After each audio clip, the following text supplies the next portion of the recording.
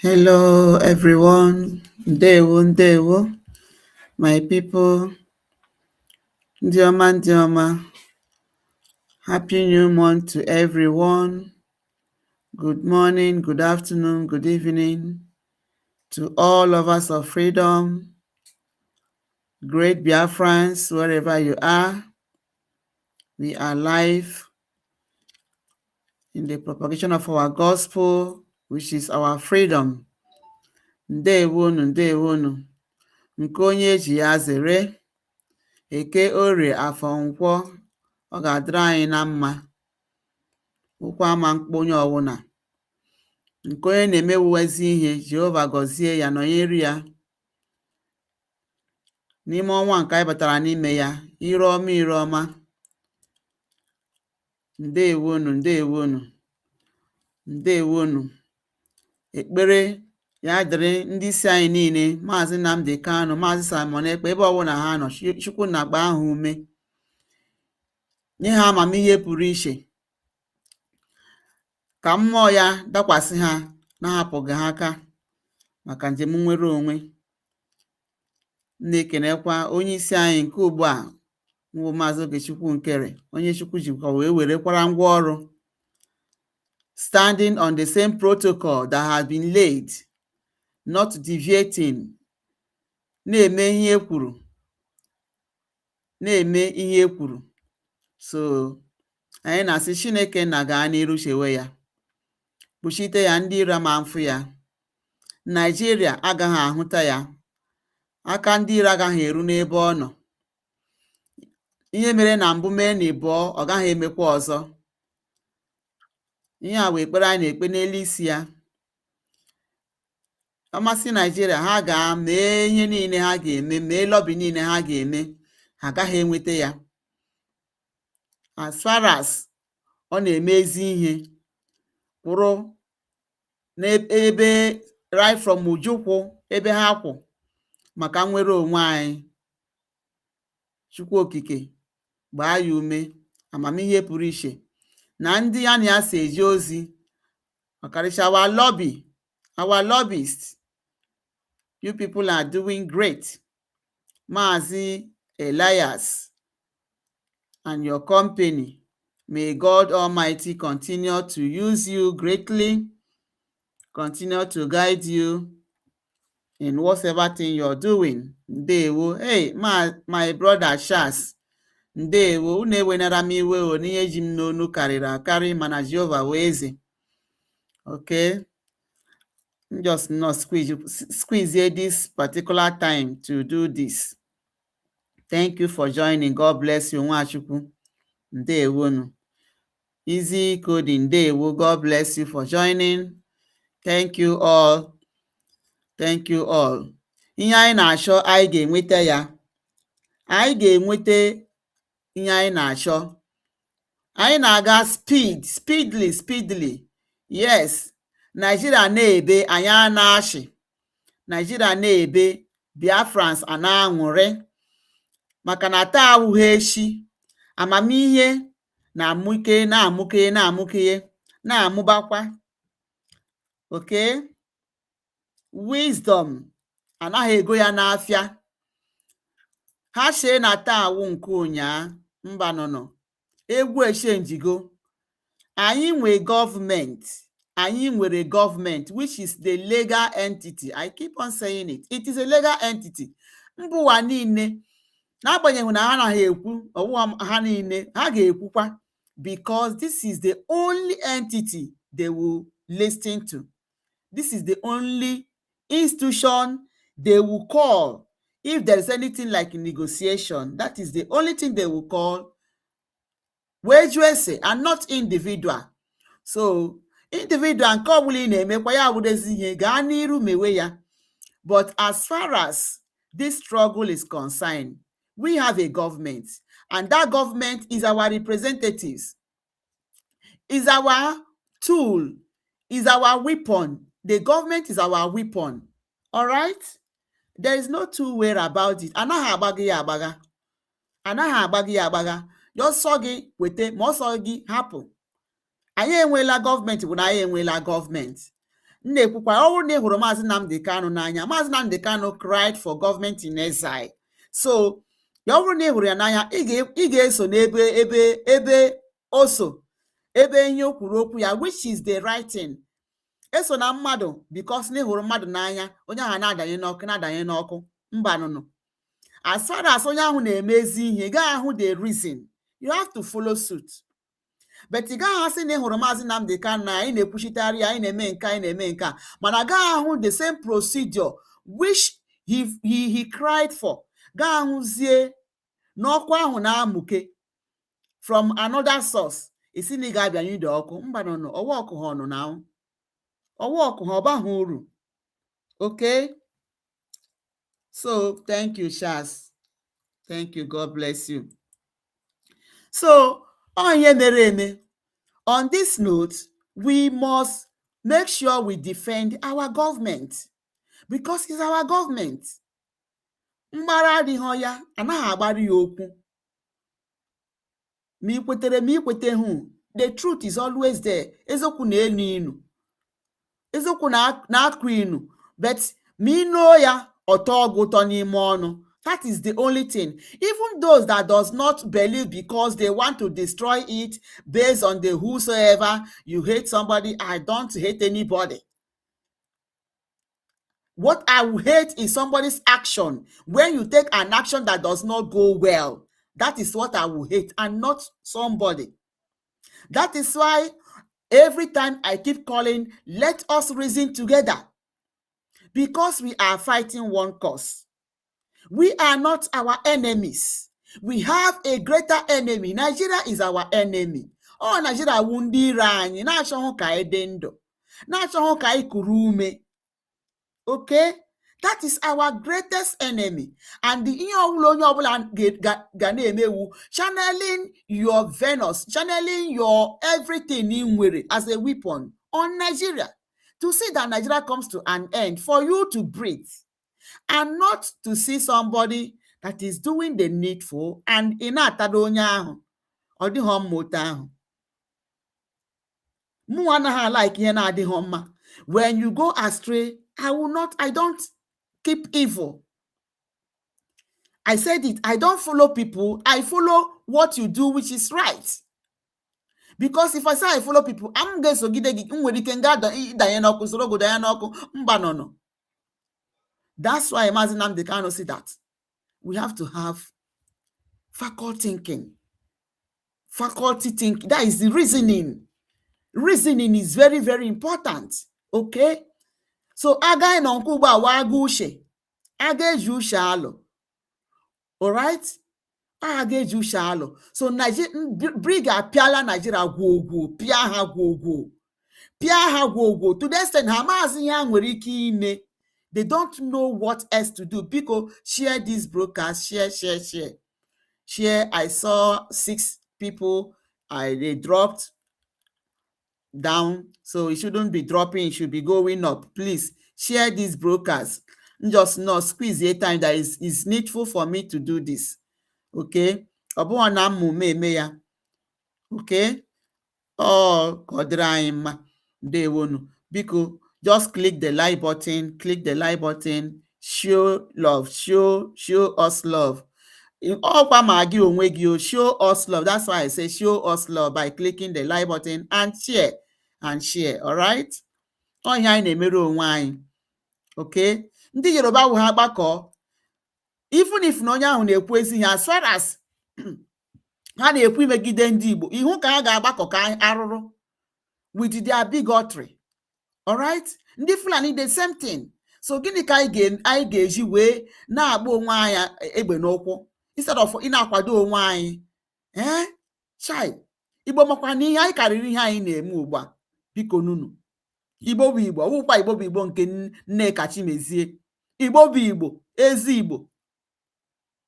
Biko, anyị agafego this level. Our level anyị n'ugbu a wụ agụ uche. So onye ọwụ na ezigbo uche bata anyị n'ime, ọ ekpere anyị na-ekpe ka a na-aga n'iru.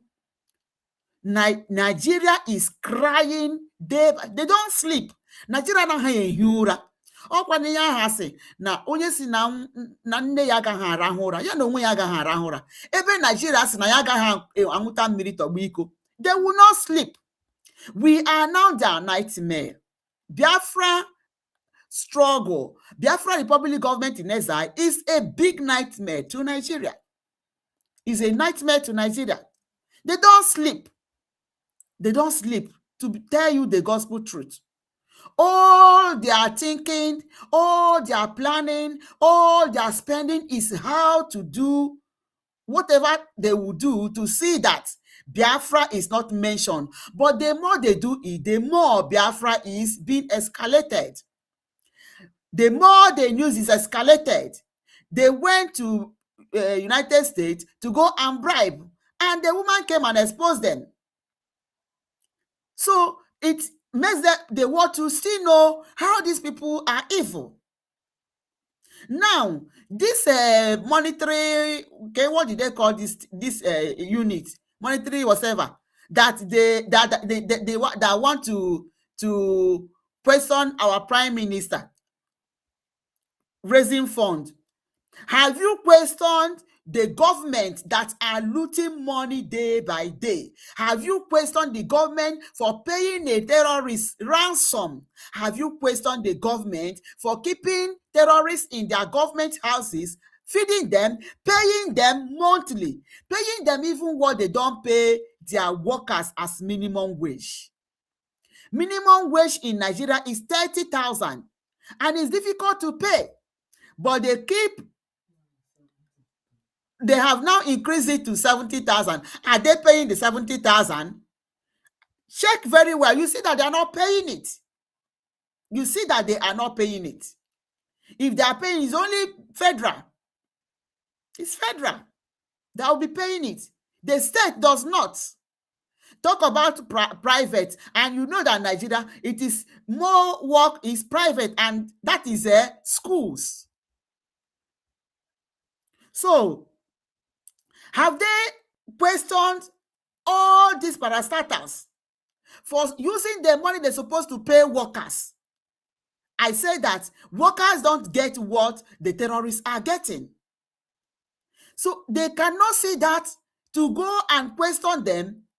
They cannot see that Tinubu have been borrowing and borrowing to ask him, what are you using the money you are borrowing for? They will not do that. You are coming after somebody that is raising money. Is it your money? All they are doing is to see how they can bring this struggle down, but they will not. Musa, when he was the CDS, said, stop their funds and they will be crippled. They have tried it. That's why they captured Mazi Simon Ekpa, that is inciting violence and is doing money, raising funds in the online, as if that we are the only people raising money online. We have a problem and we want to solve our problem. Just like when people are sick, they will come online to seek for source, for fund. So why not go after those people? When our own is we are raising more money, trying to see how we can save the life of people of Nigeria even. Because when we are saved, other parts of the country will be saved too.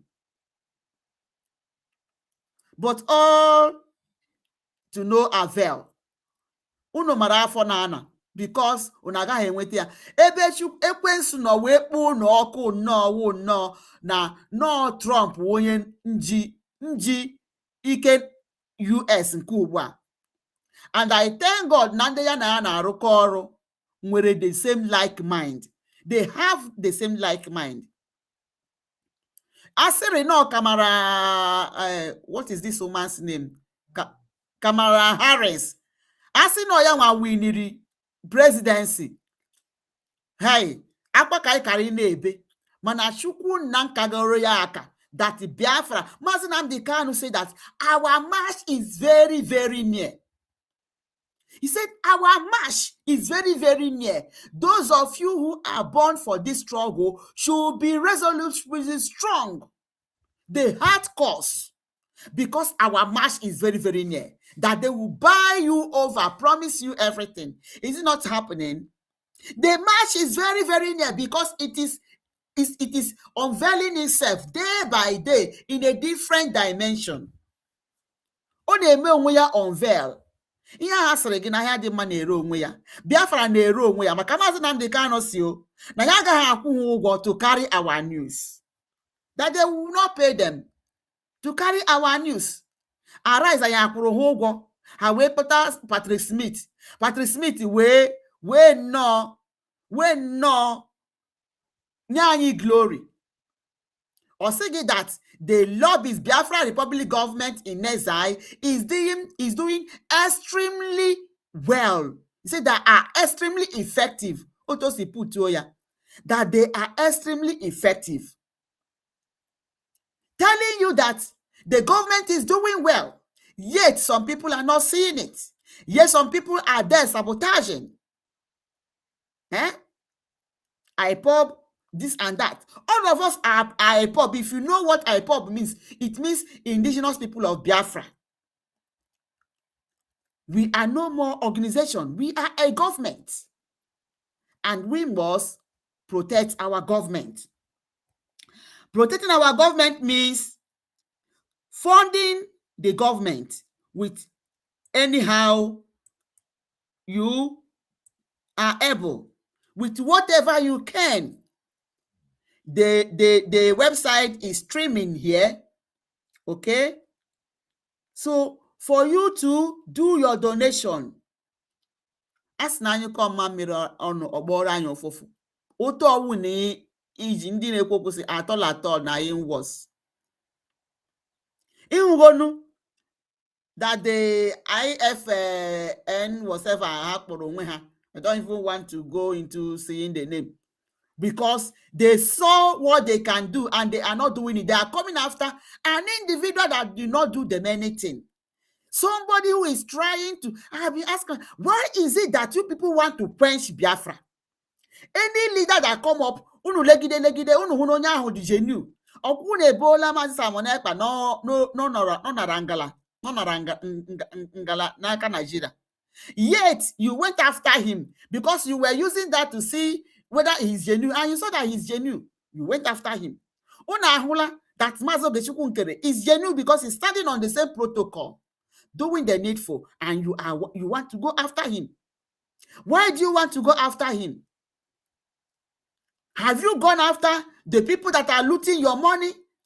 You know Gumi, you know Shetima, you know them how they go to bush and give terrorists weapon. Onye nnọrọ onwe ya na nna choka yesi wee dapụta ndị mmadụ n'aka terrorists. Ihe mere unu. We will keep hitting Nigeria, the zoo country, badly. You will be crying every day by day. In your bed, you will be turning because you are thinking on how those million una onwegi unu ji eme inara security votes. You don't use it for anything. But we are moving forward. We are moving forward.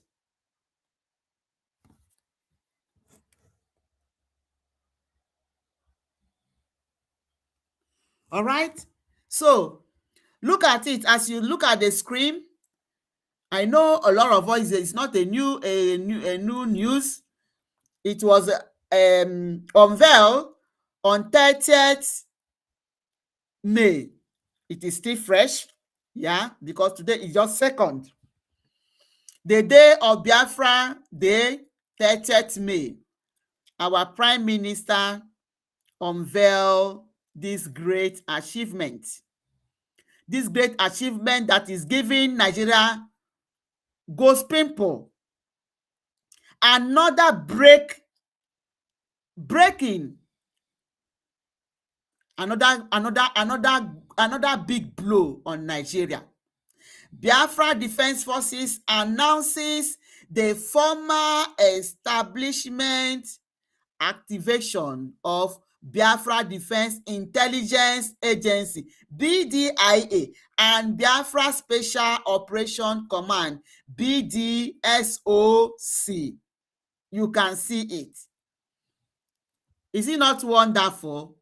metamorphosing from stage to stage, from level to level. We started with ESN. From ESN, we go into Biafra Liberation Soldiers or Liberation Army. From Biafra Liberation Army, we have now, from Biafra Liberation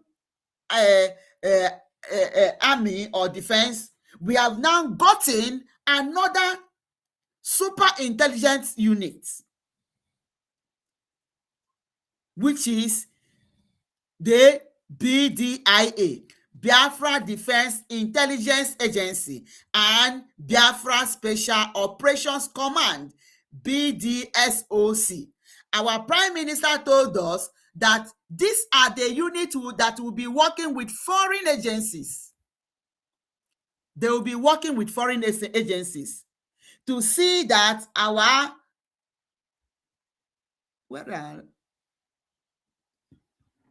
excuse me, just a minute. Oh, okay. All right. Let me see. Oh, where is my chat button? Okay. It's here. Thank you.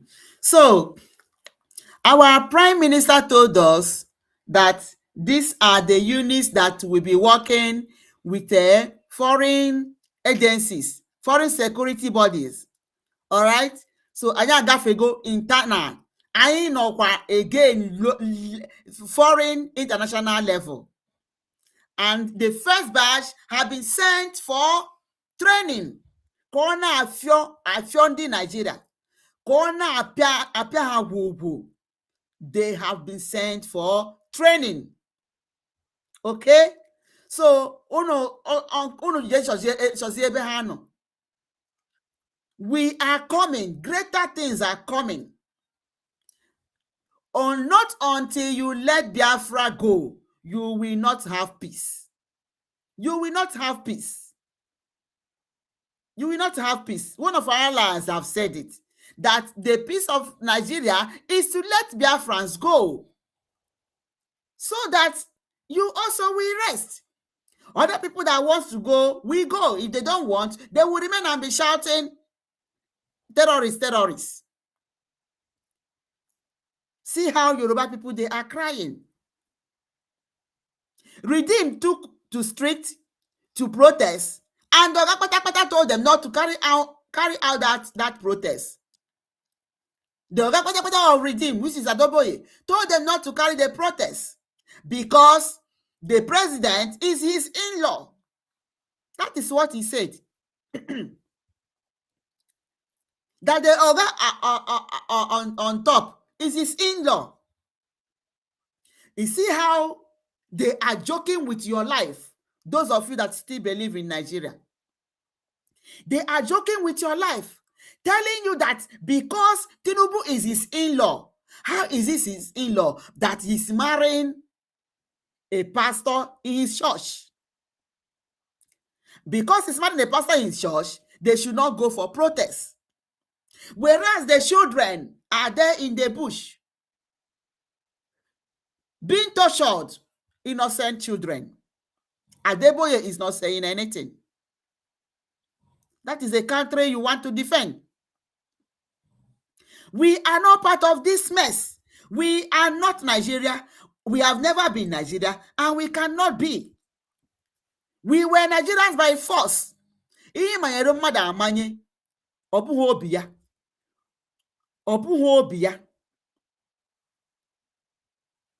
Okay? So because of this, we have overstayed. Nigeria may go expire for a very long time. That is why we are doing what we are doing. That is why we must be free. Okay? Master Samanepa said that you will sleep in Nigeria and wake up in Biafra. It is going to happen that way because a lot of you that Nigeria has been instituted as a country. The news because we are moving with speed. We are moving with speed. All right? We are moving with speed. This is a very big, interesting achievement that is giving Nigeria a nightmare. They are in a meeting on how to see how they can raise their irats to come against or to criticize this.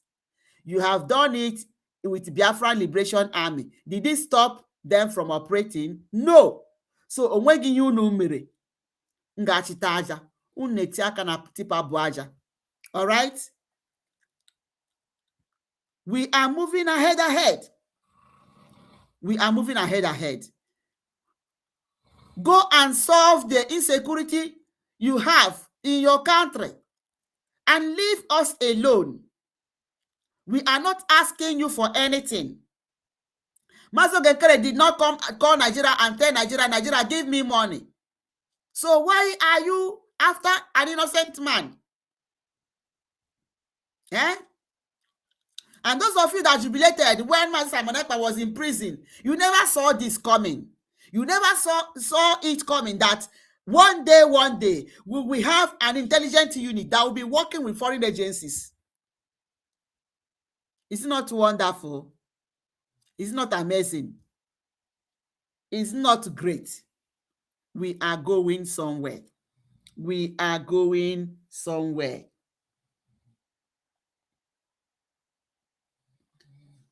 So this is another big blow on Nigeria. They won. Okay? So I just want to bring it up also. We know we have seen it. All right? So without more saying, we are going to go into the program. We are going to stream what is happening. See, akwa nebe na Nigeria. Nigerian government is crying seriously, because they know that they have lost it. Obi makwoma na-eme ihe ọ na-eme. Okay?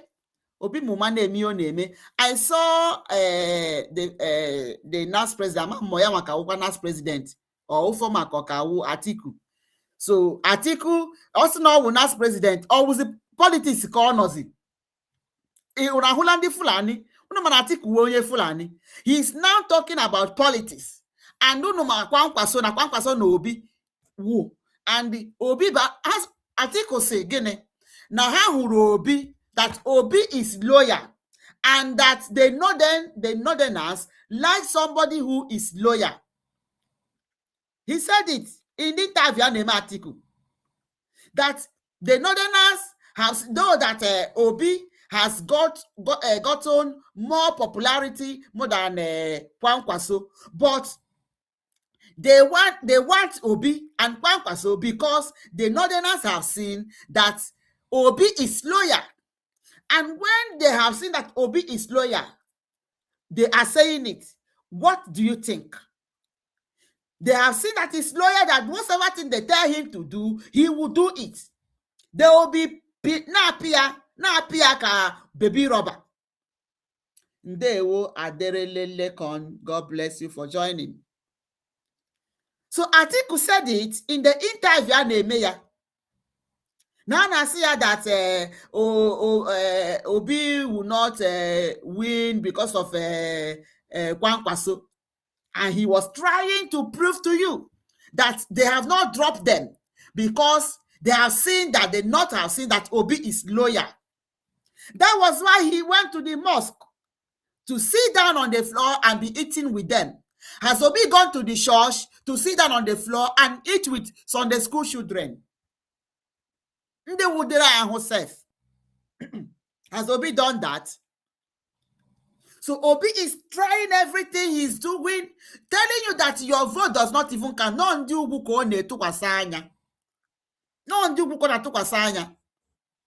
So because of that, Sheikh Izenye Obi Geme Munu tinye n'ọchịchị. He is for the north. Okwu Obi niile wu not. Ọ sị gị na Zamfara ga-efeed the nation. Ọ sị gị na ndị a. So anyị Igbo na-azụkwa aka nri o. Anyị enwe ha na-eji aka nri. ọ ya mere Obi ya emechi ọnụ ka ndị Fulani bịa nọrọ anya ala anyị n'Enugwu places a na-akọ nri very well. Enugwu ala nri. Obi is not saying anything because the Northerners have seen him as a loyal human being, as another puppet ha ga-eji na-apịgharị onye na-gị represent gị. You will not hear what Atiku said. Go and listen to that video so that you will know that Obi is already in the hands of the Northerners. Obi already nọ n'aka ndị ugwu na-asụ kpụtọkpụtọ. Ha na-echezi ka ha ga-esi wee use ya against you. Okay? So na nke Soludo ha na-eme ka wụ nnọọ akam case. No akam case. Akam case. Ya? So they are now thinking on how to use Obi because they have seen him as a useful tool in their hands, as an obedient servant. That's why they're saying obedient.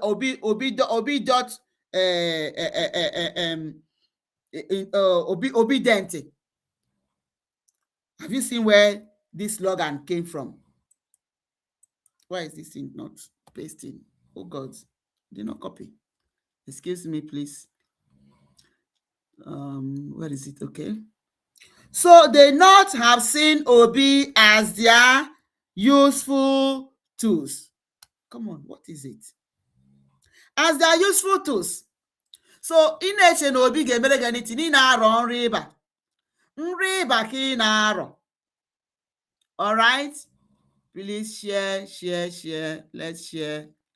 Let's share this broadcast. Let's share it, please. Control V. All right. Let's share this broadcast. All right. So ọkwa ka ị mara amara na maka na Obi, they have positioned Obi for their work.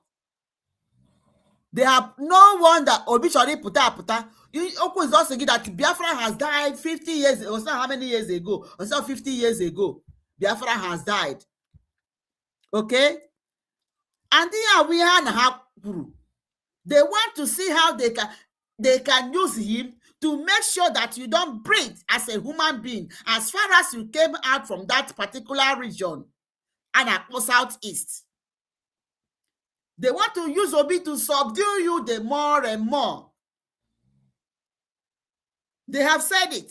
Obi is obedient to them. So he is a tool in their hand. Gaa hụziri kwa nkwaso, ọ bụghị Obi ga-achị, onye ga-achị ọchịchị ahụ wụ kwa nkwaso. And unu mana kwa nkwaso hetiri ndị Igbo. Kwa nkwaso hetiri ndị Igbo. And kwa nkwaso is also a terror sympathizer. He is also a terror sympathizer. So what do you think that will happen? You enter fire. Fire anabogi. Ihu case uzi yesi weputa. Ihu another one na unite. It's not the new one that when will you have sense? Come and join this struggle. Come and support your struggle. Because this is the only thing that will set I and you free. That will set our generation unborn free. That will set our generation free. That will not get us into extinction. Because that is what they want to use Obi to do. To make us to remain in exile. To go into extinction. It will not work. It will not work. That is why you must defend and support your government. Because it has come to stay as a legal entity. Ihe na-akpọ obi anwụrụ ewu that na ndị ya na Trump na-arụkọrọ na this period wu ndị si kpakọrọ ọnụ. Who people that have human feeling. Human feeling. Chineke mere anyị amara. Wee chụpụ Kamala Harris. Kamala who. And then dutere anyị Trump. to help us. And we must make use of this opportunity. This is our destiny helper, okay, in this period. And onwegi ihe anyị ga-ekwe ka o mee anyị distract. Nothing. Ndewo Ifi nwanne. God bless you. Thank you for joining. We will not allow anything to distract us because we are going ahead. Yes, we are making it. Nigeria is crying. Ihe ọwụzi wu ndị n'ọchị ndị n'akwa, ndị n'ọchị ndị n'akwa. Nigeria na-ebe anyị nwa n'achị. And we will say that he that laughs first, last. Nigeria have been jubilating how they are dealing with us, how we don't anaghị anwụta mmiri akọgbiko before inweta ọrụ ị ga-akwụrịrị miliọnụ ịkwụchakwa miliọnụ ahụ ọkwa ma ị nwekwa mmadụ, otherwise ego ga-abakwala na is alright. Ego ga-aba na is alright. Ị ga ịchọ ọrụ ele anya n'aha gị mara what is your name. Chukwuma ọdịnya, Ebuka ọdịnya, Shimsom ọdịnya, ị mara na nke gị wụ sorry. Before inweta ọrụ ahụ ma ebi na onwego onye ndị the other part nọ na ya. Ọ bụrụ obodo anyị ga-anọ where there is no even division. There is no even division. One-sided country. How can we continue in that kind of country? We want a country who onye ọwụna wụ mmadụ. That is the country we are yelling for. That is the country we are yelling for. All right. So, kaina agakwa. We are hailing Biafra Republic government in exile for this new movement, for this new launching, this new achievement, great achievement that we have gotten. Kudos. May God continue to grant Biafra Republic government in exile the wisdom to continue in the good work. And Mazi Elias, may God continue to use you. Those that said, Elias, come closer. Shame is on their faces because they have seen what Elias is doing. That Elias is breaking the genes of Nigeria, breaking the bones of Nigeria, making them to cry, causing sleepless nights, removing sleep from their eyes. And this is the person who say, come, let me tell you, come closer. You will not succeed. But Elias is doing what? Succeeding in a grand level. And Nigeria is being crushed day by day. A country, children are in the bush, yet nothing is happening. Ana m achọkwa ka arụtara ndị be anyị ọkwa nwere election a na-eme otu ha tinyere aka ị na-abịa na school na-eburu ndị mmadụ ọkwa ihe a ga na-eme because they want to see how they can get people they will use for their sacrifice. Ọ kakwara gị mma na idowere nwa gị n'ụlọ. Ọ kakwara gị mma na ụmụ gị nọ n'ụlọ agahụ school dan na ha gara school abịa kpụrụ ha na school. Ndị gụrụ agụ ọrụ adịghọ. Ị ga-asịkwa ka mụ na onwe m na m agaghị school, nwa m anaghị aga school. Mana kama ị aga school, ebere akwa, ọwụzi akwa ka a na-ebe. Ọkakwa mma na onye ahụ nọ. Onye dị ndụ gara akwụkwọ. That is just it. Let's. The pain, the courage, and the tears that fell. Nigeria may hide one flag, but two wounds remain. Only Biafra independence can heal these wounds in the heart of a nation, still carrying the pain. We do not forget, we will not be silent for the unborn children and the dead who cry loudest. 30, 1967. Echoes in the wind, never to be erased. Biafra lives in memory and in flame. One day the truth will speak your name. We say it loud and clear. Never again, never again, never again. Biafra independence is not negotiable.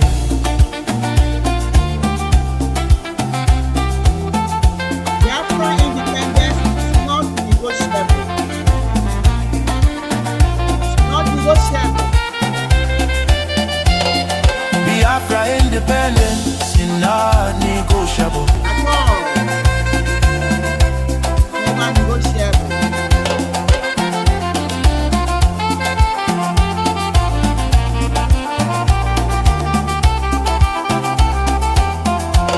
Biafra leaves. Today Nigeria is in confusion. Jihadist terrorist killings everywhere in Nigeria. Yes, so Biafra leaves. Retreat and surrender is dead for us. Therefore, no retreat, no surrender. God bless Biafra Republic, government in exile. Under the leadership of Prime Minister His Excellency Ogechukwu Nkere, for standing tall for Biafra independence and freedom. God bless Biafra. God bless Biafra. God bless Biafra, the land of the rising sun. God bless Biafra. God bless Biafra.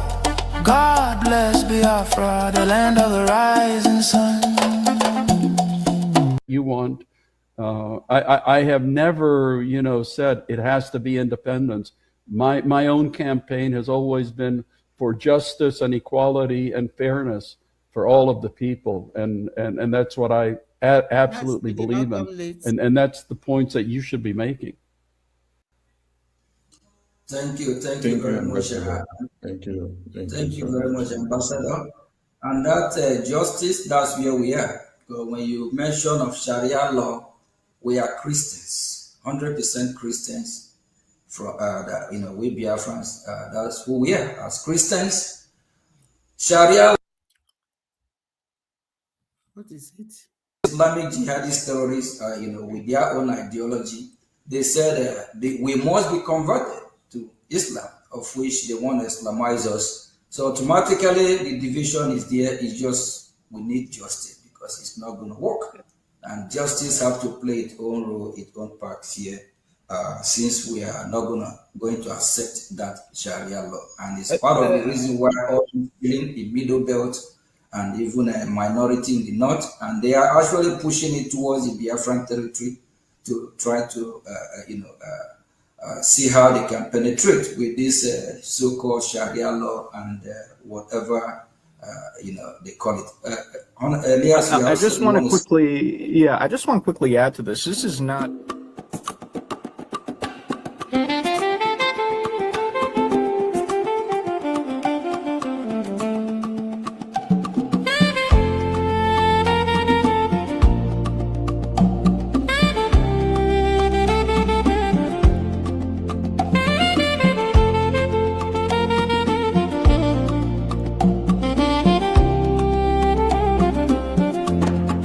In the rising sun of a new dawn, a nation stood tall on her own ground. May 30, 1967, the flag was raised. Land of the rising sun, freedom proclaimed. All over Biafra land, the people sang and danced. Tired of broken promises and iron chains. Nigeria is crying. In July 6, 1967, Nigeria waged a genocidal war against the young republic. The drums of war began to sound. Nigeria turned against us on our own sacred ground. May 30, 1967, we still remember the day hope was born and hell descended. Rivers ran red, children cried for food. In the shadow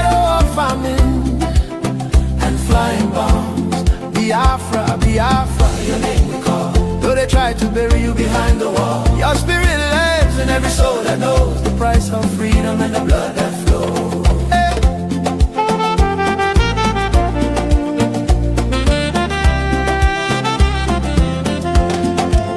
Blockade and hunger became their sword. Kwashako scars on bodies of the young and children. Women buried babies in shallow graves, while the world watched and looked the other way. From Ulias Street to the starving fields, 1 million souls crossed into eternity. They called it war, we call it genocide. Our peoples will refuse to die. May 30, 1967, we still remember the day hope was born and hell descended. Rivers ran red, children cried for food in the shadow of famine and flying bombs. Biafra, Biafra, your name we call. Though they try to bury you behind the wall, your spirit lives in every soul that knows the price of freedom and the blood that flows. Whoa.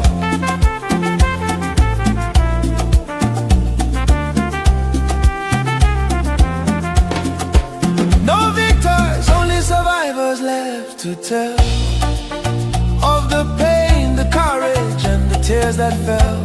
Nigeria may hide one flag, but 2 wounds remain. Only Biafra independence can heal these wounds in the heart of a nation still carrying the pain. We do not forget, we will not be silent for the unborn children and the dead who cry loudest. May 30, 1967, echoes in the wind, never to be erased. Biafra lives in memory and in flame. One day the truth will speak your name. We say it loud and clear. Never again, never again, never again. Biafra independence is not negotiable.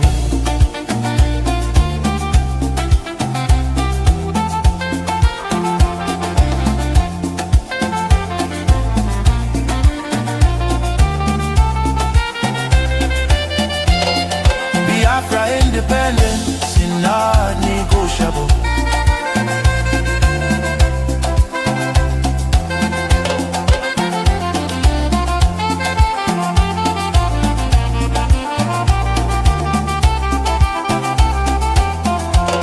Biafra leaves.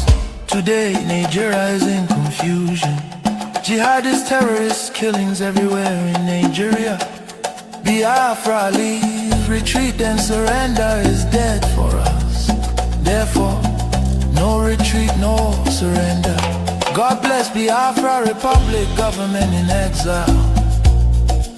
Under the leadership of Prime Minister His Excellency Ogechukwu Nkere, for standing tall for Biafra independence and freedom. God bless Biafra. God bless Biafra.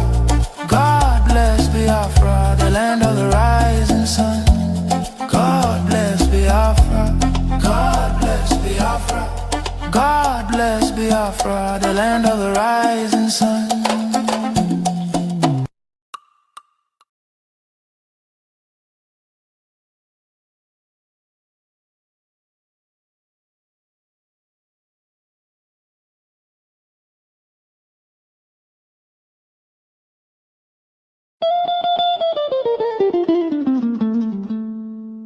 In the heart of Africa, a nation bleeds, not from a single wound, but from 1,000 cuts, inflicted by a forced union, never meant to endure. This is the story of Nigeria.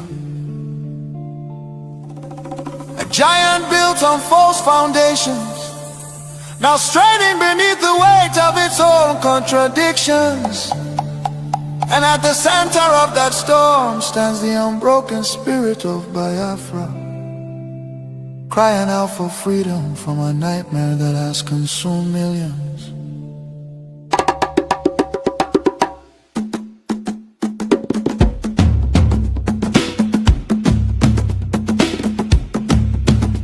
It began with the rivers of blood in 1966. Thousands of Biafran men, women and children, professionals, traders, students and families who had built lives across the Federation became targets in the northern city, fueled by ethnic hatred and religious hostility. Mobs descended upon innocent civilians. They were slaughtered in their homes, in crowded markets, and aboard trains carrying desperate families back to the east. The streets were littered with bodies, rivers choked with corpses.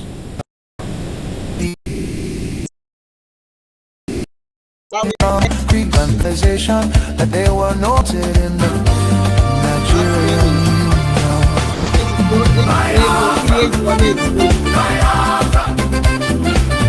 voice of truth and freedom.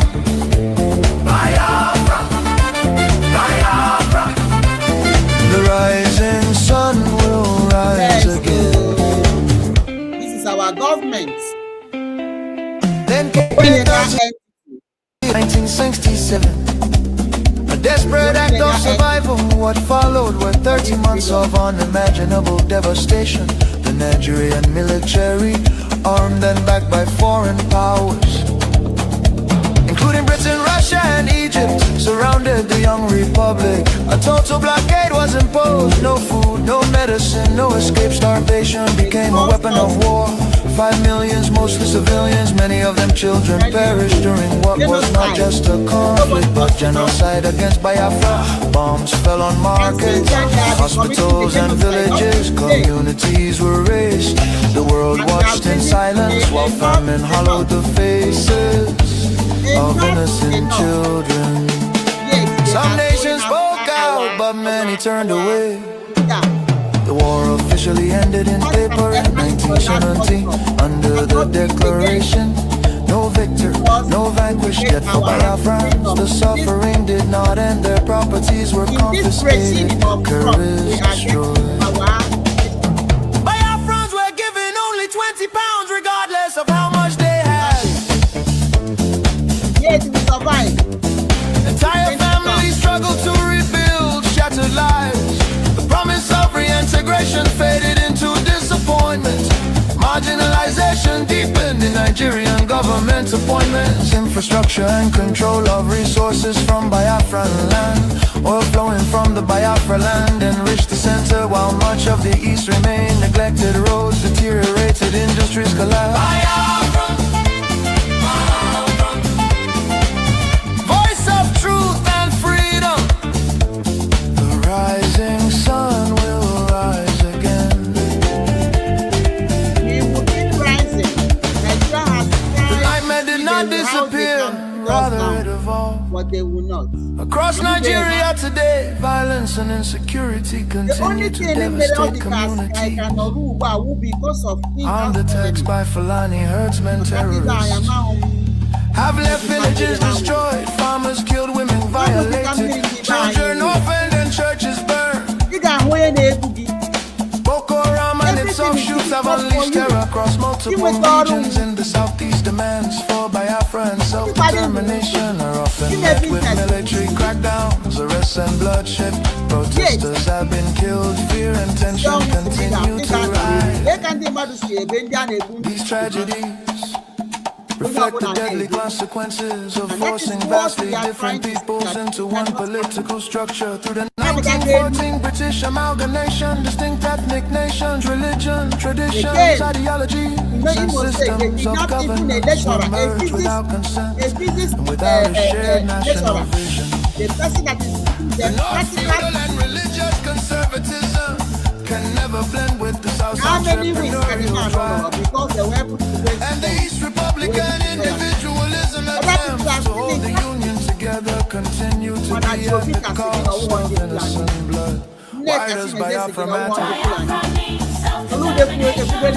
Biafra represents dignity, survival, and the right of the people to life who choose their future. Symbolizes resilience and innovation and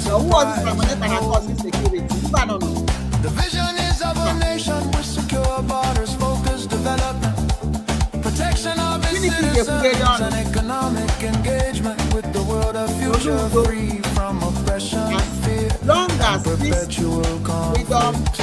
is concerned, we get our freedom. And I got military Oludo force will or be federal called to the quota table. system, but a peaceful But separation based on shared they values and voluntary association. told History you go shows and that bulldozer their artificial market. You went unions and often bulldozer their fracture market. violently, while honest separation can allow wounded nations to Onye was in recover. Obi game, ebe has to go Obi is their loyalist. And people said it that the Northerners adopted Obi because he's a lawyer, and that the Northerners love somebody who is loyal. Oh, yeah, this plan is sure. He knows how yes, sir.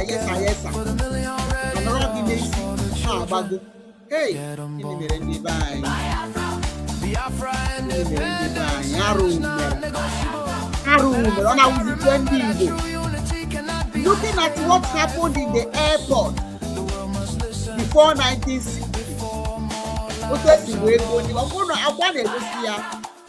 Yet, you know that I got show me. Otu esi wee gbuo ndị be anyị were isi ya wunye na trọk letere gị yet ọ dịghị gị ka ọ kwụsịbeghị. Ọ dịghị ka ọ na-akwụsịbeghị. I saw the governor of Benue State telling you that everybody came from somewhere, that even the thief, they came from also Cameroon. But the Biafrans, we are indigenous people. We are in our land. Okay? So we are on the TV si Cameroon, and therefore it's in the Fulani. But that you can never be a slave. We are in our land.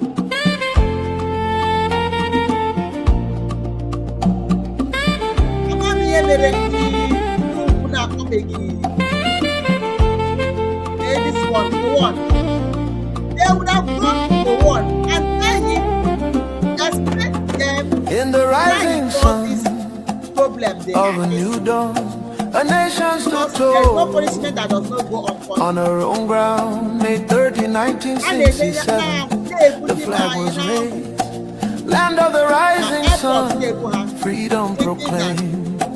All over Biafra land, the people sang and danced. Tired of broken promises and iron chains.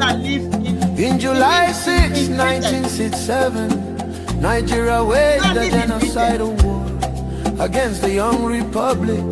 The drums of war began to sound. Nigeria turned against us on our own sacred ground. May 30, 1967, we still remember the day hope was born and help descended. Rivers ran red, children cried for food in the shadow of famine and flying bombs.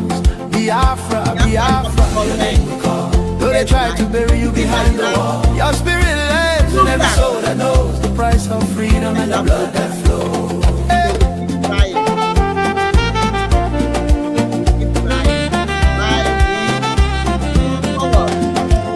Blockade and hunger became. Okay. Unmute yourself, man.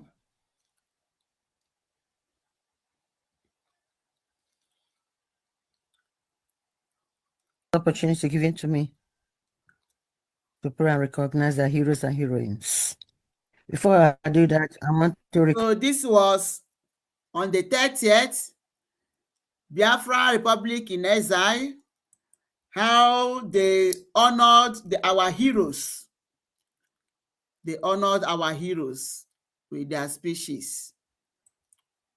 Recognize His Excellency Mazi Ogenkere, our Prime Minister,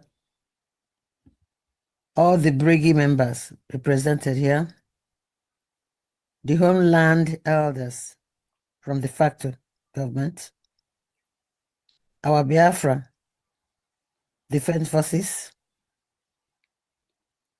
and all of us represented from different sections in Britain.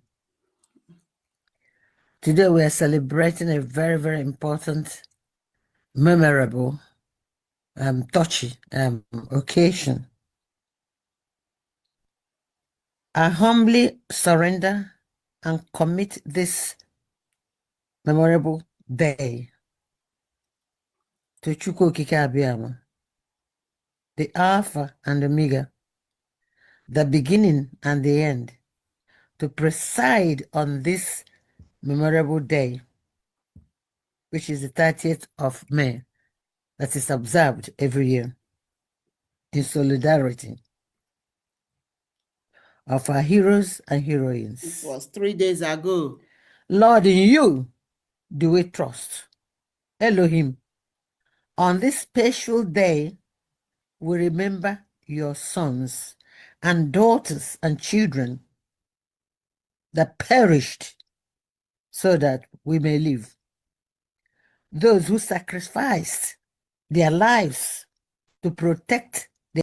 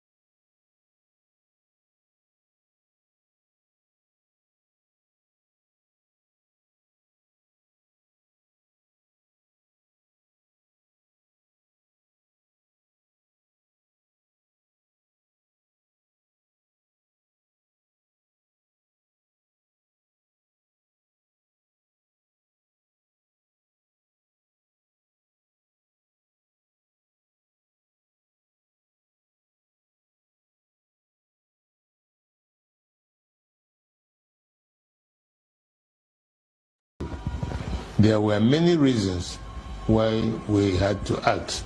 One, to stop the killings in Yoruba land and the Middle Belt by NPC, the ruling party. Two, to stop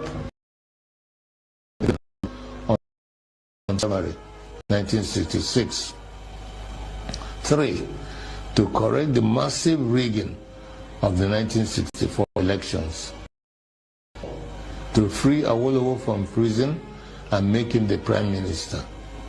5, to stop the terrible corruption, nepotism, and regionalism of the NPC, the ruling party. 5, to stop Ahmadu Bello's planned jihad.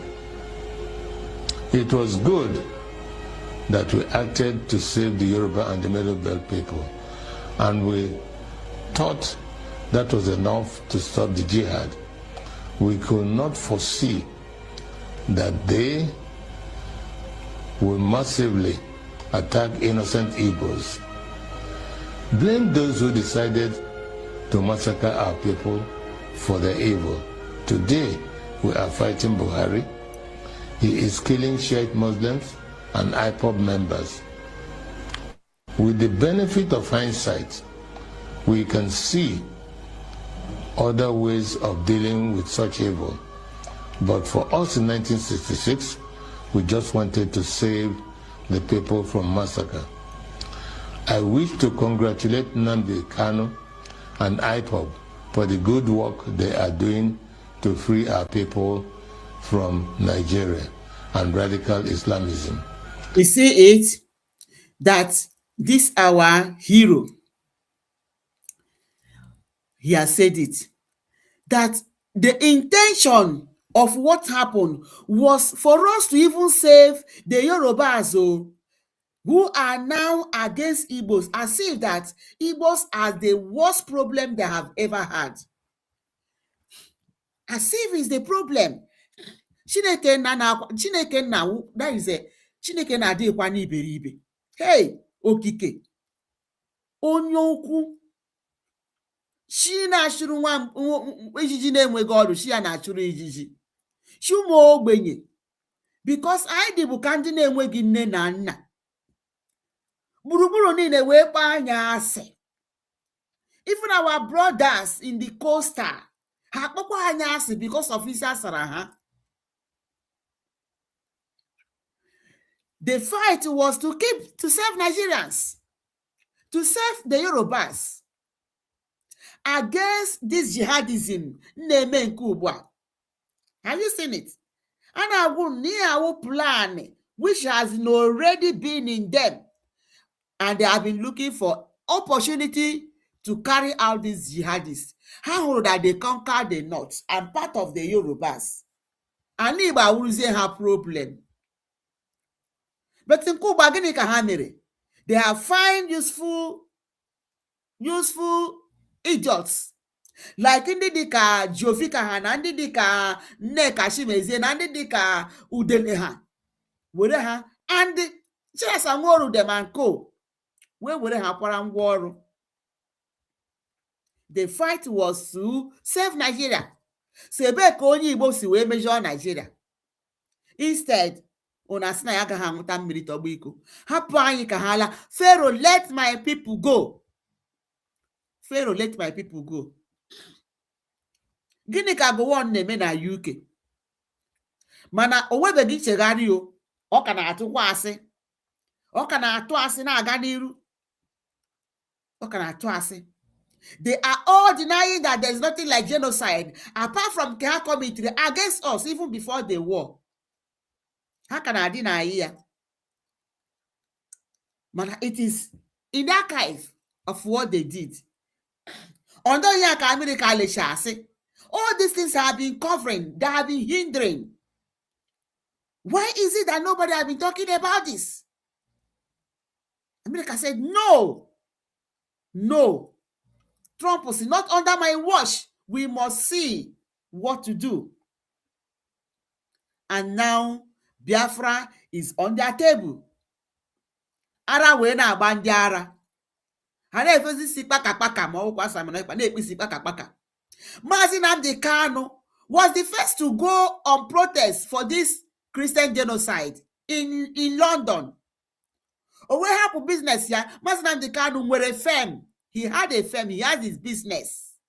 He had a company. But he abandoned those things to see that Namunagi were wine. When I made protest for this genocide.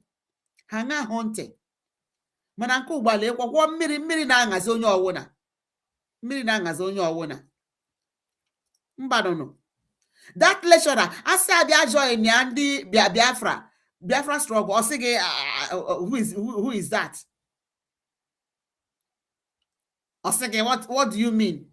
But then he was captured. Thank God Nebu within the other, and the man they confess that no on the Fulani name here. Maka Jovika has in our one the Fulani and Nneka Chimezie and do Deleha. Or sige on the Fulani. Not the Fulani. That is why we must get our freedom. Many of our people do not understand how vast IPOB is as an organization and the quality of the people that run it. On arrival in Israel, I started meeting high-quality professionals, and I was amazed. I don't know how IPOB united power professionals abroad, power traders at home, and ordinary people from market women to even riff-raff, all under one IPOB family.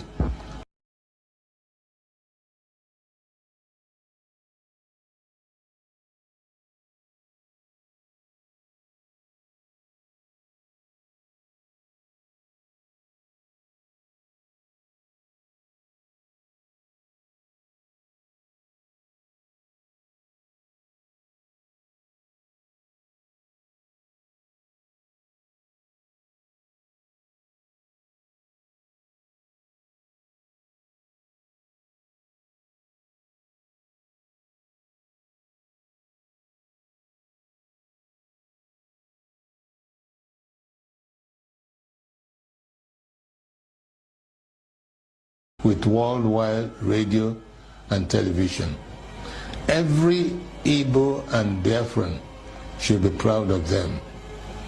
They are the strongest force we have today to achieve freedom for all Nigerians. No wonder they can take on the Nigerian government and win.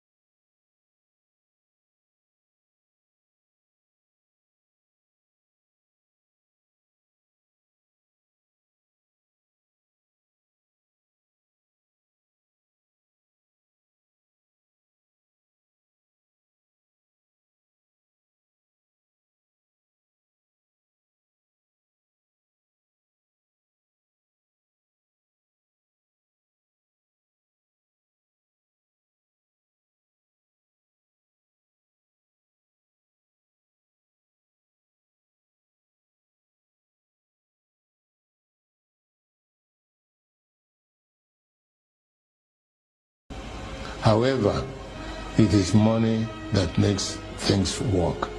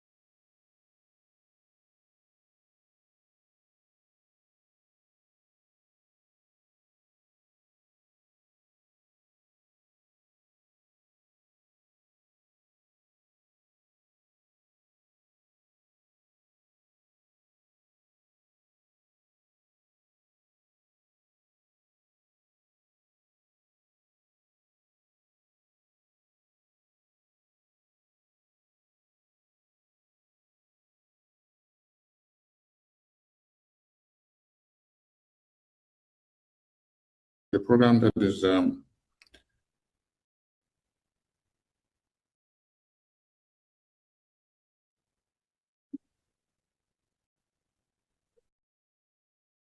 of Igbos in the north. We could. In that report, it was stated that the first group was 50,000. Then, later in the same year, the universal massacre that took place across the whole of Nigeria, including the north and parts of the west.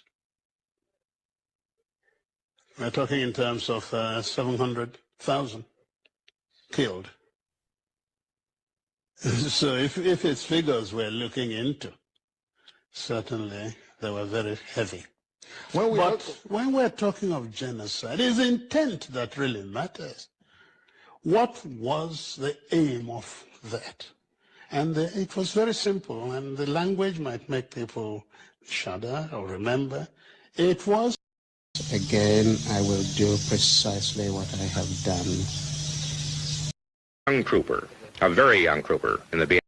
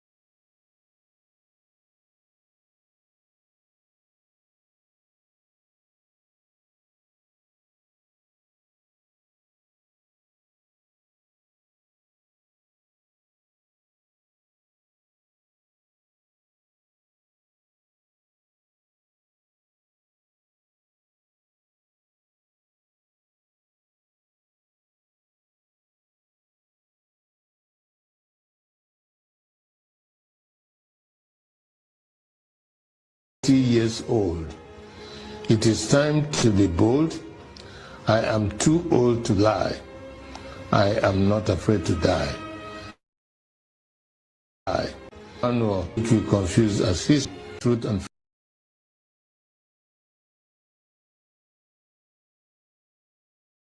the message of truth and freedom. For it is only the truth that can set us free from the bondages of war and propaganda, which we confuse as history. My name is Colonel Emmanuel Mwara Mwobosi. I am 80 years old. It is time to be bold. I am too old to lie. I am not afraid to die. It is time to tell you why we had to try. I am the last of the original coup plotters of January 15, 1966, with Major Chukwuma Kaduna Nzogu. I knew Nzogu well. We went to school together.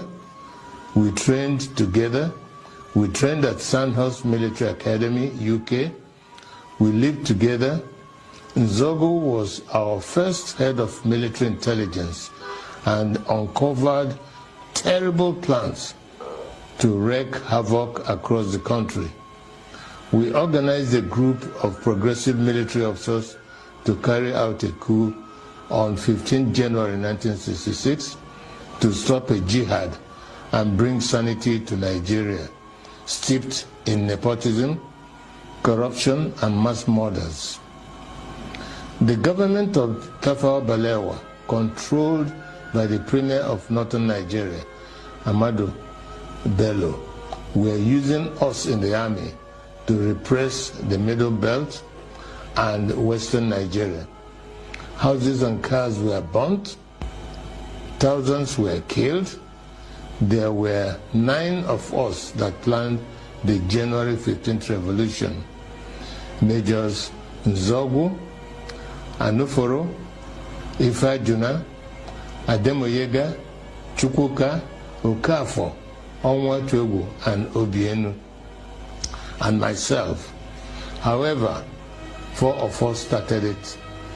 Major Ifajuna and Major Ademoyega in the south, and Major Nzogu and myself in the north. We then united as a single revolution. I am the last of the 4 original revolutionaries. None published the complete truth. Only me, Colonel Emmanuel Mwobosi, is alive today to tell the final truth so that the lies will not triumph forever. They used us to repress the Middle Belt and the Yorubas. When we saw genocide, we began to disobey orders and swore to stop them. For instance, Major Chris Anoforo refused to release mass murderers caught with weapons and was court-martialed. He was replaced by Major Hassan Katsina, a northern Muslim willing to act. I was in Abeokuta, but refused to repress Yorubas. Instead, I opened our barracks as a safe place for them to run to. Right. They told many lies about the January 15 boys to justify their genocide. But it is those of us that planned the revolution that they should have killed, not the 3 million innocent Biafrans Right. that knew nothing. For years, I kept quiet, blaming myself and wondering whether at 27 I was too radical that my actions led to the death of millions. Imagine. Today, the same evil in 1966 is being unleashed.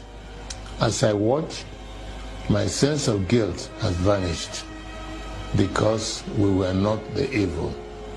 We were trying to stop the evil. The genocide. That evil is radical Islamism. I have decided to speak out and warn the world of the impending disaster if we do not stop it. Wow. Each time radical Muslims plan a jihad in their religious mission to conquer the world, they will fail. But in the attempt, and they will continue to thousands fail. and even millions will die. Right. That happened to us in Biafra. At this point, let me differentiate between peaceful, law-abiding Muslims and radical Muslims who want to kill others, to force their religion on them. The problem is that wherever peaceful Muslims are, there are some radical Muslims amongst them. That is why they began a jihad in 1966. That is why we had to stop it. That is why they killed millions of our people. That is why we declared Biafra. Because we are a peaceful people, and oil and water can never mix. My story is a warning to Nigerians. For years, I was prevented from speaking the truth by exile, prison, harassment, poverty, surveillance, and death threats held over many of the actors like Ojukwu, Zik, Awolowo, Ibiam, and the January 15 boys that survived. But as I watch today, many of the events that led to the revolution are happening again, like Boko Haram, Fulani militia, Niger Delta militants, Shiites, IPOB, and mass murders. Some people think we acted wrongly in carrying out the January 15th revolution, but they may not be fully aware of the realities then. We were trained by the British to be patriotic, to give the ultimate sacrifice for Nigeria, and to stop anyone acting against the nation. Instead of our leaders using us to defend Nigeria, they were using us to suppress the citizens. We decided to arrest them for their atrocities because no one was willing to act. Not Zik, the president, who was powerless, not Ironsi, the head of state of the army, who was a conservative. There were many reasons why we had to act. One, to stop the killings in Yoruba land and the Middle Belt by NPC, the ruling party. Two, to stop the invasion of Yoruba land on 17 January 1966. Three, to correct the massive rigging of the 1964 elections. Four, to free Awolowo from prison and make him the prime minister. Five, to stop the terrible corruption, nepotism, and regionalism of the NPC, the ruling party. Five, to stop Ahmadu Bello's planned jihad. It was good that we acted to save the Yoruba and the Middle Belt people, and we thought that was enough to stop the jihad. We could not foresee that they will massively attack innocent Igbos. Blame those who decided to massacre our people for their evil. Today, we are fighting Buhari. He is killing Shiite Muslims and IPOB members. With the benefit of hindsight, we can see other ways of dealing with such evil. But for us in 1966, we just wanted to save the people from massacre. I wish to congratulate Nnamdi Kanu and IPOB for the good work they are doing to free our people from Nigeria and radical Islamism. Many of our people do not understand how vast IPOB is as an organization and the quality of the people that run it. On arrival in Israel, I started meeting high-quality professionals, and I was amazed. I don't know how IPOB united power professionals abroad, power traders at home, and ordinary people from market women to even riff-raff, all under one IPOB family, with worldwide radio and television.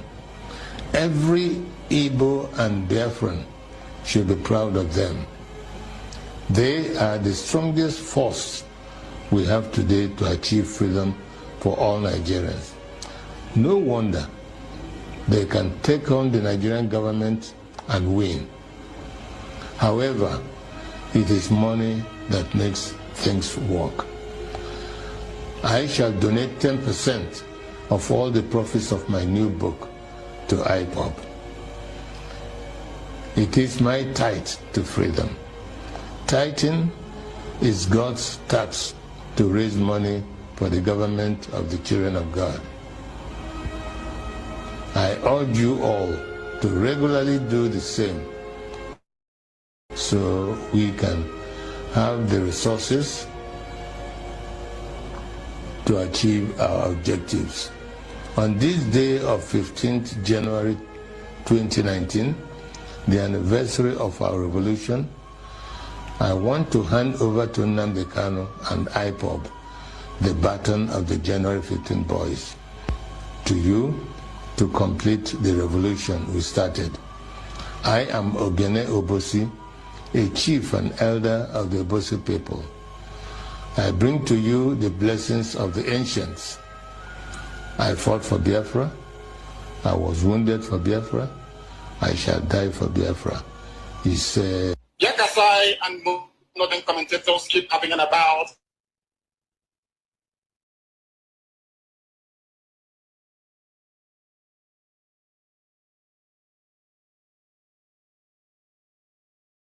Engaged in Biafra's most successful offensive of the war. How the Biafran army succeeds, armed as it is with an odd-lot collection of weapons, is a puzzle. Some at the front carry communist-made AK-47s, like those used by the Viet Cong. Some only World War I bolt-action antiques. Others modern British semi-automatics. And their pride and heaviest weapon, a .30 caliber machine gun just captured from the Nigerians. Much, in fact, of what the Biafrans are now using against the Nigerians, they have taken from them. One military man up here told me, not totally as a joke, that Biafra now looks upon the Nigerian army as its quartermaster general. And if the Nigerian army runs on beer and bullets, the Biafran army lacks both, with ammunition constantly in critically short supply. These troops had advanced 6 miles in less than a week. Then, practically out of ammunition, were forced to stop on the road to Port Harcourt until more supplies trickled down to them. One of this army's other problems is staying large enough to continue the fight against Nigerians. When Biafra seceded in 1967, it had fewer than 1,000 men under arms, and those mostly officers and clerks. Now it has been built up to between 45 and 60,000. The exact number, a military secret.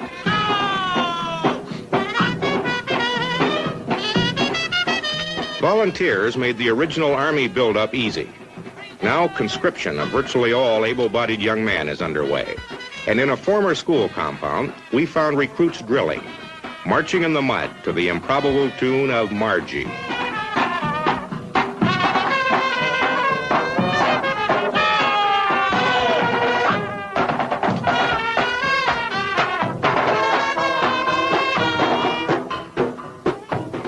These new soldiers are also taught the rudiments of jungle warfare and ambush, to be used against an enemy which holds most of Biafra's major cities, several vital road links, but not too much of the countryside. The training is basic, but effective. They're going to stab us right by the shoulder here. I don't want to defend it. No.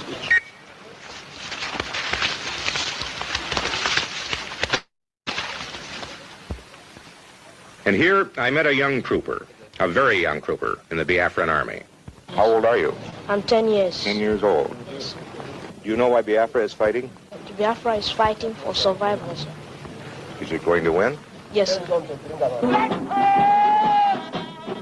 His spirit and that of this tattered army, driven by fear of genocide which may or may not lie ahead if they lose, plus what must be massive ineptitude on the part of the Nigerian army, is the most probable reason that this war of unequals now has gone into its third year.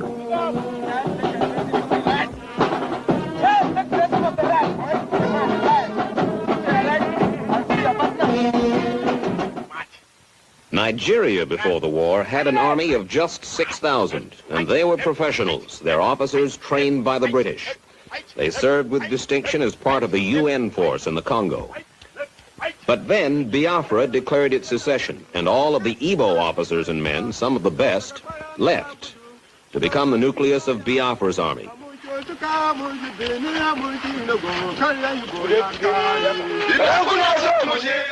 In just the past 2 years, Nigeria's army has exploded to 14 times its original size, to 85,000 men. Recruits who used to get 6 months of training now get a mere 6 weeks. They are volunteers, most of them illiterate, just out of the bush, with little sense of nationhood. Their leaders tell them that they are fighting for one Nigeria, but that does not, it cannot have the same urgency for them that mere survival has for the Biafran. A Nigerian soldier may volunteer because he needs a job, or because army life appeals to him as the good life. Besides his uniform and the prestige that goes with it, he gets a comfortable ration of beer and cigarettes. And the pay, at $40 a month, is not bad. His leaders are not aggressive. Most military observers credit what success the Nigerian army has had so far chiefly to their lopsided superiority in firepower furnished by the British and the Russians. It is said only half in jest. The Nigerian army has so much firepower that they use ammunition as a defoliant. Nigeria's planes, MiG-17s and Ilyushin bombers, were bought for cash from the Russians who want to get a political foothold here. Most of the planes are flown by Egyptians, who are characterized as wary of anti-aircraft fire, therefore less than enthusiastic about going after military targets. That, it is suggested, is one cause of the high civilian casualties in the air raids on Biafra. But the war has been bloody on both sides, and inept and unaggressive though they may be, the Nigerian army, in 2 years of sporadic fighting, has suffered heavily. They will not release official casualty figures, but an army doctor told me that 8,000 Nigerian soldiers have died, and perhaps another 25,000 have been wounded. The military has just 11 army doctors for its 85,000 men. A severe head or body wound in the field means almost certain death.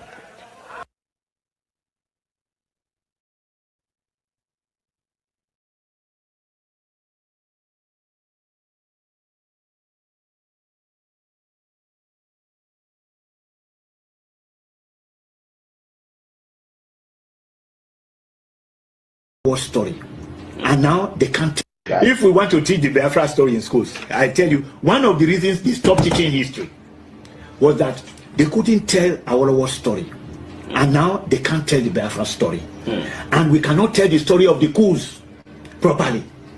Now, a country with so many secrets that it cannot divulge cannot write history.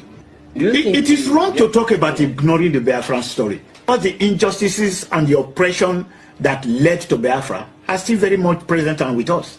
You can't escape Biafra, and in fact, the reason we do need to continuously exhume the ghost of Biafra is that the ethnic principles on the basis of which we had to go to war are all pervasive in the Nigerian society of today. And our leaders do not appear to know what to do about them. They start from the wrong premises. Some want to eliminate ethnic groups. It is not possible to eliminate ethnic groups. That old statement by Amadou Bello in reply to Zik said, let's let's forget our differences. Ahmadu Bello said, no, let's understand them. When you do understand them, you will discover that it is possible for those who are supposedly radically opposed to themselves today, it is possible for them to sit at the same table and discuss virtually every problem.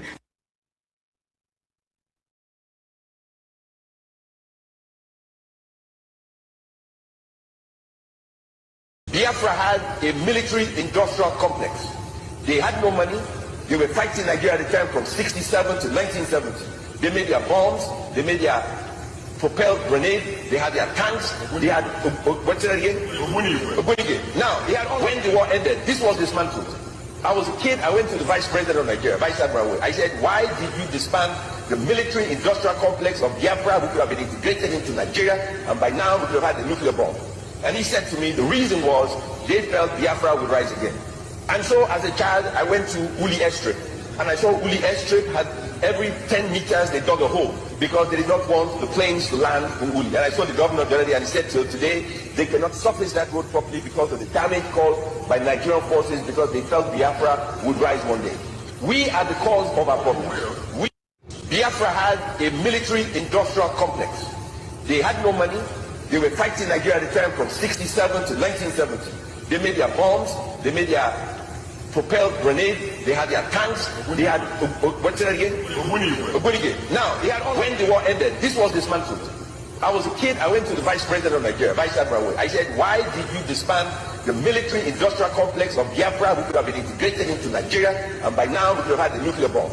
And he said to me, the reason was they felt Biafra would rise again. And so as a child, I went to Uli Airstrip. And I saw Uli Airstrip had every 10 meters they dug a hole because they did not want the planes to land in Uli. And I saw the governor the other day and he said, till today, they cannot surface that road properly because of the damage caused by Nigerian forces because they felt Biafra would rise one day. We are the cause of our problem.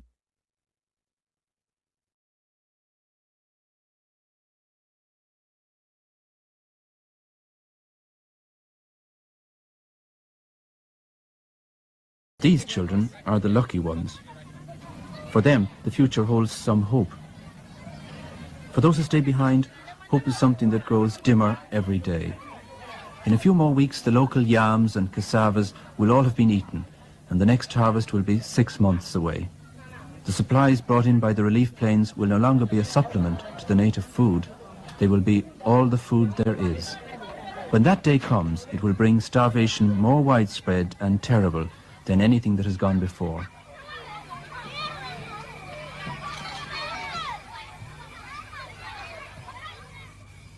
Colonel Adumedu Ojukwu has been president of Biafra and commander-in-chief of its army since independence was declared.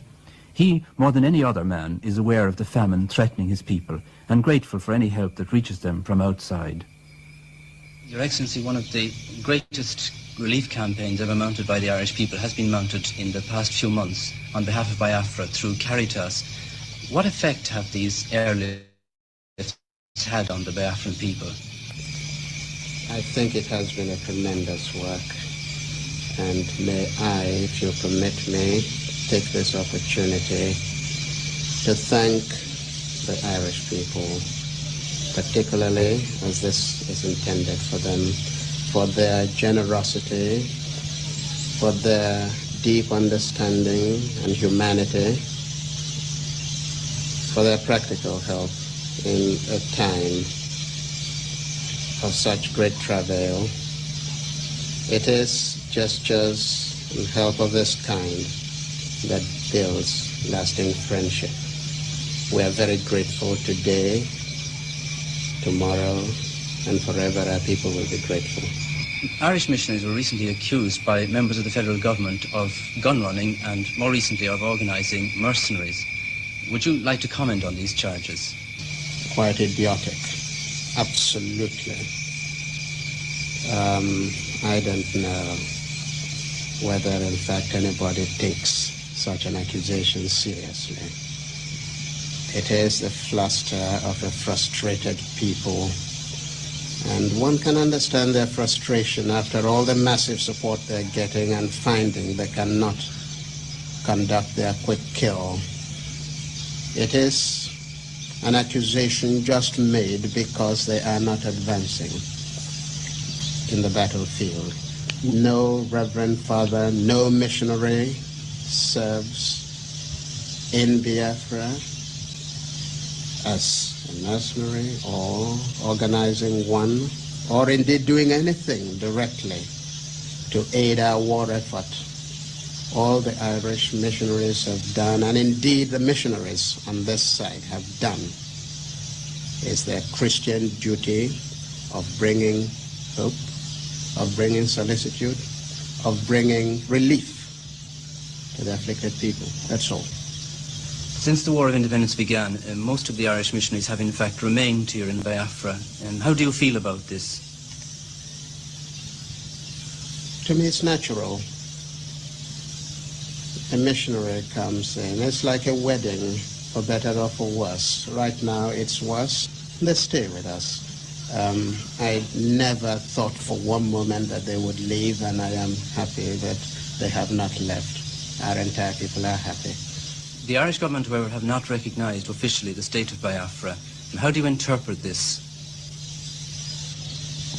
Governments are usually slow in matters such as this.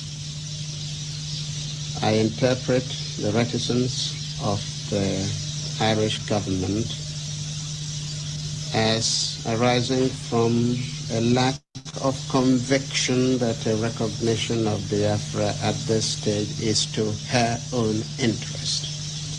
The people of Ireland have demonstrated their own feeling in this matter, but governments are always slow. I think that it's a good start that the people are understanding.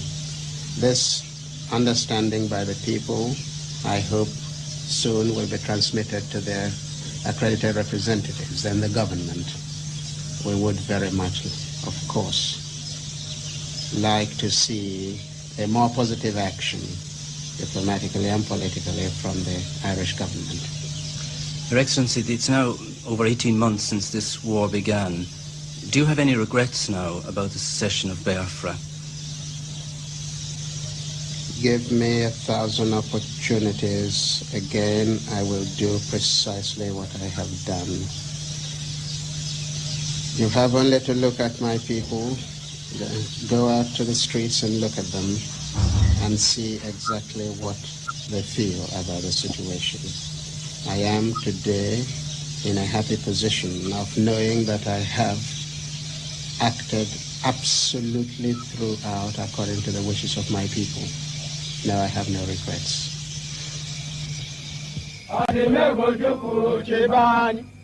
There can be no doubt that the people of Biafra are behind their leader. Soldiers sing the name of Ojukwu as they march along. They may not be winning the war against Nigeria, but at least they're no longer losing it. The war against hunger, however, is going less well. Among the craftsmen of Biafra, only the coffin makers are prospering. Business has been brisk indeed over the past 6 months, and it will become brisker still as the local food supplies are exhausted and the impossibility of feeding a whole people by a nightly airlift becomes apparent. Oh, impossible. After all, we are roughly 10 million in an area the size of Munster. And you couldn't possibly, as Caritas Internationalis have clearly said, we can't feed 10 million people. We can help you. Well, this means certain famine. Oh, this means starvation, utter and complete starvation. Even Oxfam, even representatives from England have said within the past week that they estimate that 2 million people would die at the end of 2 months. And that's not over-exaggerated. As a matter of fact, I insist again, and I've written it several times, you couldn't over-exaggerate the hunger problem. You couldn't. Well, can you see no solution then to this at all? The only solution is the one that we have proposed all the time, and that is a ceasefire. After all, there are ports at Port Harcourt, there are ports in Calabar. If shiploads could be brought in, then you could feed the people, but you will never feed them by a nightly airlift. On the island of San Tome, the warehouses are busy from morning to night. The airlift pioneered by Caritas has attracted help from many quarters. The World Council of Churches now bears the cost of every second night, and the two organizations work in close cooperation using the same pilots and planes. Supplies come from many sources, with the Catholic Relief Services of America taking the place of honour. Ireland's Joint Biafra Famine Appeal, England's Oxfam, Germany's Miserior are other organisations that have contributed generously. The International Red Cross have mounted a similar airlift from the island of Fernando Po. Biafra's desperate struggle against starvation seems to have touched the hearts and consciences of the whole world.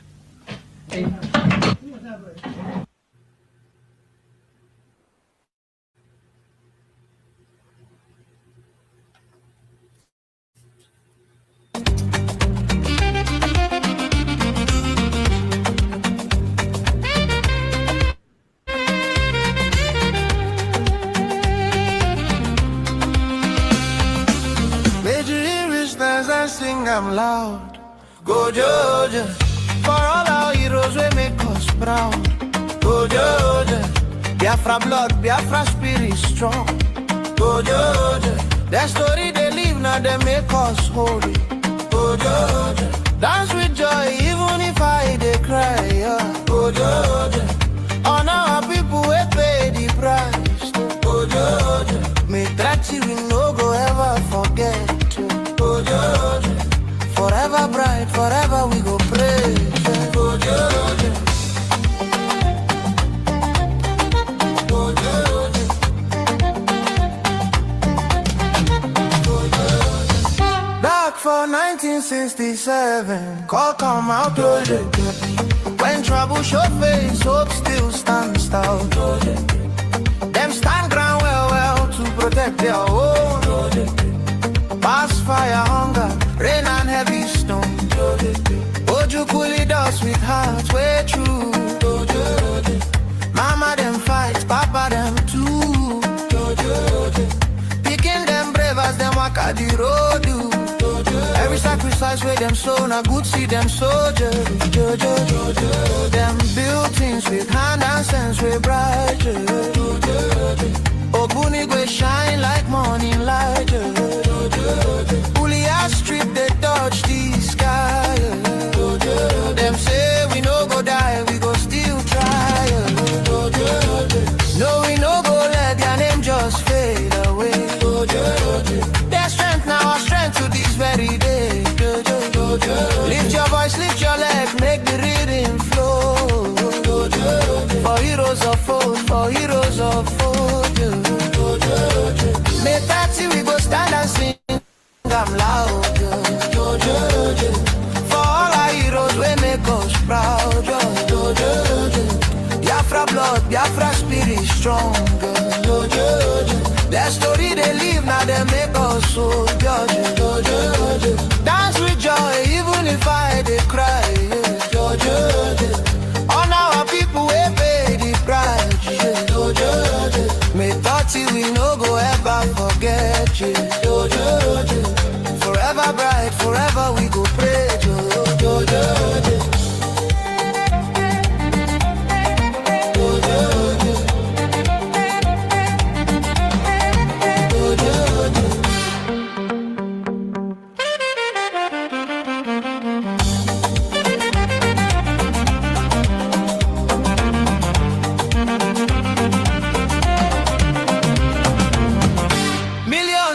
But I no be vain. Their pain turn to our big game. Whole world look and learn the truth about human value and brave youth. From east go west past every state. We they carry their legacy. Strong sense they run deep inside. Every step where we take, now pride where they guide us.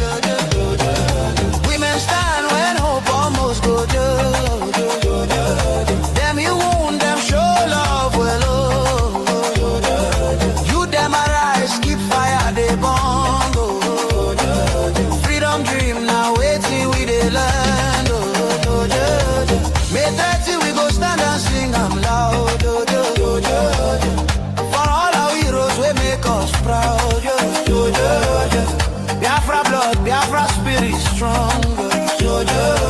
Their story they live now, they make us solo. Dance with joy, even if I they cry. Honor our people, we pay the price. Me thought we no go ever forget. Forever bright, forever we go praise.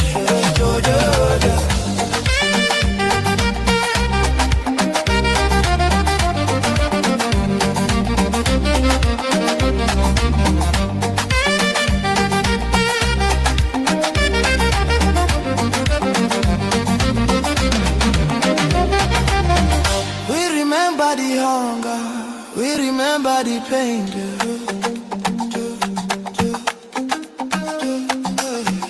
We remember the victory, we come out from rain.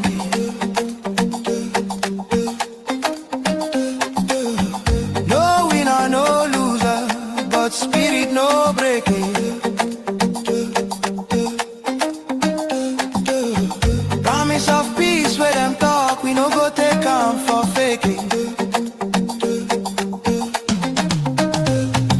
Justice and truth, we hold them high, under sun and under sky. This be our day, this be our song. Where we belong, where we belong.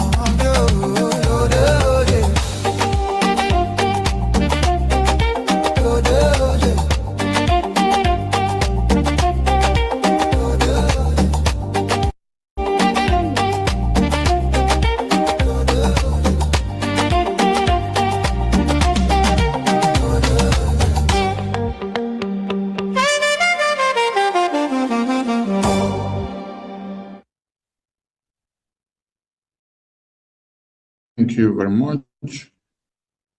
Thank you to everyone that have made it to this very occasion, and we appreciate all your services and sacrifices. All right, we are going into the next item on our program, and that is the talk show. And we have some members of the team that have to talk to me. Our friends and our well-wishers. Due to today's event, as we all listened to our eternal leader, he started it in the middle. And that's because when this thing started, we didn't have modern technology. Actually, we didn't have any technology. So our society was raised and grown and grounded in oral history. So I'm going to step backwards because there's always a beginning to anything. What happened in 1966 had a foundation. So I'm going to try to go back in history to update Biafrans, especially the young generation.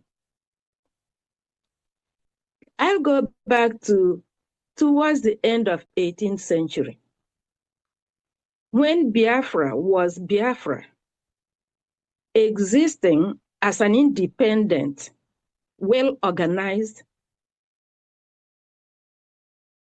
functioning society. Before those people came, I call them bandits from the Atlantic. They came through Calabar. That seaport in Calabar that is non-functioning now was a functional seaport. They came through there. Are we talking today? We are talking about our heroes and our heroines. Who are those people? Those are Biafrans that refuse to be reduced to nothing. Those are Biafrans that refused to give up who they are. They refuse to give up their human rights given to them by God the Almighty, Chukwu Okike Abiam. So when they came to change us, the Arrow fighters put up a resistance. Those are our first heroes. After they defeated them, not because they were stronger, but because they had more sophisticated weapons. Our great-grandfathers regrouped to the Ekumeniku warriors. Those people were also our heroes. We can't forget them.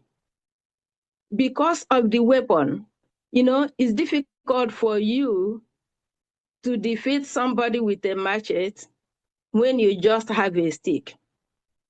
The same thing when you have a gun, you become superior fighter towards your opponent who has just a stick. So that's why they were able to defeat our people. Then come to the almighty 1914, when they begin to find things that they need. They teamed up with other bandits from the Sahara, from the Sahel. That's what I call them. So move forward, 1929, when they imposed their tax on our mothers, as if imposing their tax on our fathers wasn't good enough. Men, they were just trying to whatever is in their head. But our mothers said, no, you tax our husbands, now you come back to us. No. They went out to protest against the taxation. They killed most of them. Those are our heroines. They didn't have any gun. They weren't carrying any knife, only the pistol. And they were singing and chanting. The village they reached, more women joined. By the time they know it, it becomes something frightening. They never see women stand up for their right. Those are our heroines. Move forward when they found coal in Enugu. Poor working condition.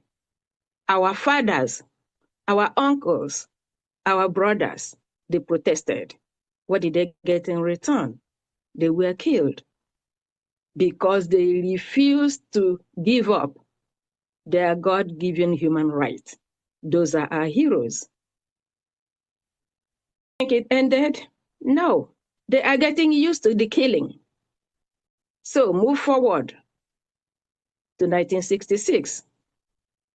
You guys have heard about the BRGIE Accord, and I'm happy that the copy of the BRGIE Accord is being circulated so that the young people can read for themselves. What did our people get? Loading the heads, human heads of Biafrans. Only crime was being a Biafran. So this Igbo problem has been there. We have been a threat to those people. And it's not going to stop. That was wrong. That wasn't good enough. Here comes 1967. They fired the first shot. Our eternal leader said, oh no, not in my backyard. He fired back. After all, what is war? You slap me, I slap you. That's a fight. So the war started. Now they forgot who started the war. They forgot who fired the first shot. They're always blaming Igbos. Any problem has to be settled with Igbo blood. So that lasted. We've watched it thanks to technology that captured it. So I am going to say this to my fellow Biafran citizens. Like I said, He did his part. I am doing my part. And I urge every Biafran to please do your part. Our parents, our grandparents refuse to give up who they are. We are not going to give up. I will not give up. Thank you. Wonderful. Wonderful. Thank you so much. Very nice piece. Thank you so much. Thank you. Thank you very much. Thank you so much. Thank you, RPM. Thank you. Thank you so much. Thank you. We acknowledge the arrival and the presence of the Prime Minister of the Biafra Republic Government in Exile in the Zoom. This is the man that Nigeria are going crazy of. This is the man that has set fire on their small hut where they have been killing everybody on a daily basis. And they say they want to get him down in Washington, D.C. But they are not yet done suffering the heat that he has given them from Washington, D.C. Welcome to this very event, Prime Minister of the Biafra Republic Government in Exile, the hero of our own time, continuing the landmark and the footprint of our heroes past. We appreciate your services. All right, back to our program. And for those that are joining us now, we are live and direct on Voice of Biafra Television. This is BRGIE Biafra Heroes Memorial Day. And the last speaker have just given us a synopsis of who we were before the bandits and the terrorists came. And at this point, I will be calling on Honorable Okay. I don't know if you are close to your system. Honorable Okay, are you close to your system? All right, Honorable Okay. Yes, yes, I am. You can go ahead with your small piece with the next 5 minutes of what you can tell us about your advice to the Biafran people and the effectiveness of BRGIE today. Thank you.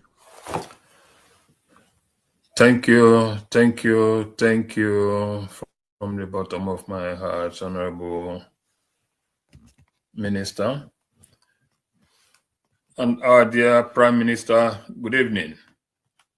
Biafrans, I would say, use this simple acronym, comrades. That's what we all are. I greet every one of you today, great Biafrans, honorable ministers and members of the cabinet, in de facto government in homeland, and great Biafrans to home and abroad. I say once again, it's a happy day. You're all welcome. Yes, I will make it brief as the Honorable Minister directs and as the Spirit also directs. We all know what today is. Yes, it's about sorrow and it's also about rejoicing. To rejoice.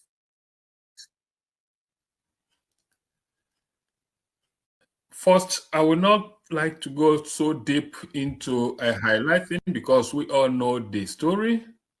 We all know the history. We know where we are coming from.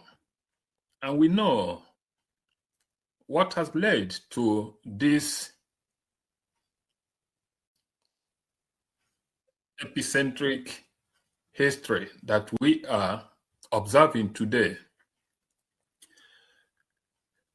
My humble advice to Biafrans is, as our people said, if you don't know where the rain starts to beat you, you will not know where it will end. Highlighting further on this is this issue issue of genocide, massacring of our people, it did not start today. It did not start yesterday. It did not start day before yesterday, neither did it start last year.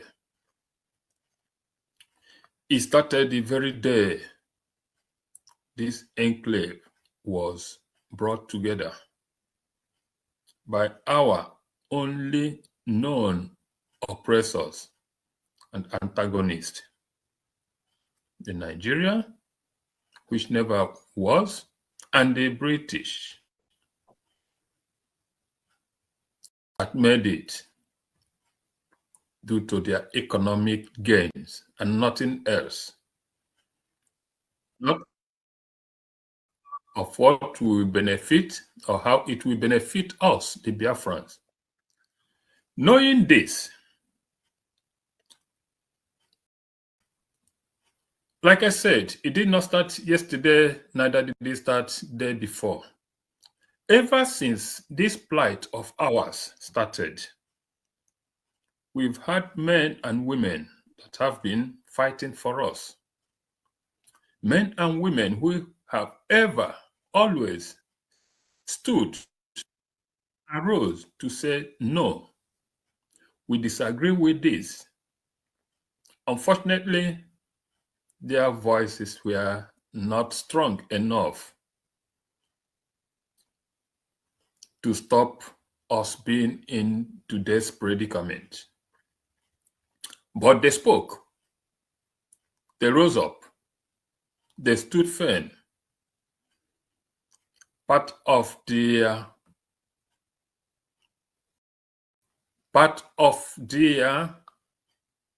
efforts is why we are alive today. And because of their doggedness, because of their resilience, we say, thank you. We remember. So let me then go straight into this issue. Well, it's just like the spirit led the Honorable Minister to give me this part to play. Actually, it's only unfortunate because I prepared something in this line before, but unfortunately I could not upload it today because of one problem or the other, but maybe tomorrow and sometime ago we'll still get the whole lot of it. It is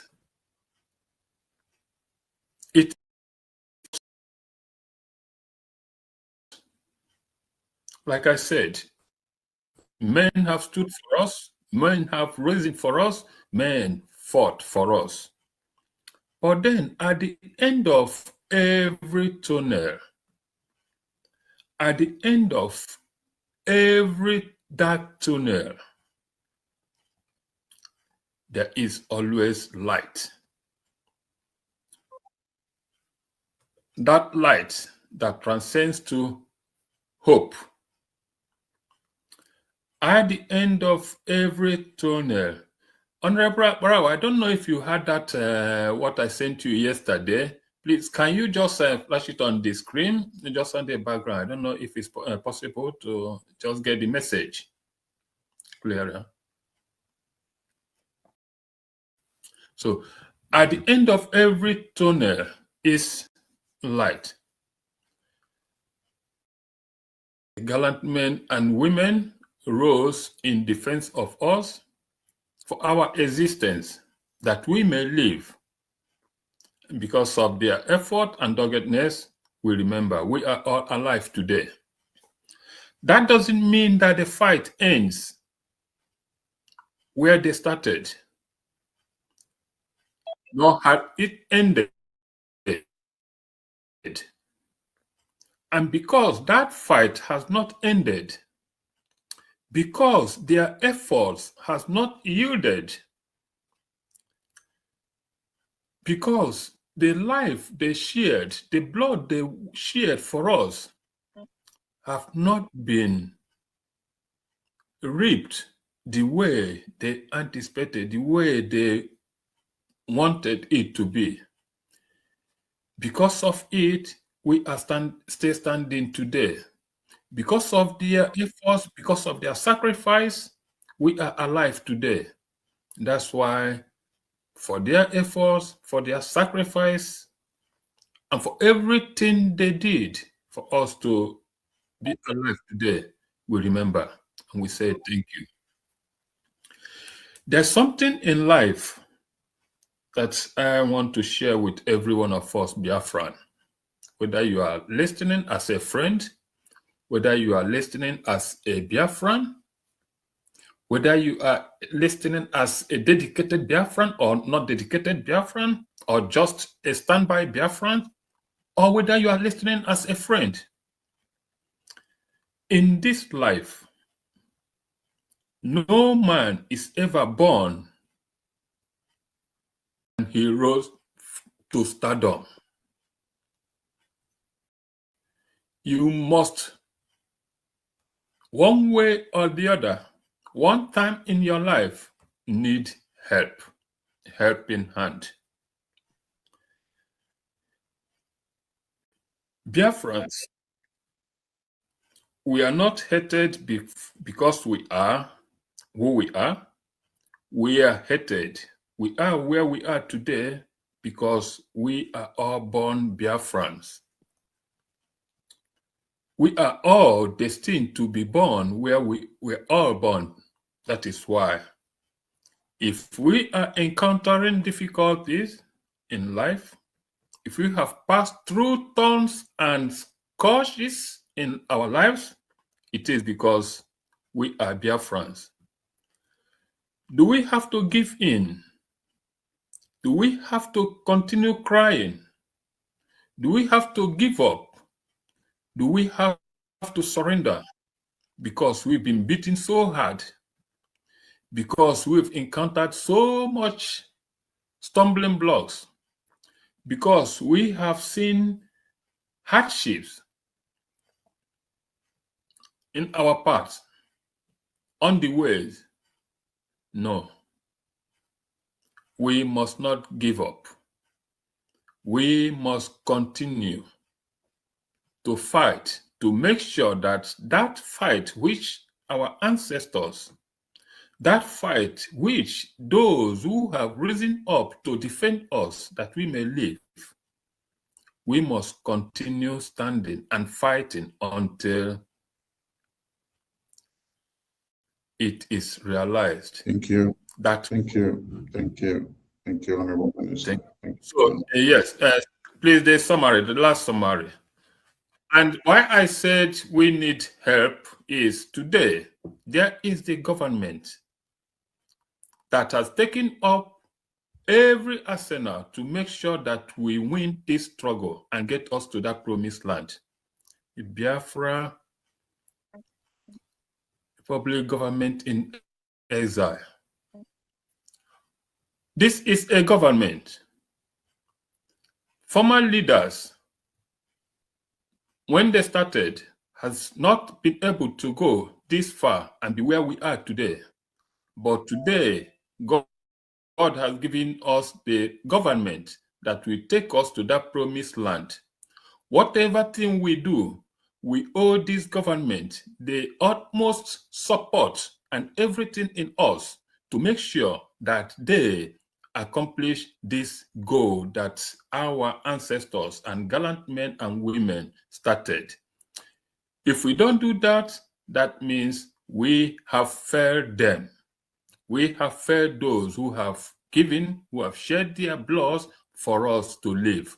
We must do everything possible to make sure that we support this government, not an individual, not an organization that is maybe not recognized world over. We know that government is the only mouthpiece that can speak to every other government in the world today. That is why we must all come out and encourage this government to continue doing what they are doing today. If we don't do it, it is telling those that have shed their blood for us that we don't appreciate, because supporting this government is the only way that we are going to restore and liberate Biafrans. Thank you once again, and because the time is too short, but maybe we'll find time next time to continue. We remember all those that shared their blood for us. We also appreciate their dedication and resoluteness. I will end this with just a little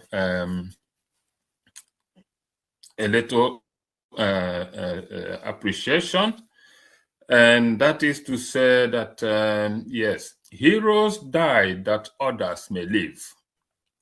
Oh God, grant our fallen heroes everlasting rest, for they fought your battle that we may live.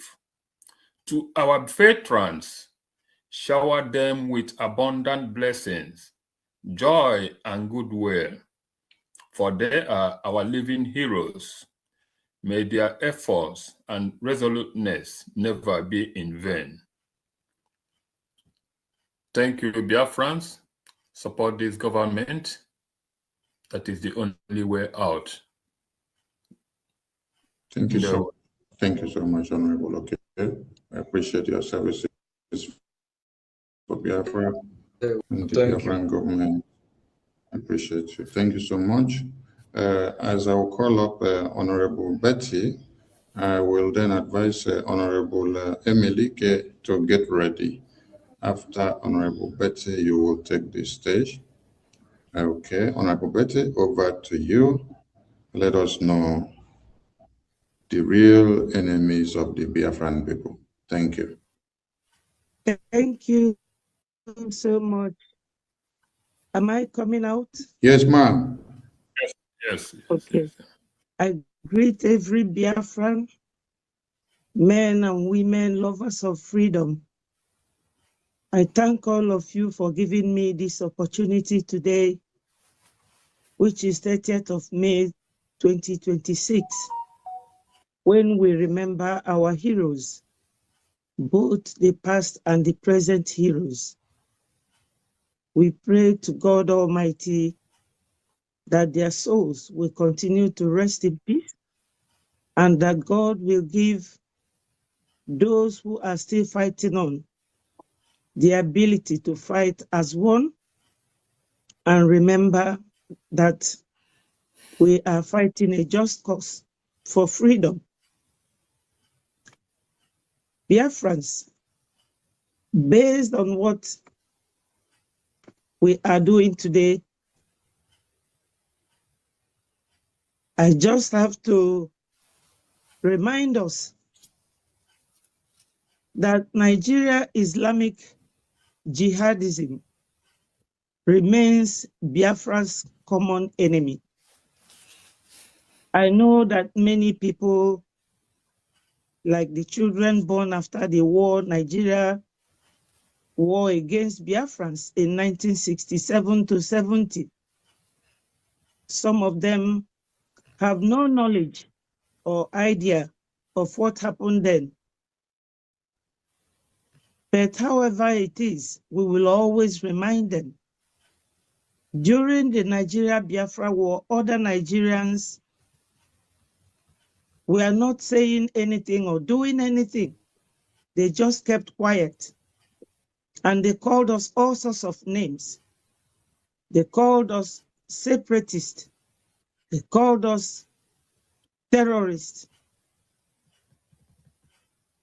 And based on everything that happened during the war, they removed history from schools so that children will not have ample knowledge of what happened, why their people are being killed, and while the war is never ending.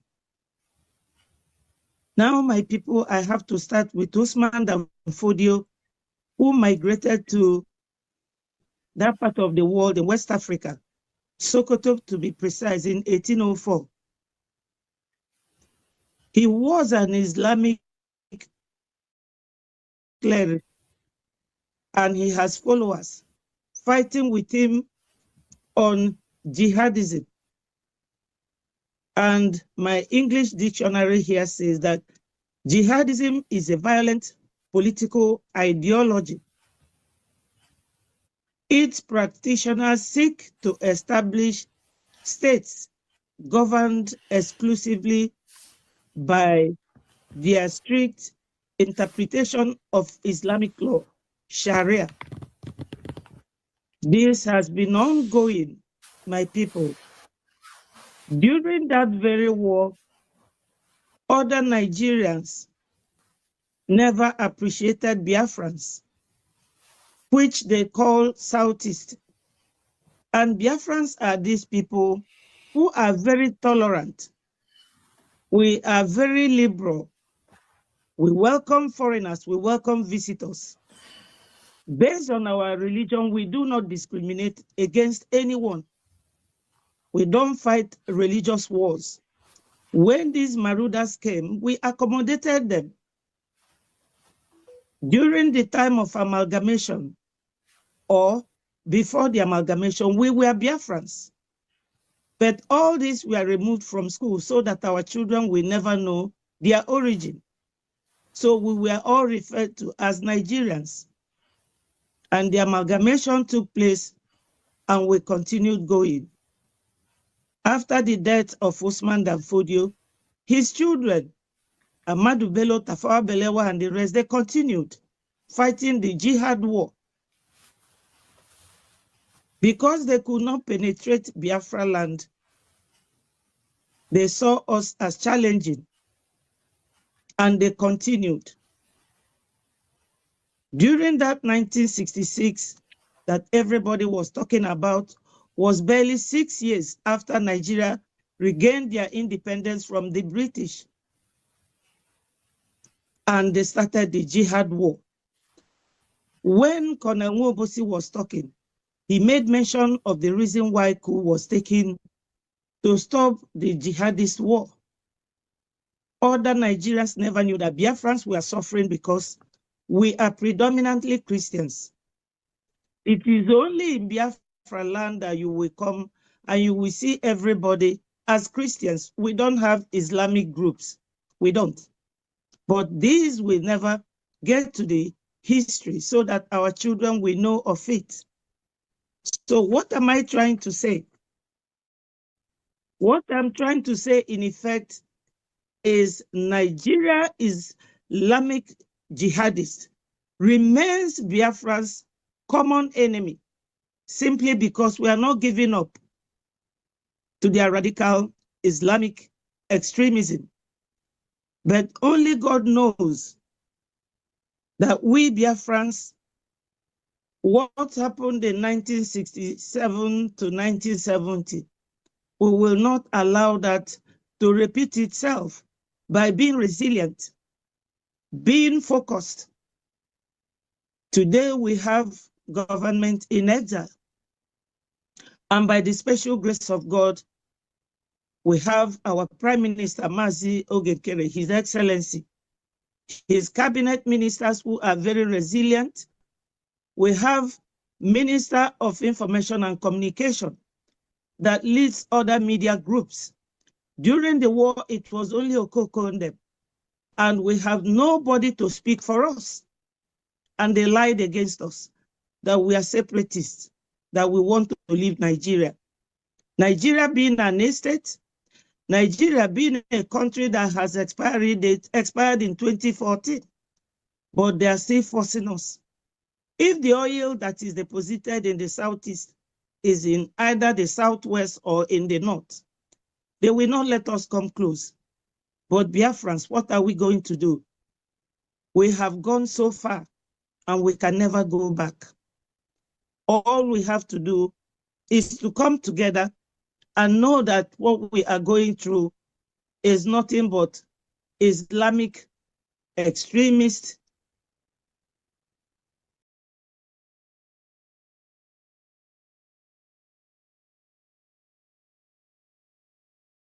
trying to bring us on religion. So Biafrans, let us work as one people with one mind. Remain focused. I know it's difficult because the stage we are now, involves a lot of funding.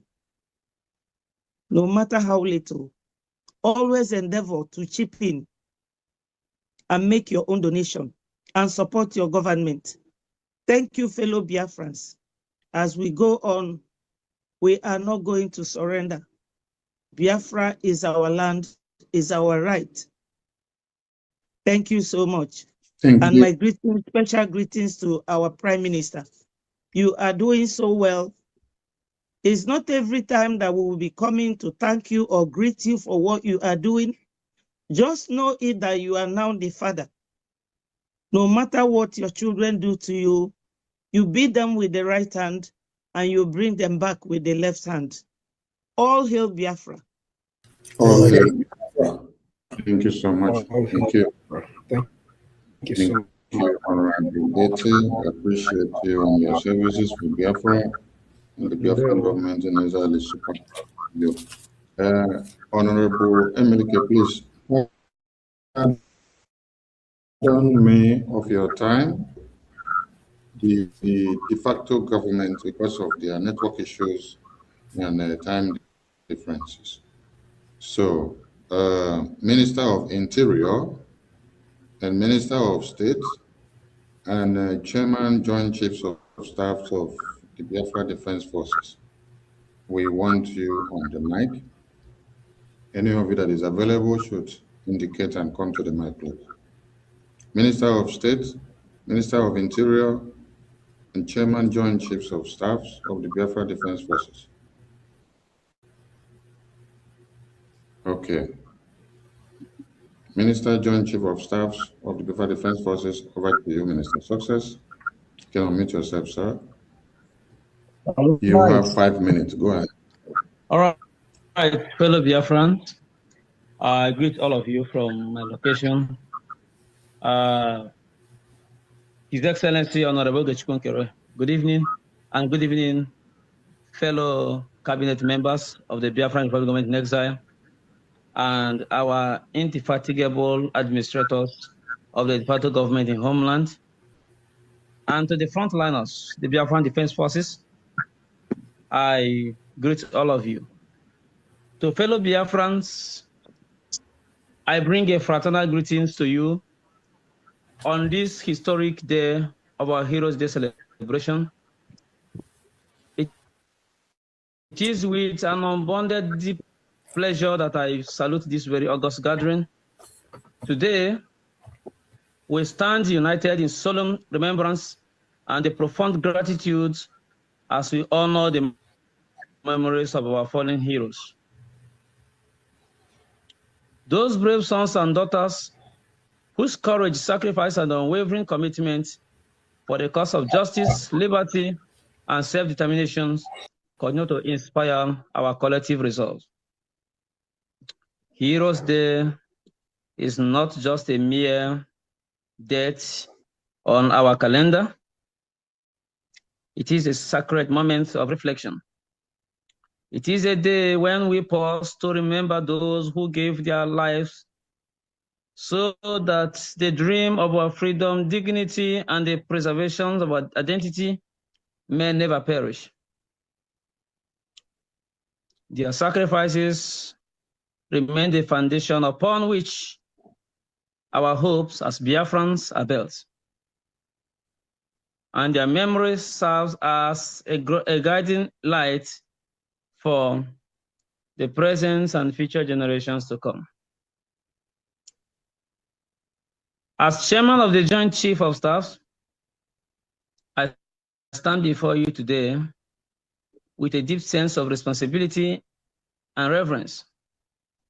I pay tribute to the gallant men and women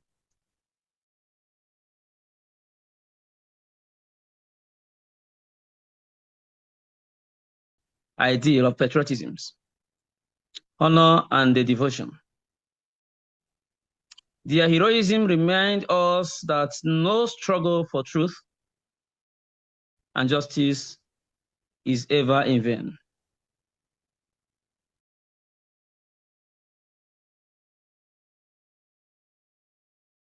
Our commitment to the principle for which they stood united, resilient, disciplined, and an unshakable belief in the righteousness of our cause. Because at every point in time, we call ourselves Umu Chineke, the very image of God.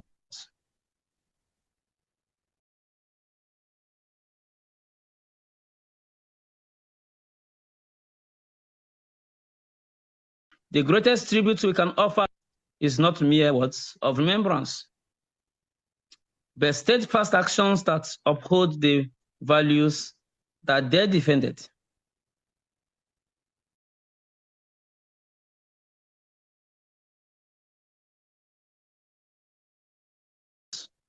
(1966). How we have been humiliated, our mothers were humiliated. The genocide of 1945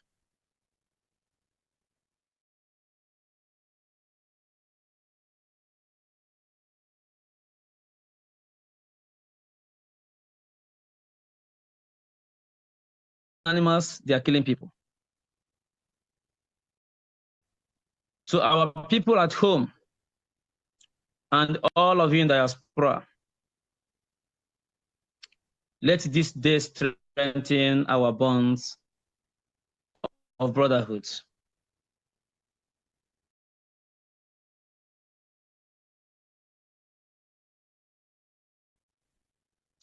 Let there be no partition of the name Biafra.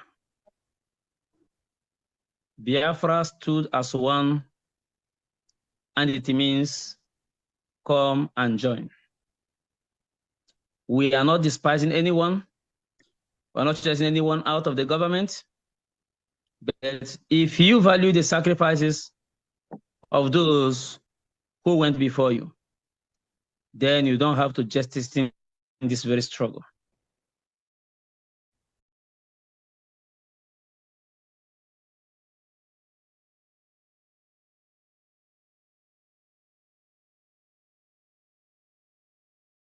Whose name are not remembered, and those whose images were not captured, that work for Biafra.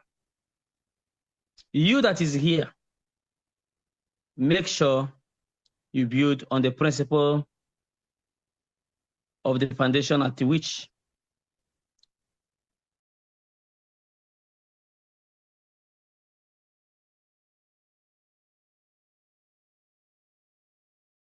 this Biafran struggle was led.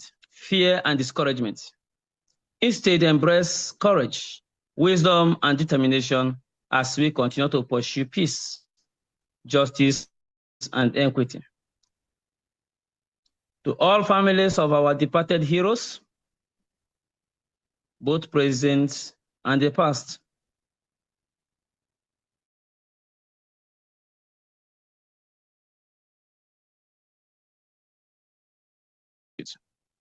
your sacrifices are immeasurable, and your strength remain an inspiration to us all. The memory of your loved ones shall forever remain etched in the hearts of our nation. As we commemorate this Heroes' Day,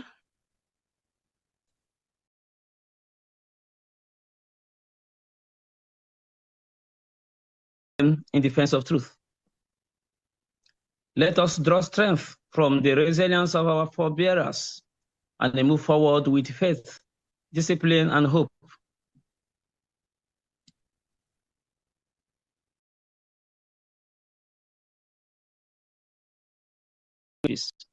May their sacrifices never be forgotten,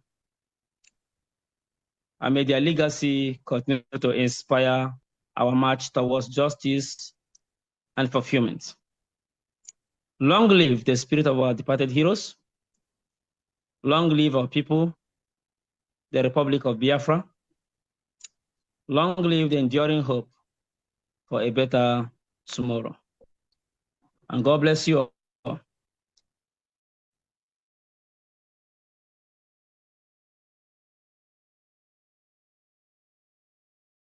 Thank you very much. Minister of State,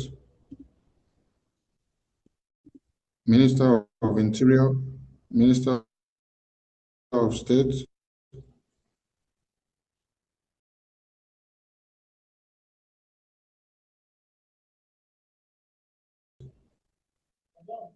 Okay, go ahead, sir. Okay, thank you so much. Good evening.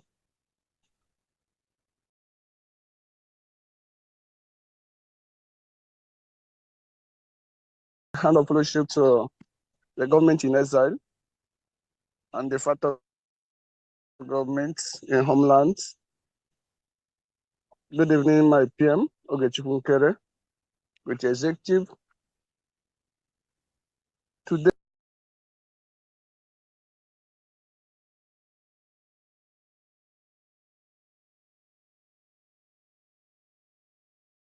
is who died at Gwacha. Today we honor those who died at the Ebonyi State and also different areas in Biafra land. We honor them because they are the one that made a foundation for us, and that foundation that we stand today. And we are working hard to make sure that the fire they put in our hands will not quench. The devil are trying their best by kidnapping our brothers and sisters.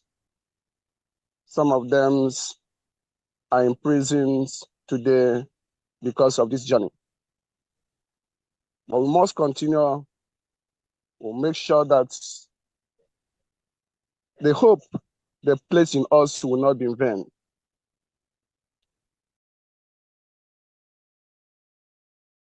We must continue keeping the sacrifice that they have made because of the struggle not to be in vain. This is a great day to us.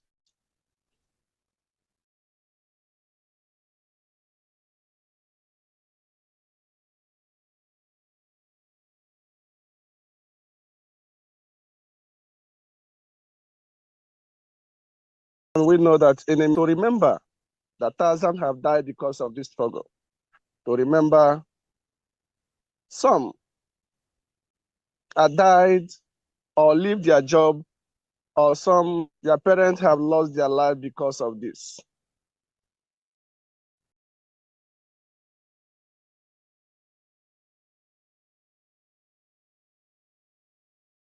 Sure that the death of our people will not be in vain.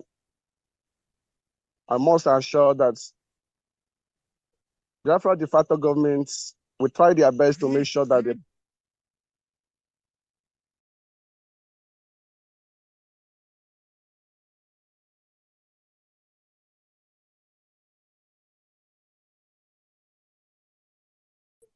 I want to thank everyone who honored today, from Owerri State to Iweraha State to Amambala State. We thank you for your videos and the rest of them that you did for burning the candle.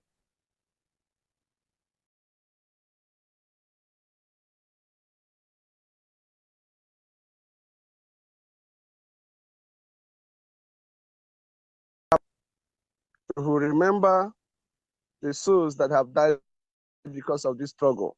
We need to buckle more. Some of them died during the time that people are using this struggle to play. But I must ensure us that these times the government have been organized well.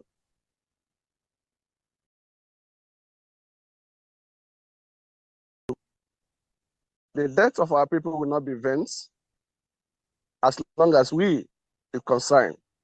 Let us come together and achieve this dream. God bless all of us. Thank you so much. Thank you so much, Honorable Minister. Do we have a COA in the house? COA, are you there? When you're available, let us know. Thank you so much. All right. And the microphone will come back to our speakers on the top show that were on top of the list. Honorable Emilike, it's your turn. Welcome to this very event. Biafran people are glad to have you on the mic because we want to know why our heroes declared Biafra and the reasons why we must forge ahead to complete that mandate. Welcome on board. Thank you, Minister Akbarawa, and thank you to the media team. I also salute my Prime Minister, His Excellency, Honorable Ogen Karen. So you have been magnificently,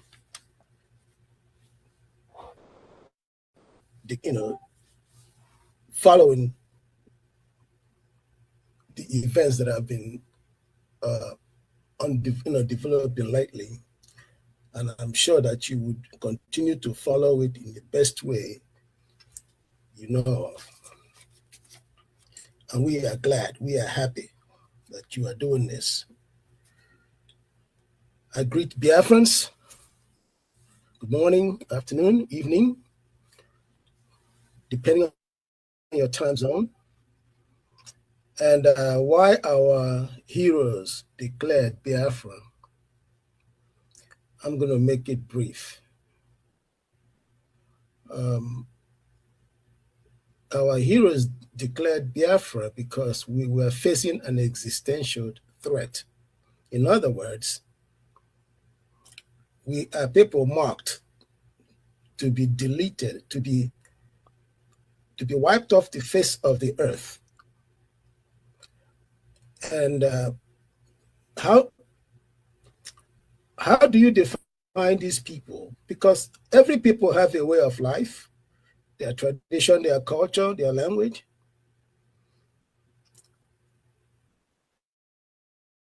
And without these traits, it's going to be very difficult to call a people, because that's what makes people all over the world. They have their individual languages, they have their way of life, their culture. And these things were threatened. Also, they wanted to protect our land. That's why they declared Biafra. I will not go into some of the incidences that happened to prove that our people were threatened. They already been addressed. But I'm just going to touch on them briefly. From 1945, according to our chairman of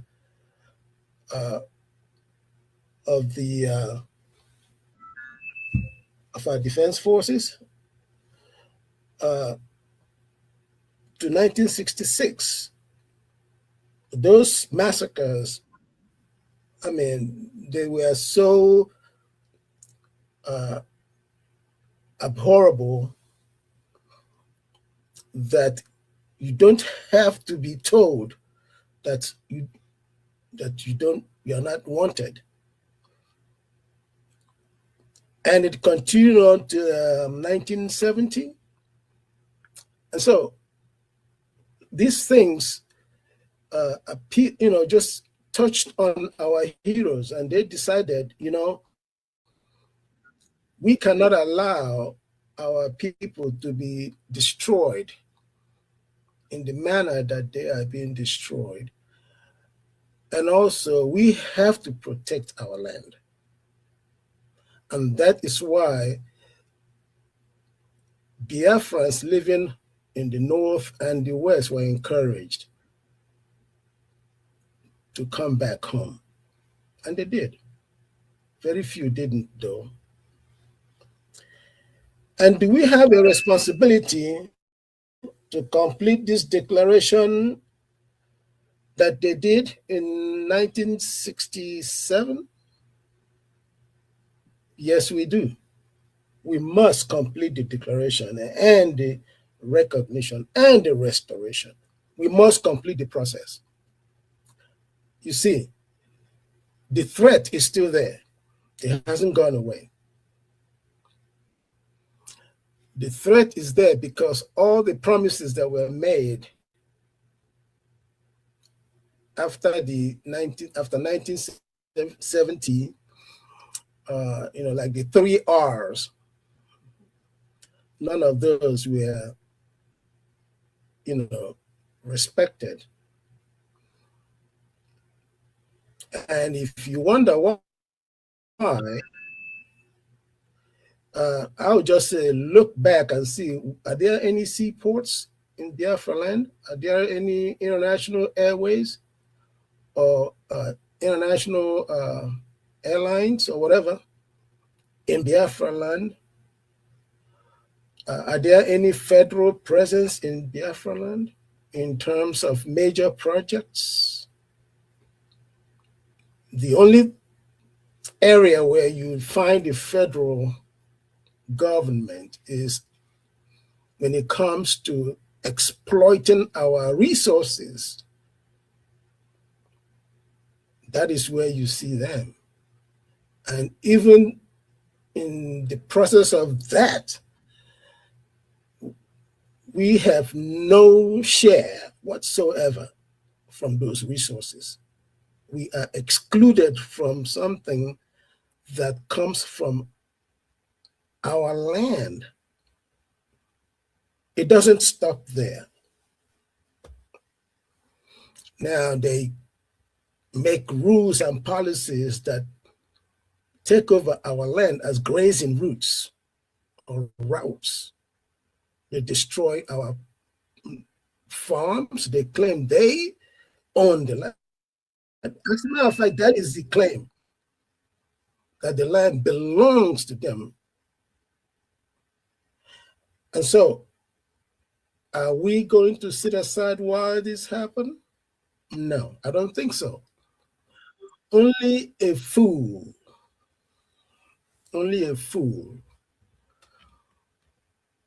can be told by a foreigner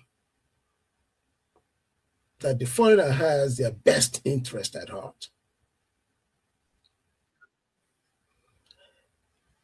Now, I know some of our people have been confused, deceived, but I like to remind everyone that's hearing my voice, love yourself first.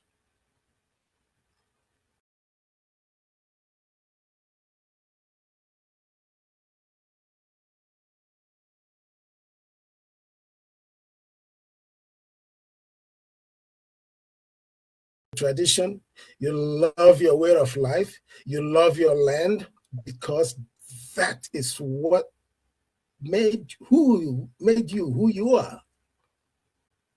So it's very simple. If you've been listening to people who think it's all boils down to money, money is also a type of culture. In fact, it's a culture. And so if you can reason that money is more important than our ancestors who have protected this portion of Africa for us for thousands of years,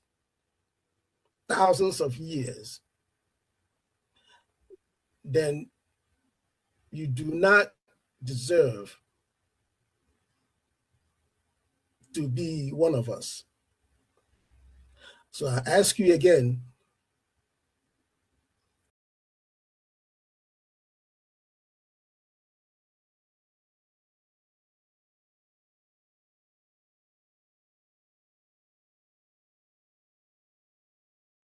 so come on board, join us. For the future Biafrans, this is the only territory to have, to call theirs, that the world may respect us and respect our lives. We have something to show the world. We are gifted people. So join us on this Heroes Day celebration to reassess everything that you are doing And for those who are fighting us, go back, sit down, reassess everything, and realize that there are many, many of us who will not let go. I thank you for listening to my voice. I yield my mic here. Thank you. Thank you so much, Honorable Emelike. Thank you for your sacrifices, your energy, your resources, and your life for Biafra and your money. I appreciate you so, so much. Thank you. We have many of the direct survivors of the Biafra genocidal war, and we would like one of them to give us direct experience of the sinister. And while that person is coming up, there will be Honorable Neoma. We call on Honorable Noye and Honorable Nenaya, Honorable Eunice to get ready, and Honorable Meshe to get ready. Thank you so much. Honorable Neoma, the floor is yours. What happened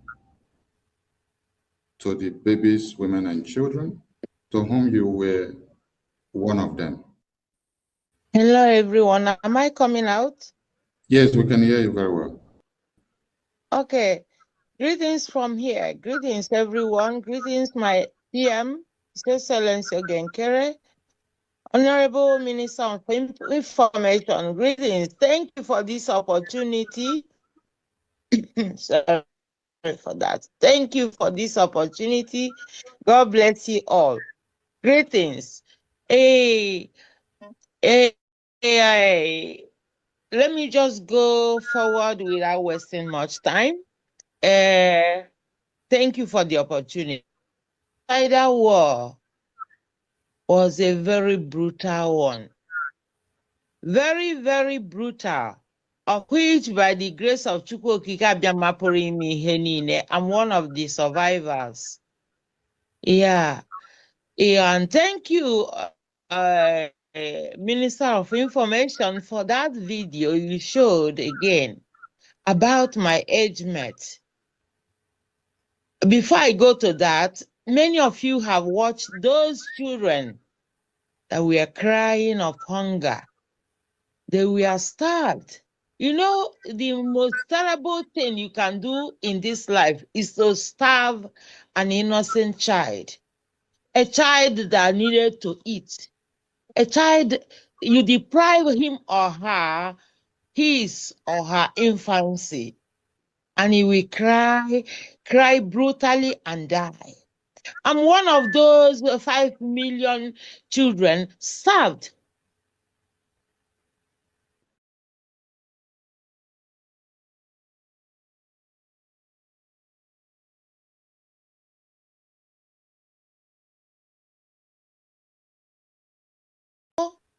Thanks to my beloved parents, my mama and my papa, Oto Akaisha. That is how we call them, my beloved mother and father. They did everything they could. I'm the 6th child, and I was born in that blessed day of 1967, just a few weeks, and the war. You can't just imagine a brutal war. And the Biafrans were targeted for extermination, total extermination. I did not know anything, but I'm telling everyone what my parents told me, because I was few weeks, less than a month, to cut it short. They planned to exterminate the whole Biafrans, but more than 5 million died. You can see them crying with their ribs counted, and the world is using those my age mates to do publicity, even to get some money for their own pockets. But forget about that. It's very, very painful. It pierces my heart that after God Almighty made it possible for me to be alive, among those children died of hunger, died of kwashoko. Even till now, our people is being killed. Our people, the remaining Biafrans, are still targeted for extermination. That is why we are here and we said no. We did not do anything. Those children died, did not do anything. And many Biafrans that died innocently, they did not do anything. That is why we are remembering them today. All of them that lost their life, including those children. I am 59 almost. Imagine our people has been suffering for this brutal. We are born, we are children of God. God designed us for a goal. God designed us to the, how can I put it? We are great children. We are great people of Chukwokika Abiyama Promihe. Almighty God created us. Why should we be targeted for extermination?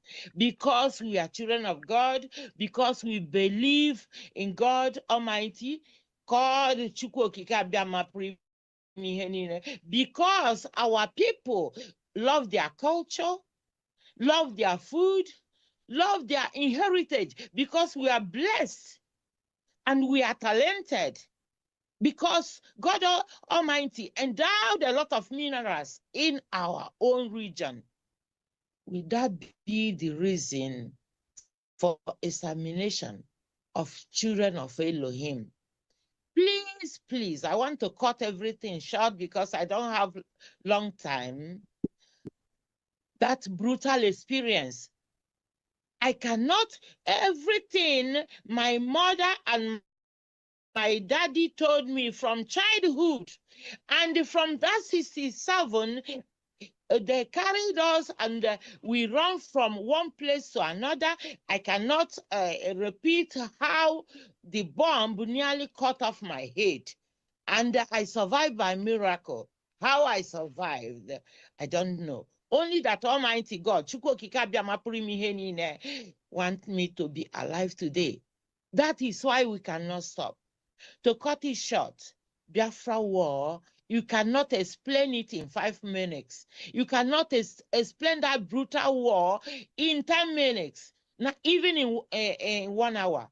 I urge everyone to back up the Biafra government in exile, headed by His Excellency Ogechukwu Nkere, and watch VOB, and you will hear the stories there. Thank you, everyone that have spoken so far. You people have spoken very well. But we must continue. We must continue because Biafra war is a reality. It happened. I am one of the people that's supposed not to be existing. But Almighty God said I have to be alive here, living in Europe, to continue. If you want to appease our ancestors, they are all slaughtered. Slaughtered unjustly. So when I'm praying, I'm saying they will not rest in peace. So even this morning, I prayed and invoked a lot of all their spirit to reincarnate.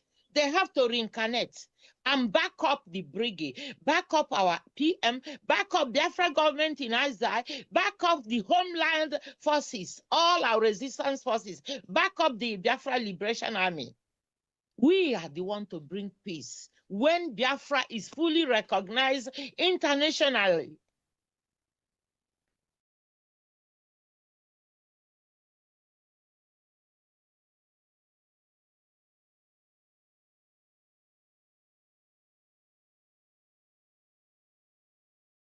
They will be at peace once.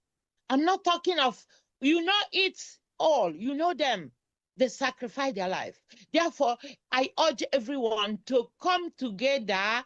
We have to continue doing what we what we can, donating, supporting BRGIE, donating financial effort, financial support for Biafra recognition, every political engagement we are doing in the Capitol Hill. Everybody need to back it up so that Biafra will be recognized, and our ancestors, all these fallen heroes, my age mates, 5 million children slaughtered, 5 million children suffered of hunger. Every place of we thank the Irish missionaries, but that wasn't enough. The world need to recognize the brutality of Biafra war. It was not a made-up story. There are survivors of this brutal war. The world need to say sorry to Biafrans and recognize Biafra urgently, so that myself as a mother will be at peace. Thank you. And I will be happy because we achieved Biafra in our time. Thank you all for this opportunity. All hail Biafra. We must continue, please. Thank you so much. We must continue. That will make our heroes to be happy and they will be at peace. Thank you. Thank you all. Thank you for this opportunity. Thank you. God bless us. Nyoma, thank you so much. I appreciate your sacrifice for Biafra, and your speech today is awakening the veins in us that were kind of sleeping. Honorable Meshia, are you there, Honorable Meshia? Honorable Noya, are you there? Honorable Nenaya, are you there? Honorable Jenny Onyama, are you there?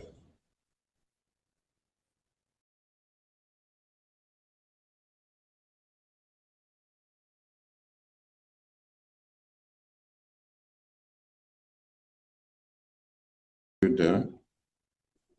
Honorable Eunice, are you there? Okay, Honorable Noya, over to you.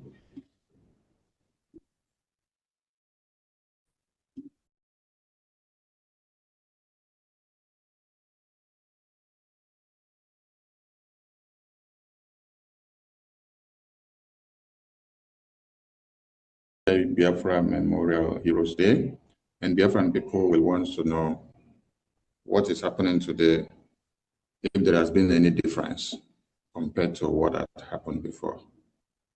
Thank you for having you on this stage.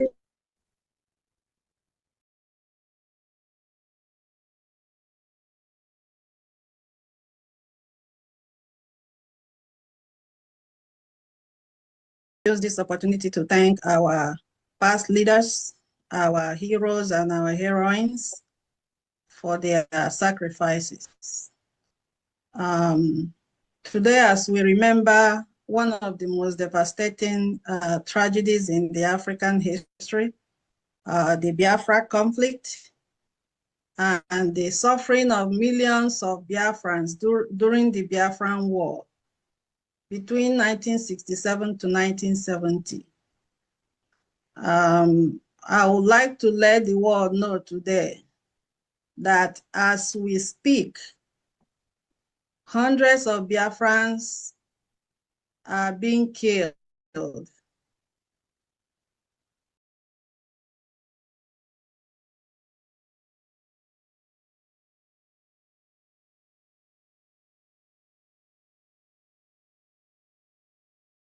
Homes are burned down along with the occupants, all in their sleep by the Islamic extremists. And Biafrans are also are faced with displacement, hunger, and death on an enormous scale. And so as we remember those who have died, we have to also recognize the value of Biafran life and understand the consequences of hatred.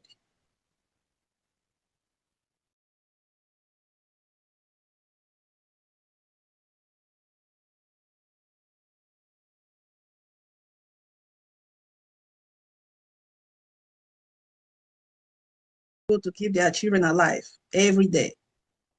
And also the children who never had the chance to grow up and to grow up and be who God created them to be.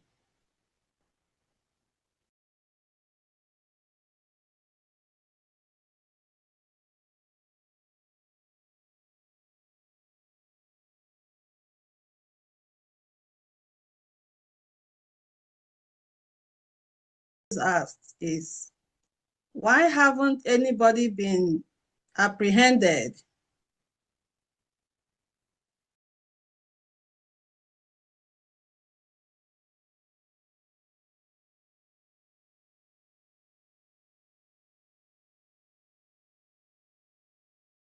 In denial, even though things, I mean, it's obvious that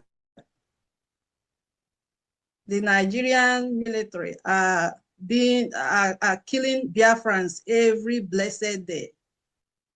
And this it did not start today. This has been ongoing for decades. So fact remains that we are not going to just sit back and keep watching what's going on in Biafra land. We have to fight. We must get our freedom.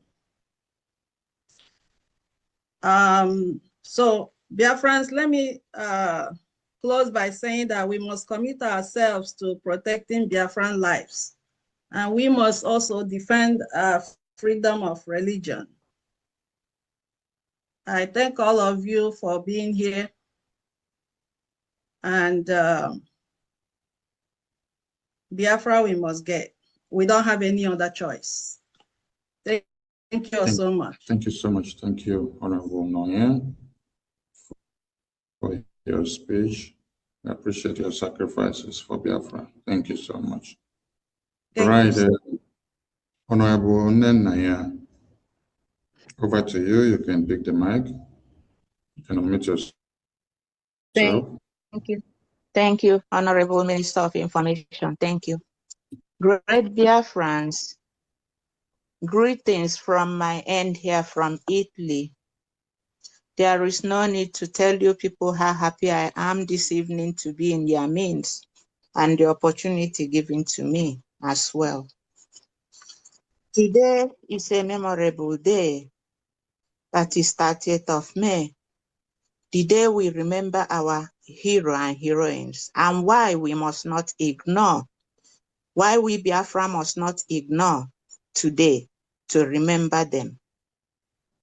We remember them today because of the sacrifice they showed us, and that become the foundation of our history and source of our strength. Today we remember the fallen heroes and heroines whose dreams were cut short. We remember the tears of murder, the strength of survival, and the spirit of a people who refuse to lose their identity, even in the face of unimaginable sufferings. To many survivors, the scar of war did not end on the battlefield. They lingered in the economic hardship that follows, like the abandoned properties and the 20-pound saga, which we will never forget. For many of us,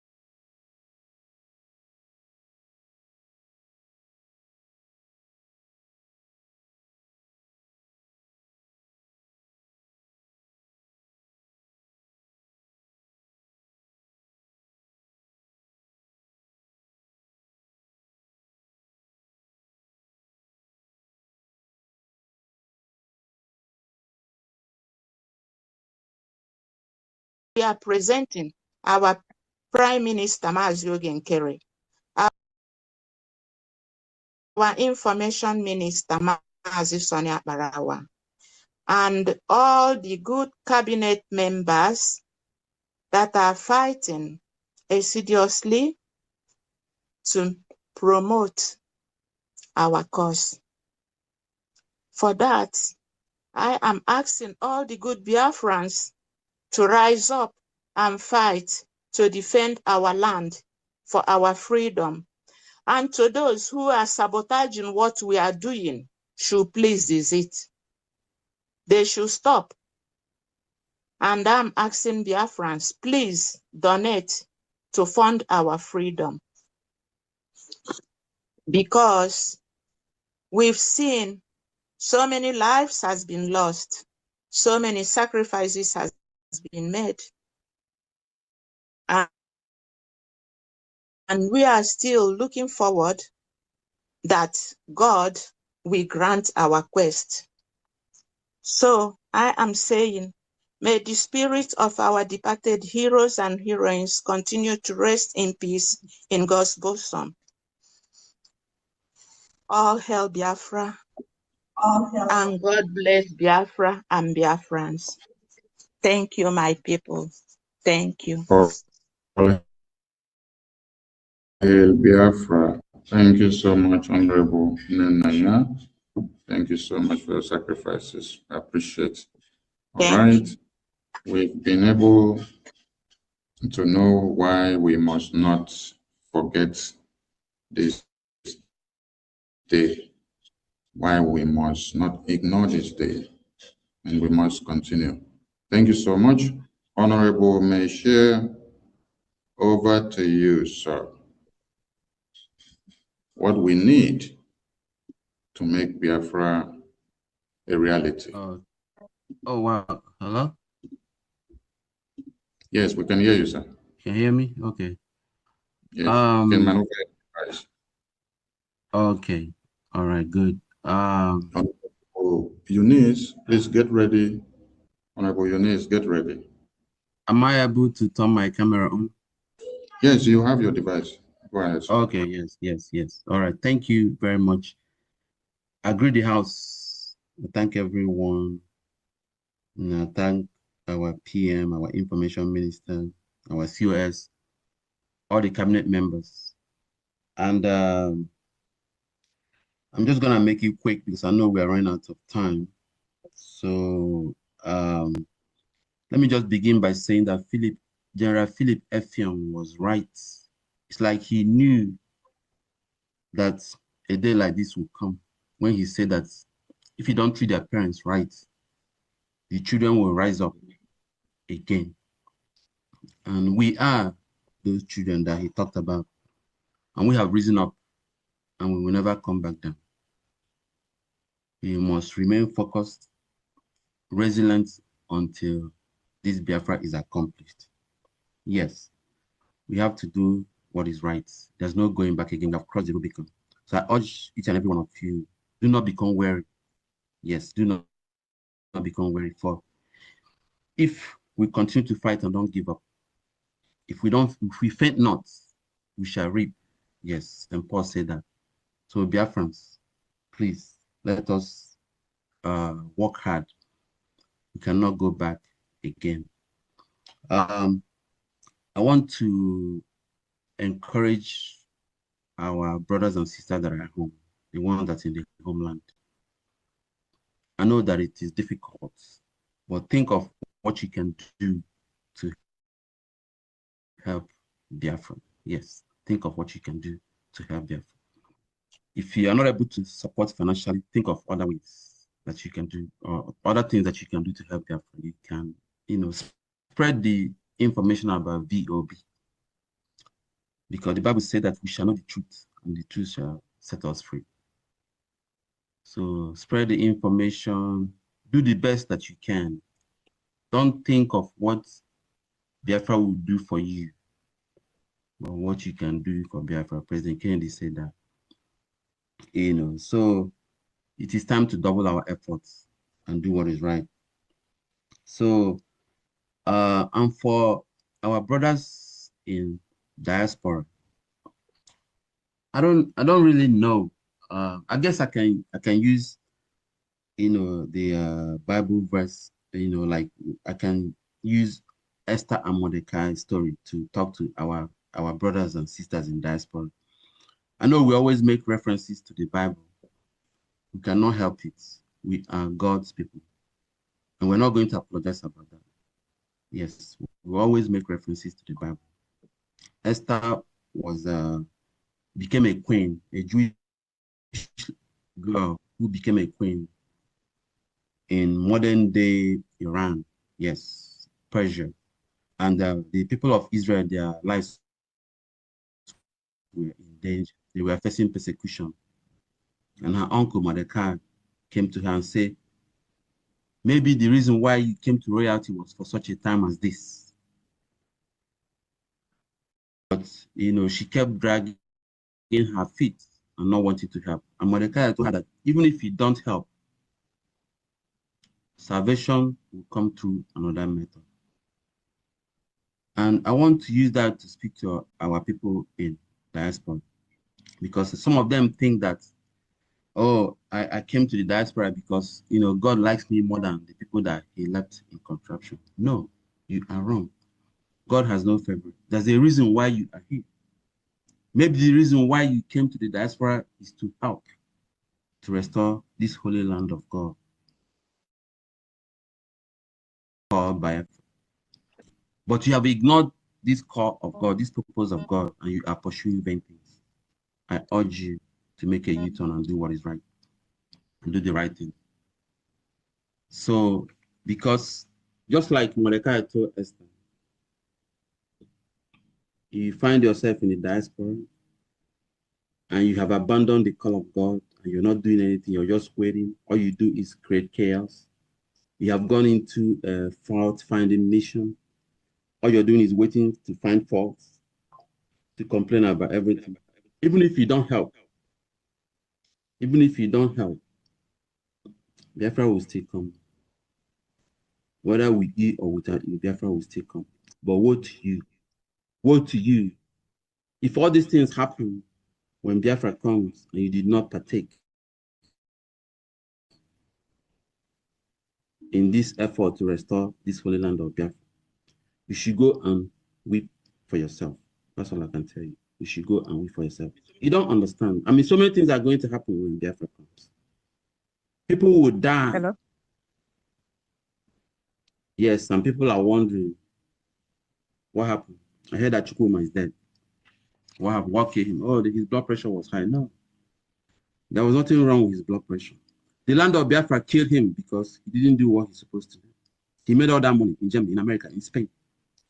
And he let other people do the work. Now he returned to reap where he did not sow. Believe me, a lot of things are going to happen. So it is time for you to make a U-turn. Support your government. Colonel Obosi said that, and our information minister carefully enumerated all this in one of his broadcasts. Support the government of God. Yes. And when he said it, he didn't even know that there will be a government. He didn't even know that there will be a government. He said, support the government of God. And that government is Biafra. So it's time to double our efforts, contribute the best way that you can. Go to Biafra Republic government.org. If you don't know how to spell government, go to Google or AI.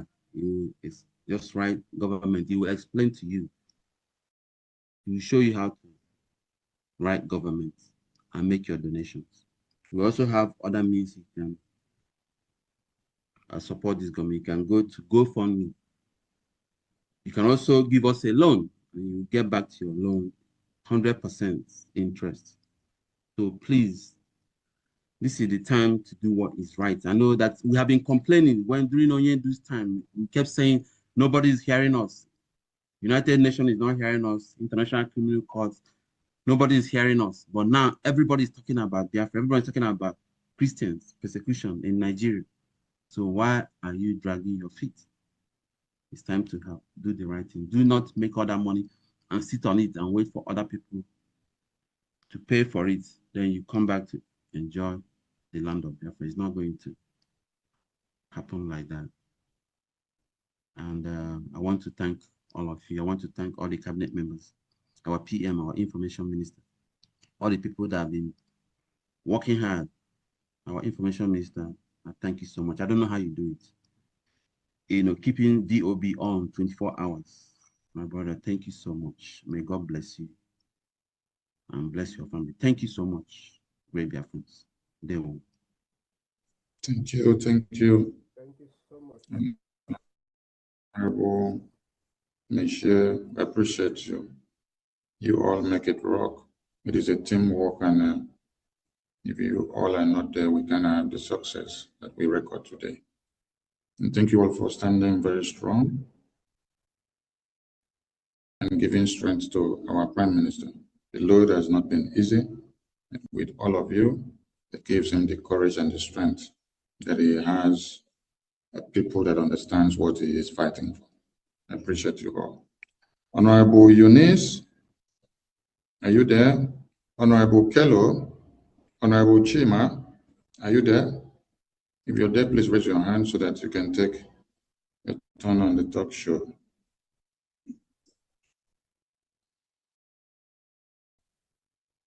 Honorable Eunice, over to you. It's your turn. We want to know what we will be needing more at this time if we must get Biafra.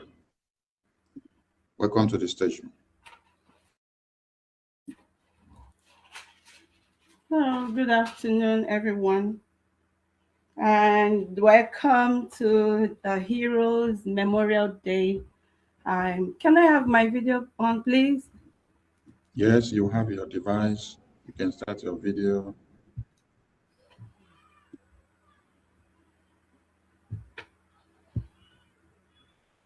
How do I remove this background? Yes, so we can see you very well.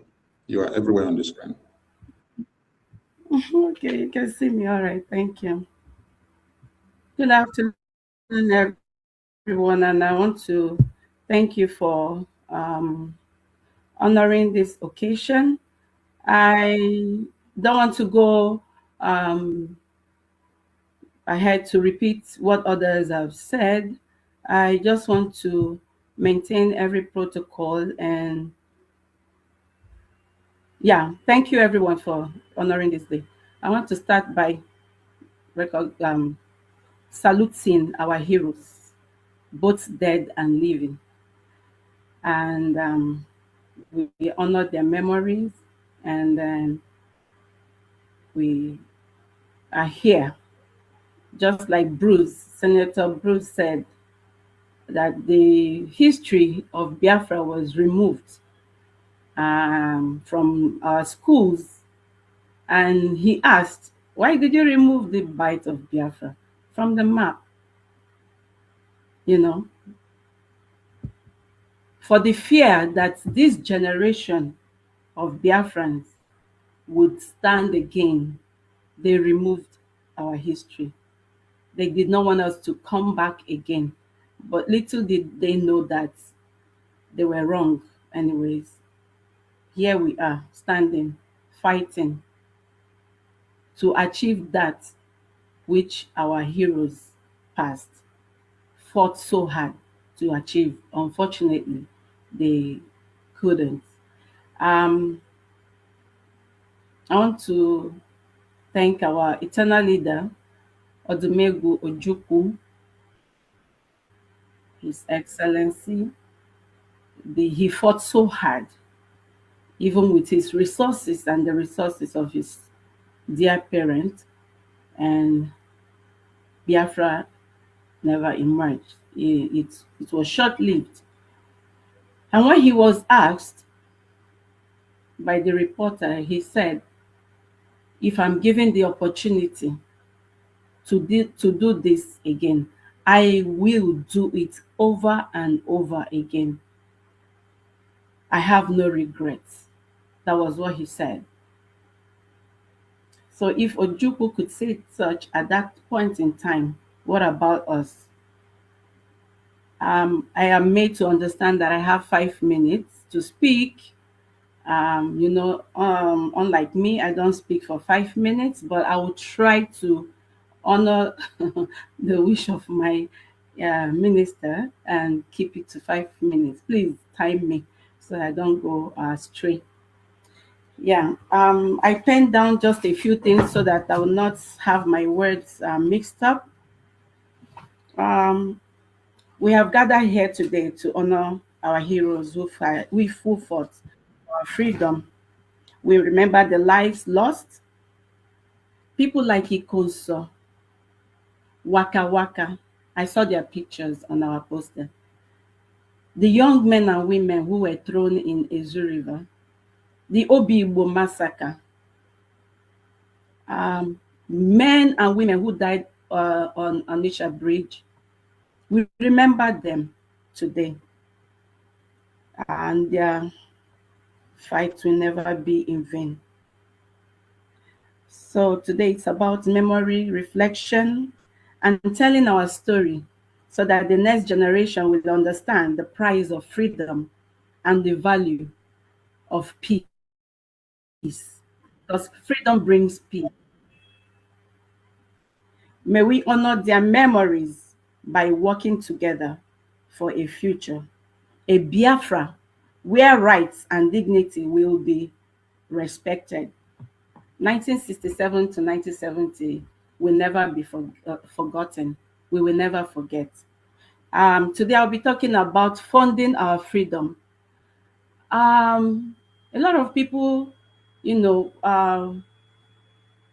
have come up to say, why are you people asking for money? Is it about the money? Money every time you're asking for money. Sometimes when our minister Betty will be on her program, hosting her program, you see people commenting, why are you? It's all about money. Why are you all about money? What are you using the money for? What are you using the money for? There is no freedom if you don't fund it. There is no recognition if you don't fund it. And there is no restoration of your freedom if you don't fund it. So it's all about the money. We listened to the video played by our minister, or our Minister of Information, where General Nwobosi, Ogene Obosi, as when he called himself, he said, when they were fighting, that there were few of them with arms, but they still continue. He said there is no restoration of freedom without funding. He was 27. He gave everything. Even in his 80s, when he was granted that interview, he said the proceeds from his books, the sale of his books, will be channeled towards the freedom of Biafra. That is to tell you that you cannot achieve anything without funding. As it stands today, Ukraine is still sourcing for funds, both military and ammunition. However, they are sourcing for funds. So you cannot come and tell us that, oh, you're asking too much, you're asking for too much, or you don't need this money. What are you using it for? We need your fund. Ojukwu gave all he had and still did not achieve Biafra. He fought with his money. You can imagine if he did give everything financially. What about now that the world has gone nuclear? We cannot allow marauders from Sahel to take over our land, and that is the reason we have to fund. We cannot allow people who are not circumcised to take over our land. The other time I was watching a video, they were, displaying their ammunitions, AK-47. In fact, I was wondering, what have we gotten ourselves into? If they could wield such grade of ammunition, then you know that we have a long way to go financially. We have to fund our freedom. The Biafran Defense Forces cannot do anything if we don't fund them. We need that money to help get them greater ammunitions than the ones these marauders have come with to kill our people and to displace us.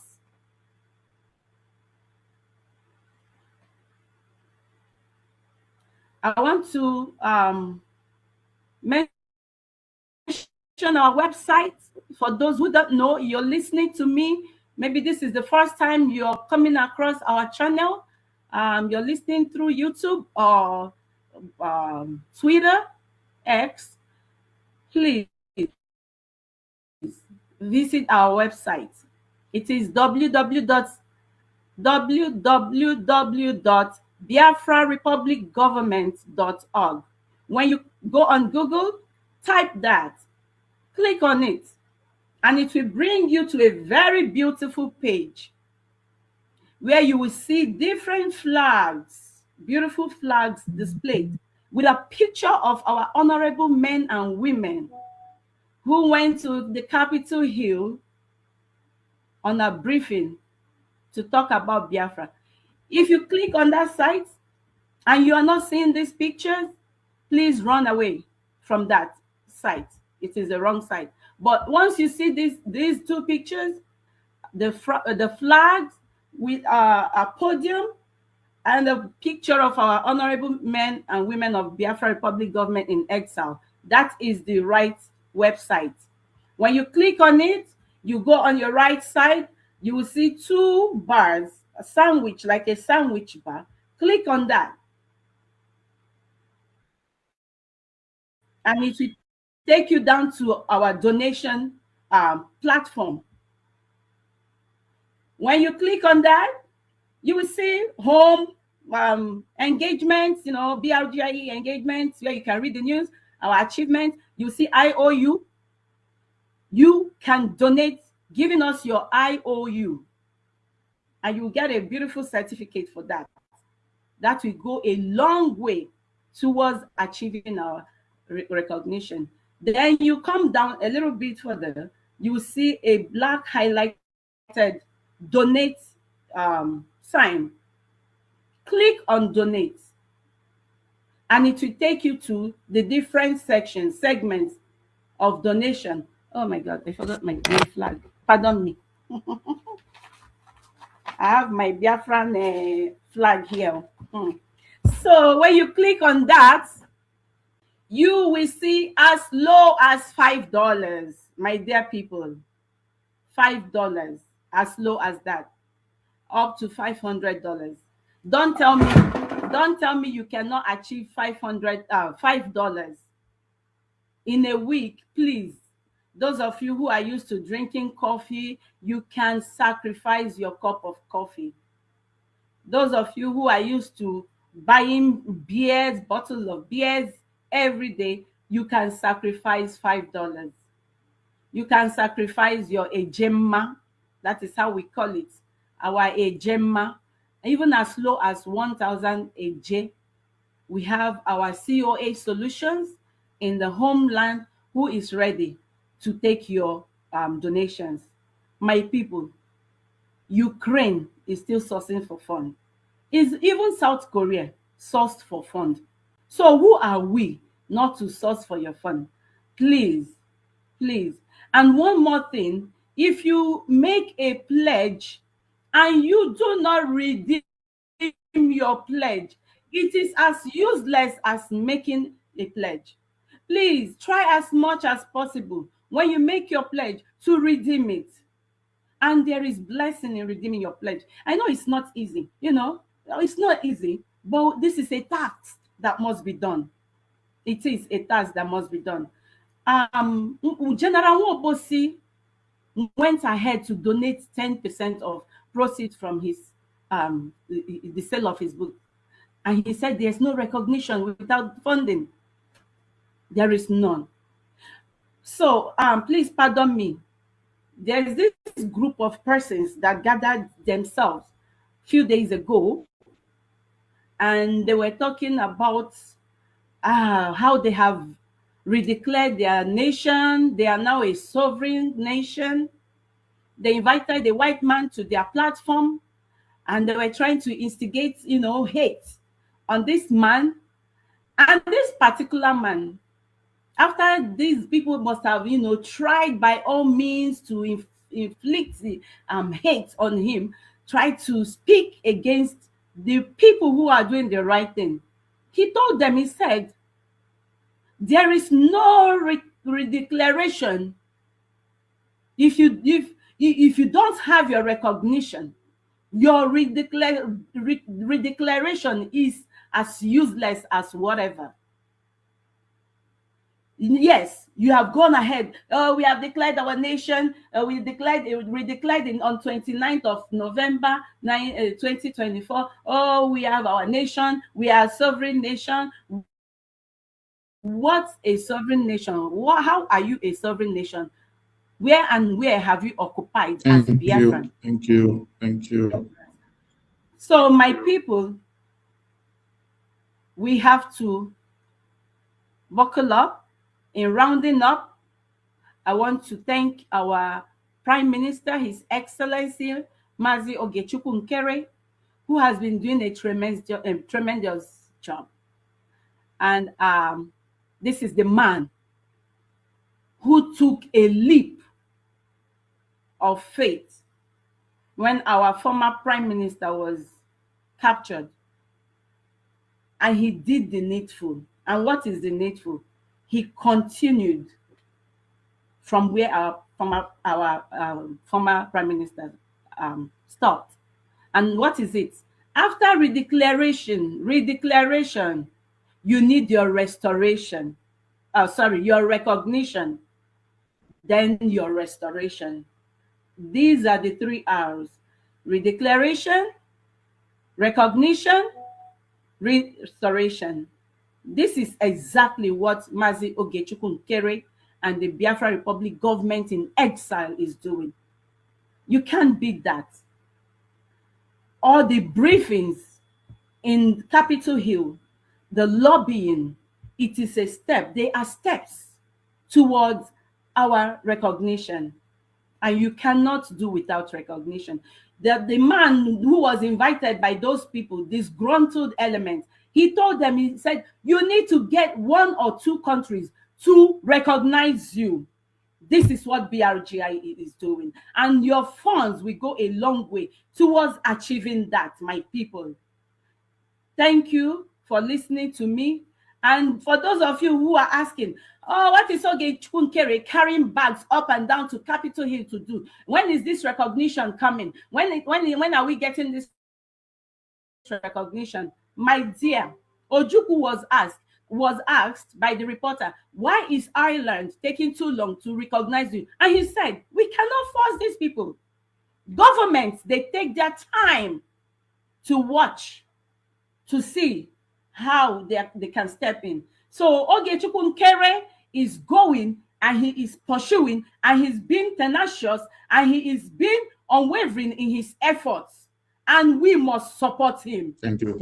And he will continue to carry that bag until our recognition is achieved. Thank you very much. I have a lot to say, but I yield my mic here. God bless you. Please don't forget www.biafrarepublicgovernment.org.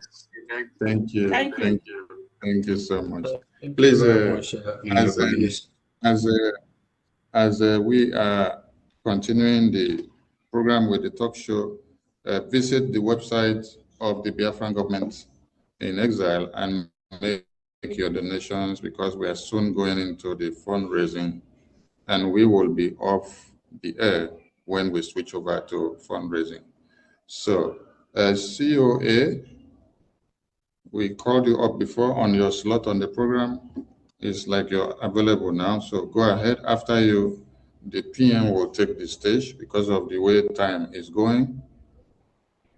So, COA, over to you. All right. Thank you so much, Honorable Minister of Information, Media and Communication. Thank you, My Excellency, or should I say, His Excellency, Honorable Gachkunkere, the Prime Minister of Biafra Republic Government in Exile. Thank you all officials of our government, both in exile and the homeland. Thank you, Biafra, those who may be listening right now, for the opportunity to join my voice in making this day memorable. Today is a great day indeed, the day that we remember our heroes and heroines, both past and present. We may even also remember the future, because when after Biafra is restored, we also have heroes and heroines who will be playing roles to preserve the freedom. For the heroes past, we appreciate them, we remember them for their efforts towards our freedom. For the heroes present, we appreciate them, we remember them. And when I say heroes present, of course, it is you and I, all of us who are sticking out our neck, all of us who are coming out of our shells, making every effort to ensure that we have this freedom. We remember all of us for the effort we have made, for the efforts we are still making, and for the efforts we are yet to make. We remember everyone. Living without freedom is like a fish living without water, or a light existing without brightness. We must continue to make every contribution to ensure that we have our freedom. That is when our destiny is protected. Without freedom, our destiny is caged in the hands of the oppressors. So we must be free. In the video we watched while in this program, our eternal leader, General Odumegwu Ojukwu, a question was put to him by the journalist, whether he has any regrets about his role in the Biafra cause, this same Biafra cause. The answer that our leader, eternal leader, gave serves as strength, serves as new energy, serves as vision, serves as everything, clarity that we need to go all the way to restore this freedom. The answer is that if he gets or has 1,000 chance again, he will do what he did before. Today, he is no longer alive to have that chance, but we are alive. So we are proud to stand out for our freedom. I encourage every Biafran, wherever or whatever capacity you are serving, and if you are not making any effort already, I encourage you to join those who are making effort to see that we fulfill this dream. All of us together will love it in the end, because we will be free. That is when all Biafrans and friends of Biafrans, we really understand what freedom is all about. These our people who are being cowardly by press what we are doing. They love this freedom too. In Biafra will be a better place to come and play politics, to come and be free. Thank you so much. I will be very brief and not extensive today due to my current location. It is not encouraging for lengthy speech. Thank you, thank you, thank you.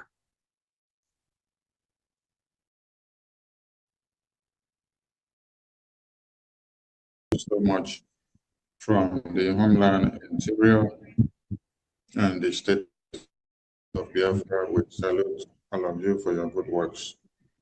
And without much ado, and considering the time constraint that we have, we will invite at this point the Prime Minister, the shockwave that Nigeria is being in their panties, the Honorable Prime Minister of the Biafra Republic Government in Exile, to address Biafrans on this very memorable event. Honorable Prime Minister, you're welcome to the station. Thank you very much, Honorable Minister. And I believe we have our guests here as well. We have Elias. Please, we all know who Elias is, and he's very important to us. So for him being here today, we really appreciate him to come and also commemorate and celebrate and remember our heroes that have fought hard and paved the way for us to still be fighting the fight that they believe in and also die for. So we'll keep their dream alive, and while we the living continue to fight. We call him Mazi Elias from Washington and Madison, our lobby, of which we Biafrans are familiar with. I call him my friend. We call him our friend, our brother, because he's doing the bidding, the work of Biafran people. Elias, please, you are welcome. If you're here, can you take the mic too? Please, thank you very much. Thank you, Prime Minister. It's an honor to be here. I just want to stop by briefly to pay my respects to you and the Biafra Public Government in Exile, all the ministers and supporters and the Biafran people overall, to pay my respects on this very eventful day of May 30th to commemorate the sacrifices of the Biafran people in the past and the lives lost. But to also note that today is a day of not just a historical remembrance, but also looking towards the future. And I'm very proud of the work that the Biafra Public Government in Exile has done under your leadership and that of the BRGIE cabinet. It is going to new heights. I must say, the progress that we have made, Prime Minister, is actually much faster than I even would have anticipated, or many other people would have anticipated. What I could say to the Biafran people is, we're showing some of what we're doing publicly, which are in our public meetings, to carry along the Biafran people, but there are also a lot of private and highly sensitive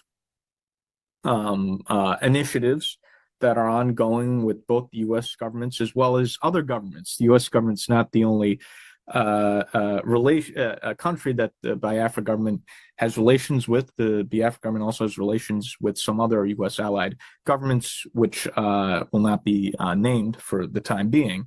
But what I just want to indicate to Biafrans is the way either U.S. government or other governments work with groups like BRGIE or similar groups is that the relationship is and the partnership is usually done in a much more secretive way than is a relationship with an official government.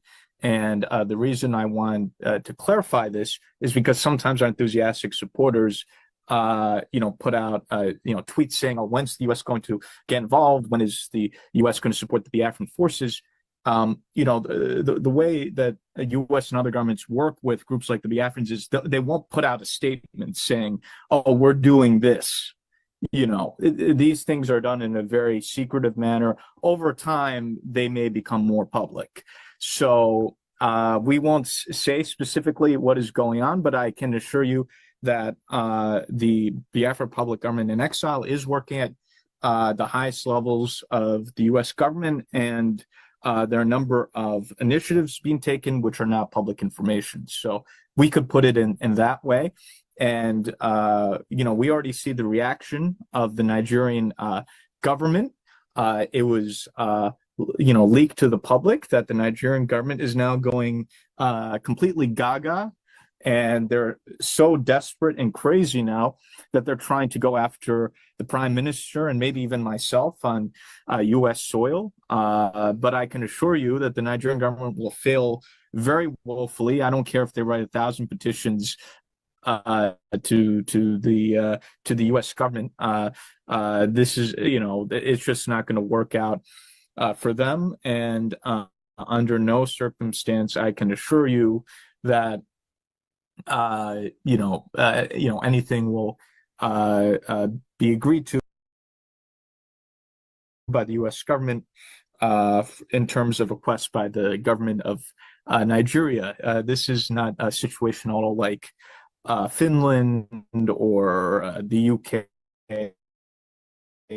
or Kenya, and that's why our relationship with the U.S. government is important, because if you have a close partnership with these host governments, they could also take the necessary actions to protect those with whom they're working with. So, I'm very proud of what we're doing. What I would say is the Biafran should not even think about in terms of, is Biafra going to come? It's not a question of if, it's a question of when, and it's also a question of how ready are the Biafrans. Right. So, how fast the U.S. international community can move also is dependent on how fast the Biafrans are ready to move. So I think, the support is there for us to achieve what we want to achieve, the external support. I think what's needed also is for the Biafrans to take things to the next level, to move past all the nonsense in the past in terms of, the dramas, the chaoses, people running around, trying to create these small groups, all that nonsense. They need to move past all that and get very serious and prepare for establishing a new country. So, the support is there. BRGIE has very good relationships, but the Biafrans themselves also have to demonstrate that they are ready for independence as well. So it's a question. Things are moving now towards getting Biafra ready for independence, and all of you have a very important role to play to make sure that we achieve what we need to achieve in a timely manner. I'm grateful for the support that all of you have given to the government, and also in serving in the government or supporting the government. So I'm very happy with what we're achieving. And again, you could tell who's serious, and BRGIE is really the only player, because the Nigerian government is going after us. They're not going after all these random people. The Nigerian government is coming after us. So, both the U.S. government knows and the Nigerian government knows who's serious and who's in charge and who's actually, pushing the envelope forward. So I think now's the time to get serious. All of you have a role to play in terms of all the confused people who are running around, the people who don't know their left foot from the right foot, putting them all to one side, parking them somewhere else so we could go and achieve what we need to achieve. So I think that the best thing that could happen now is we have a very solid group now in BRGIE, in the current people who are involved. And I think now there's a very solid foundation. And I think what I'm hoping is over time, as things develop, there's going to be more of a consolidation as well. So I'm very proud of everything that all of you have done. What you need to do is to continue support BRGIE and know that there is a straight path to achieving what we want to achieve. So something that perhaps was more of an aspiration perhaps a couple of years ago, I think now is a reality. It's something that is very achievable. And I think it should be very encouraged. And people have admitted this to me as well. People here in Washington have told me, hey, a couple of years ago, if you mentioned Biafra, I wouldn't have taken it seriously. But now this is something that is very much a possibility, and it seems like we're moving towards. So, Biafrans are impatient. If Biafrans want things to happen, more quickly, and Eunice, had our wonderful Eunice and mentioned that some of our Biafran friends are impatient. It's not all on the U.S. or other governments. It's also on the Biafrans, because if the Biafrans themselves are, messing themselves up with drama and nonsense, again, the U.S. government or the international community can only move as fast as the Biafrans themselves can move. So it's important on the impetus on the Biafrans to make sure that they themselves are organized. There isn't any of these distractions and nonsense. The U.S. government, international community can do a lot to help. They can do a tremendous amount to make sure the Biafrans are successful, but the Biafrans themselves also have to make sure that everything's moving well on their part, and then we can move quickly to achieve the goal. And the Prime Minister will address you now, and I know he's going to bring some even more positive news, I think, demonstrating the maturity of the movement and how things are developing. So I just want to say I'm proud of all of you, what you're achieving. The Prime Minister is working hard. We, talk every day, sometimes at midnight or 1 a.m. about urgent matters. And I think we're all very fortunate, Mr. Prime Minister, for your service and dedication, which is very inspiring. It's an honor to call you a friend and comrade in this endeavors, and to work with this wonderful and dedicated team that you have. So thank you, and it's an honor to be here. Thank you. Thank you very much, Elias. We appreciate you. You are actually a God sent. You and your team, we say thank you. We really appreciate. Thank you very much. Yeah. Wow, today is the D-Day. Day to reflect. Day to ask questions.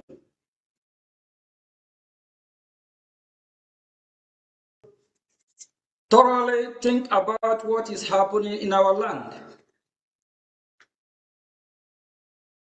Some can turn it to a day of merriment, but I don't think it is a day of merriment. It's a day of remembrance. So, by those that fought before us, why they took that action. Good afternoon. Greeting from here, my fellow Biafrans.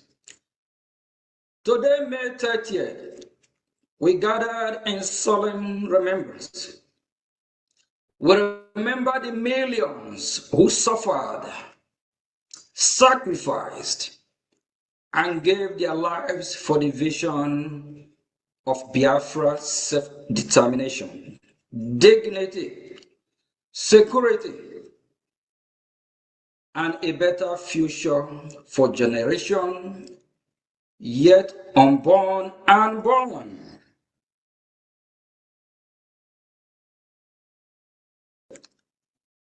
It's not simply a day or a calendar. It is a sacred covenant between the living and the dead. It reminds us that Biafra was not born out of ambition, hatred, or conquest. Biafra was born out of necessity.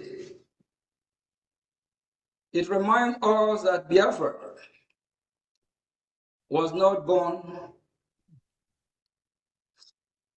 or just imagined to be.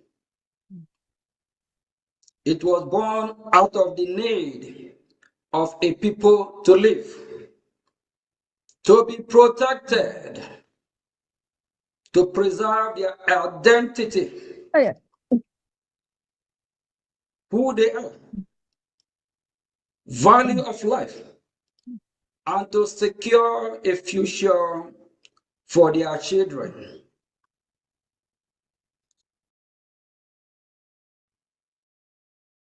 It's not only a remembrance of the past, it's also a day to renew our vision for the future. We must complete the work that our ancestors began. The injustices that led our people to seek freedom have not been resolved. In many ways, they have deepened. The Nigerian today is facing a profound political, security, religious, and humanitarian crisis.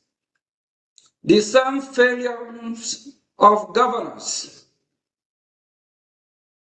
insecurity, persecution, and inclusion that made Biafra necessary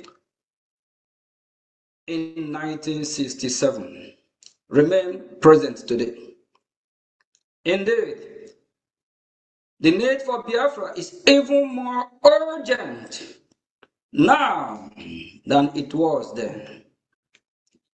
The Biafra Republic government in Exile has emerged as a serious political vehicle for the aspiration of the Biafran people. We have elevated the Biafran issue to the highest level of the United States government, of which we are all aware of, and the international community. We have brought the suffering, persecution, and aspiration of our people to the attention of some of the most powerful leaders in the world today. The world is beginning to listen, my fellow citizens. The United States government and other international actors have taken greater notice of the persecution of Christians and vulnerable communities in Nigeria, including Biafrans. We have now have friends, allies, and supporters at high levels of government, policy, and international affairs. Ours is no longer isolated. It is becoming part of a larger global conversation about its security, religious freedom, human rights, and self-determination. Biafra is well positioned to become a key ally of the best strong leader of the world, United States of America, and the civilized world in West Africa. A free Biafra will be a partner of peace, which is very important, security, which is important, economic development, religious freedom, and regional stability. Under the Biafra of 1967 to 1970, today we have access to international political network, diplomatic channel, global media, not like 1967 to 1970 that our voice was suppressed. Not like 1967 to 1970 that the world knows little about what is happening. So have our legal advocacy and strategic partnership that can advance our cause before the world is very, very important. We are in a significant, stronger position than our ancestors were during the first struggle, 1967 to 1970. Our ancestors, our leaders then don't have the opportunity we have today to dialogue with the United States of America, the leader of the free world.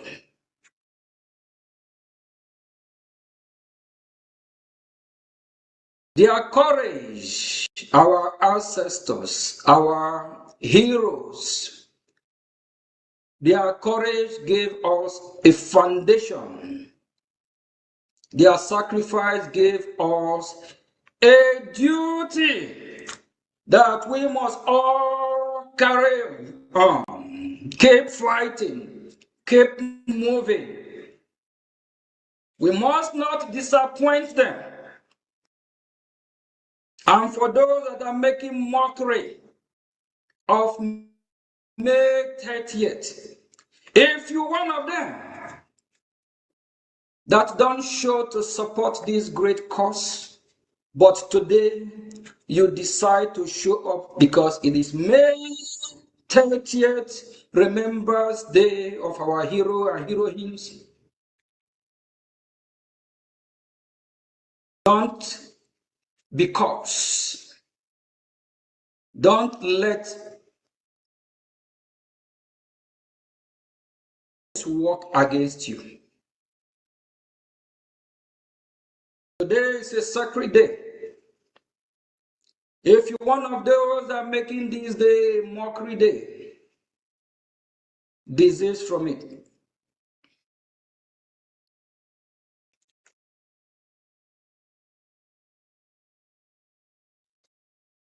What takes now is to act with discipline, unity, and wisdom.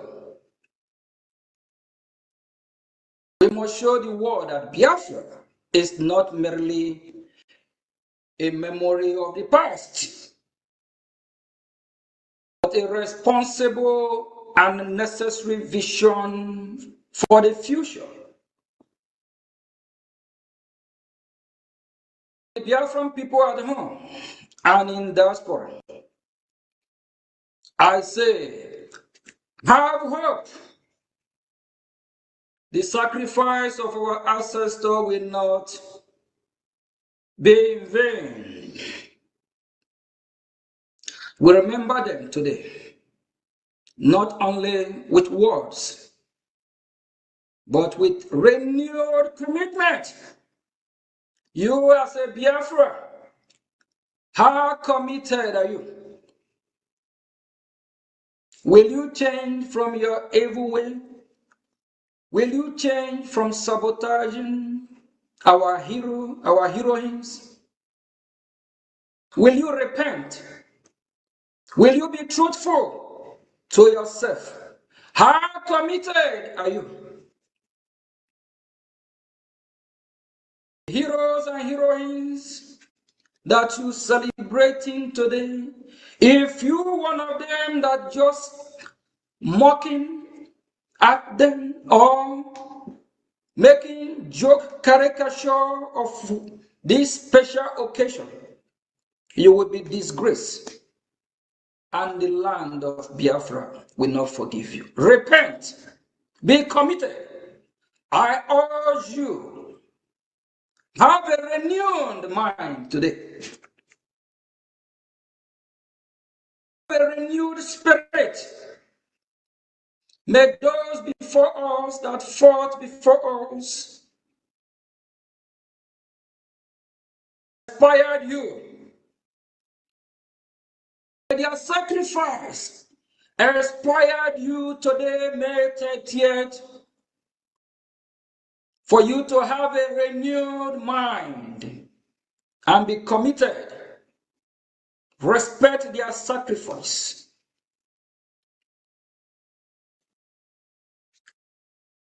We honor our heroes by continuing to do the work of liberation with seriousness,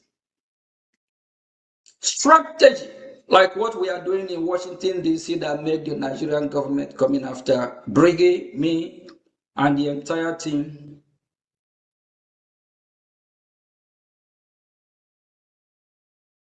And also faith. May the souls of all the Biafra heroes and heroines rest in peace. And for you, everyone that don't want to have a renewed mind, if you don't let the soul of our heroes, heroines, rest in peace,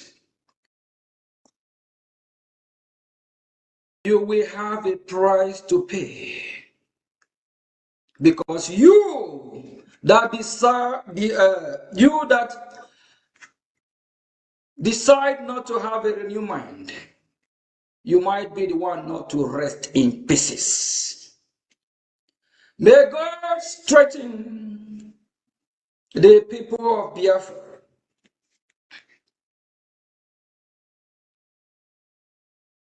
Listen, I want to make a major announcement from the Biafra Defense Force, known as BDF,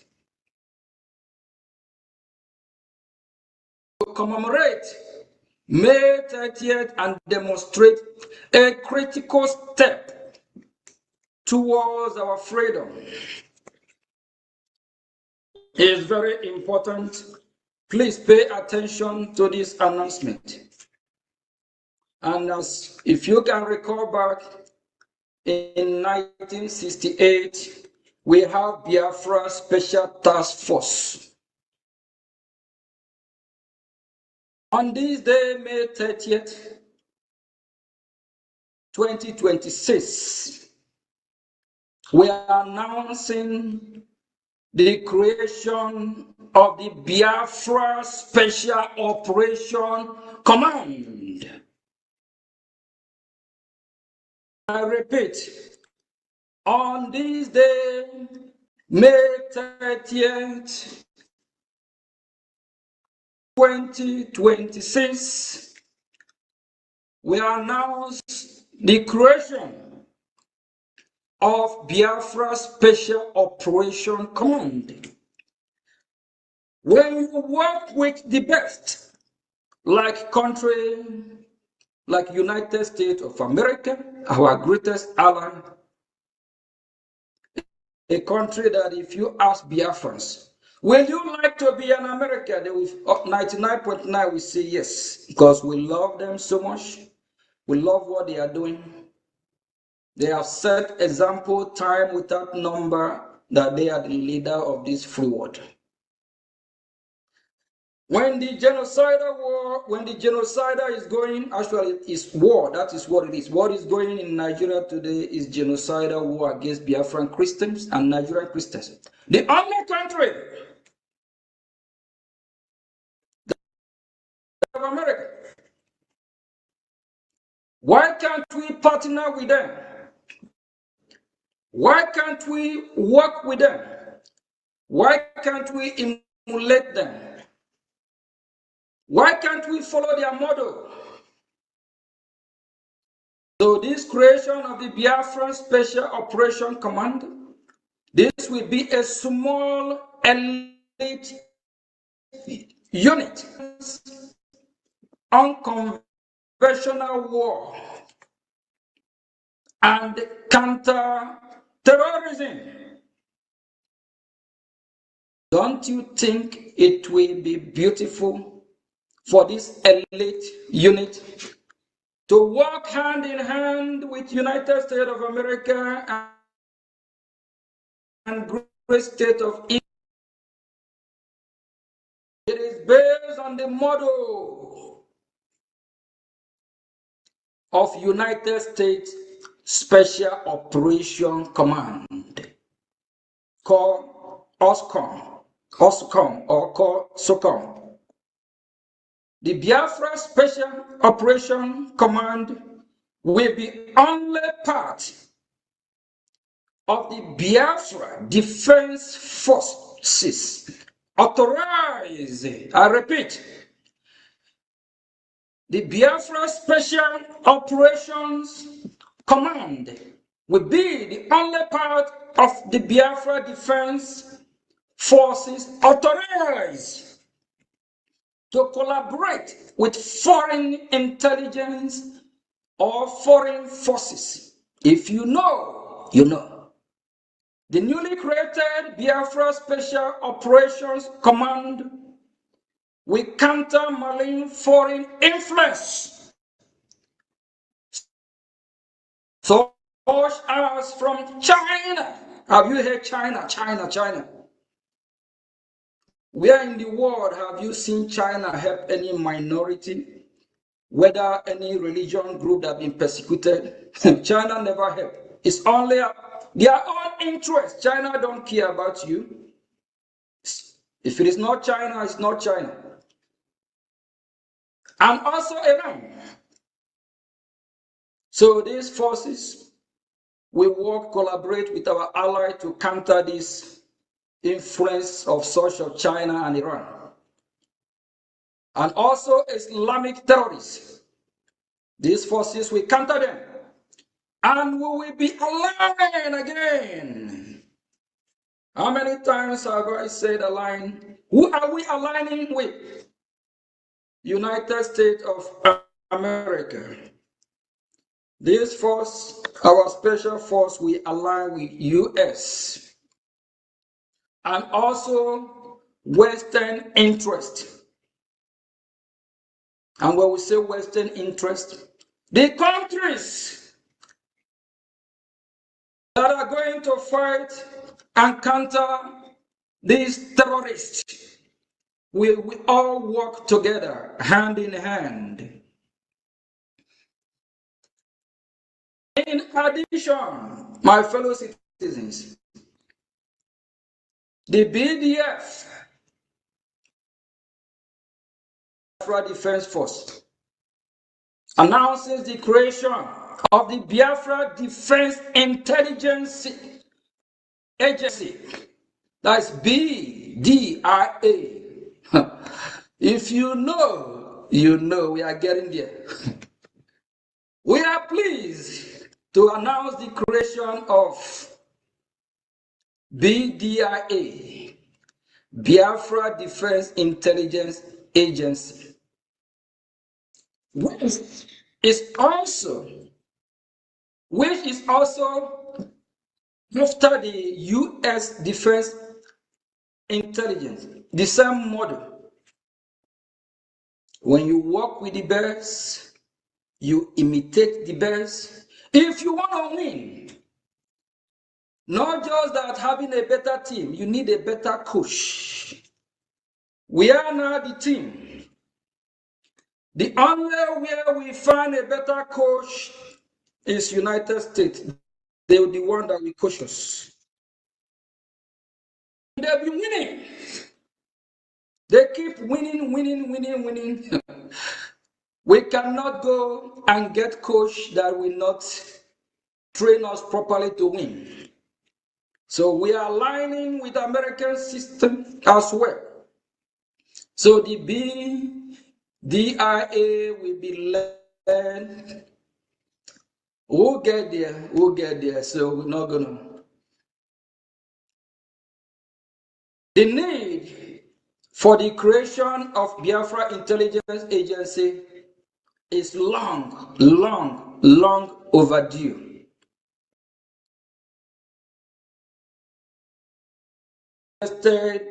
That we have this unit. And the BDIA, as the military intelligence arm of the BDF, we collaborate. This is more beautiful here, this collaboration.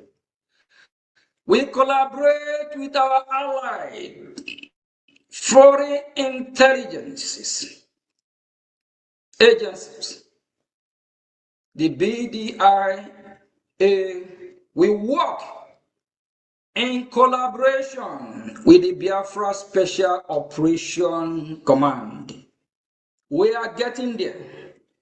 My fellow citizens, just like as our lobby said, not everything will bring out here in public because of the secrecy. But,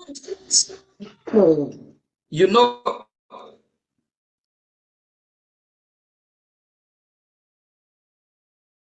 our defense is getting stronger every day. And these two units that was created, we make it stronger. And these two units will be the one that we collaborate, work with our peers. No any other agency in Biafra land will work with our allies, except these two created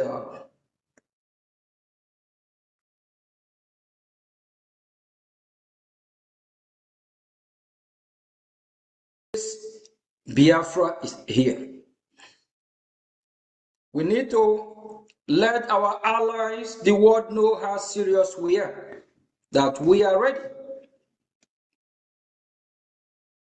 And in the spirit of Memorial Day,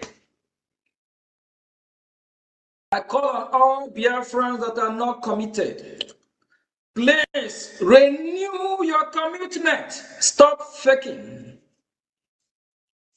Worldwide, Biafrans are celebrating today. It's a welcome development. It's part of creating awareness. Because different countries, different, all social media, our activity, our celebration is being flooded, littered everywhere. And people will be asking questions, what is going on? Who are these Biafra? Please use that spirit, that renewed mind, and trash all your sabotage ways, and trash all your evil way. Repent,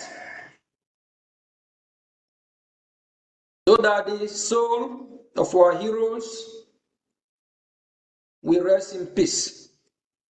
Because if you rest in pieces, you will be the one to pay the price. For those that believe that the living can hear, see, if you believe, what about if they come and haunt you? If you are evil, if you are sabotaging what they work for? Today, everybody shouting May 30th, May 30th. Both the ones sabotaging. We appreciate that you participate, at least create awareness, disease from your evil way. May the day soon come when Biafra stands free, secure, peaceful, and recognized among the nations of the world.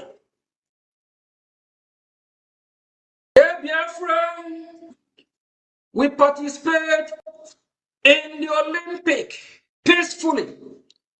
We have Biafra, we participate in World Cup peacefully. We have Biafra, we work hand in hand to fight and counter these terrorists. Biafra have something to bring to the international community. We bring positivity, not terrorism. Thank you very much.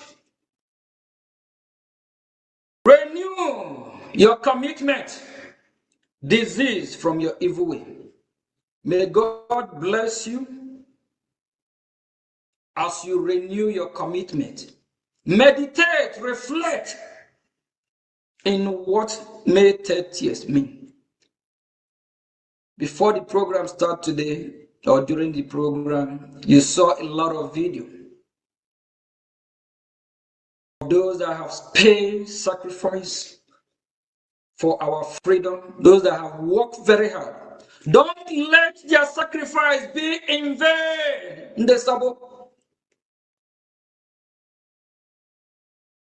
Remember that today, even as we speak, the Nigerian terrorist state, they are still terrorizing Biafra, people killing Biafran Christians. Let us all come together. May God bless you. God bless United States of America.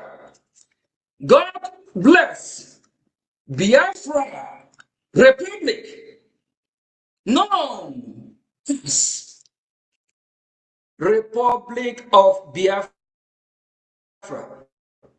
Thank you very much. Thank you. Thank you very much. Honorable PM, thank you so much for that heartwarming speech of the day. Thank you so much.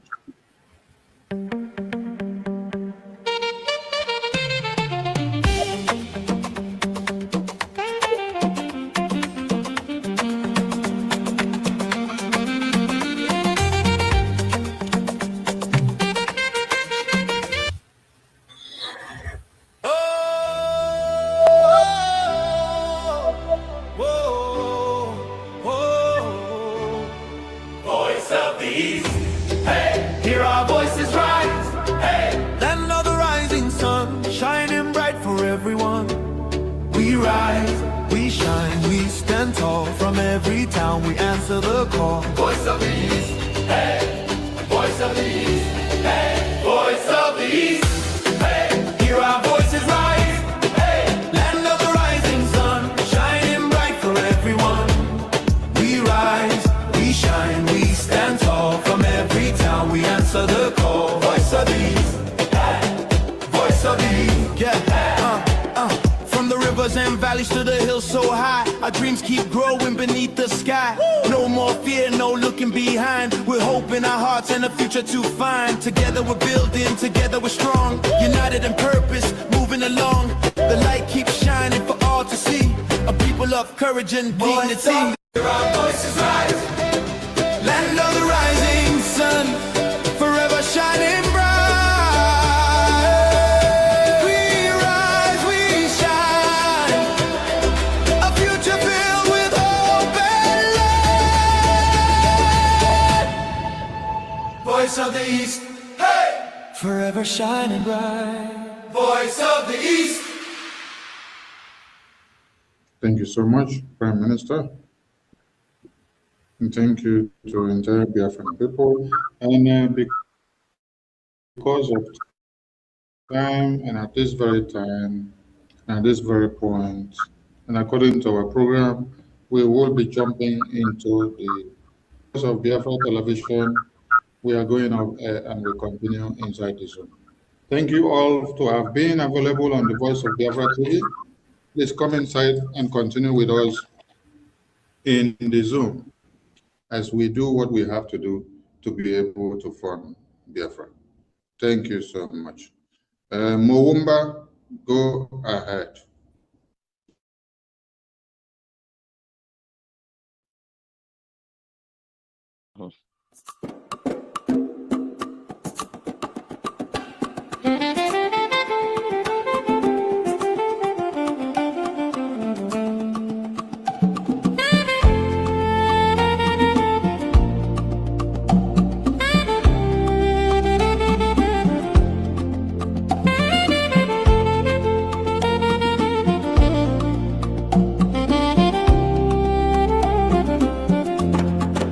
In the rising sun of a new dawn, a Our nation stood tall on her own ground. May 30, 1967, the flag was raised.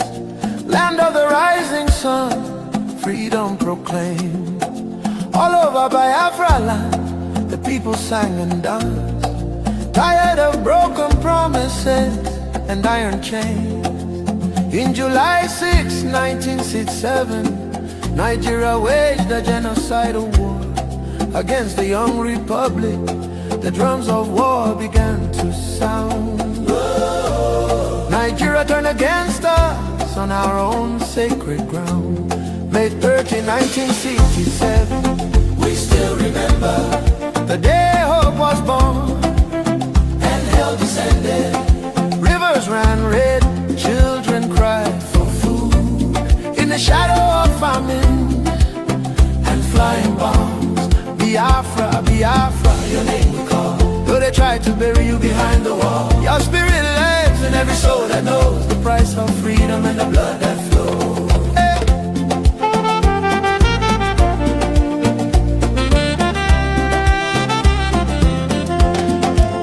Blockade and hunger became their sword. Kwashako scars on bodies of the young and children. Women buried babies in shallow graves, while the world watched and looked the other way. From Ulier Street to the starving fields, 1 million souls crossed into eternity. They call it war, we call it genocide. Our peoples will refuse to die. May 30, 1967, we still remember the day hope was born and hell descended. Rivers ran red, children cried for food in the shadow of famine and flying bombs. May 30, 1967, echoes in the wind, never to be erased. Biafra lives in memory and in flame. One day the truth will speak your name. We say it loud and clear. Never again, never again, never again. Biafra independence is not negotiable.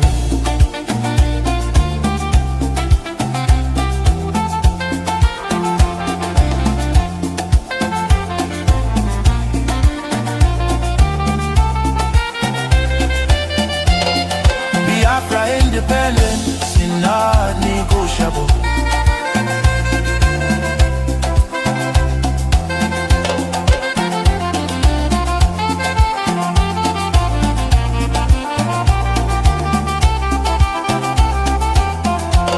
Biafra leaves. Today Nigeria is in confusion. Jihadist terrorists from home.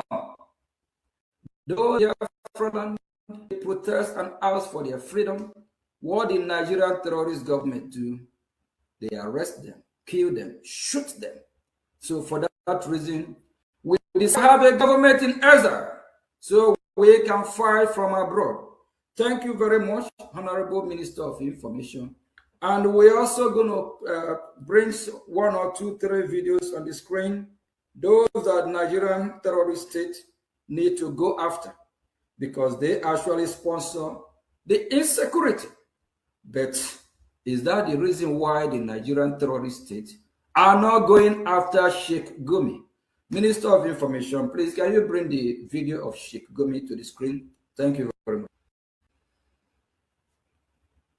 They are, yes, they are physical and everything. They are Fulanis. Of Nigerian extraction. Oh, you know, they're Nigerians, no doubt about that. They are Nigerians. Yes, in fact, some of them have parents in the town.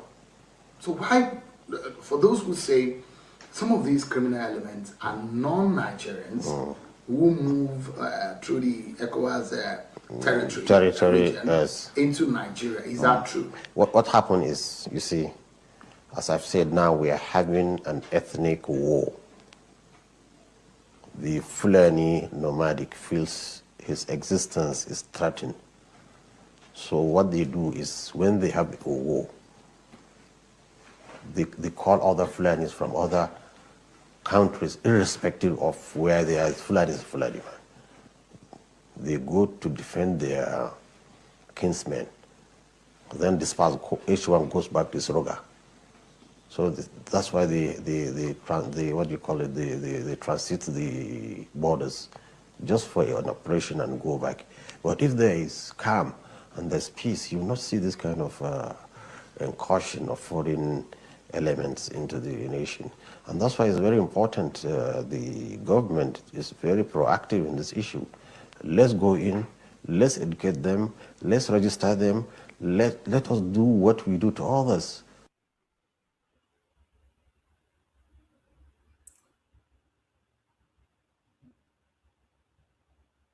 Thank you very much, Minister. Sheikh Gumi, a terrorist man, said they need to educate the terrorists. They need to live with them. They need to do to them what they do to others. What do they do to others? Reintegrate them into the military. What do they do to others? They pay them a sum of money in millions depending on how many innocent citizens they kill. Instead of this Nigerian terrorist government, who know their hideout, who know how they can stop these terrorists. Turn a blind eye. They're coming after me, Mazio Gechukwu. Nkere? A former president named Obasanjo. Obasanjo said the insecurity in Nigeria can never stop. My fellow citizens, are we going to remain in a country that the insecurity can never stop? Are we going to be part of a country that breeds, sponsor, support insecurity? Obasanjo made it clear that the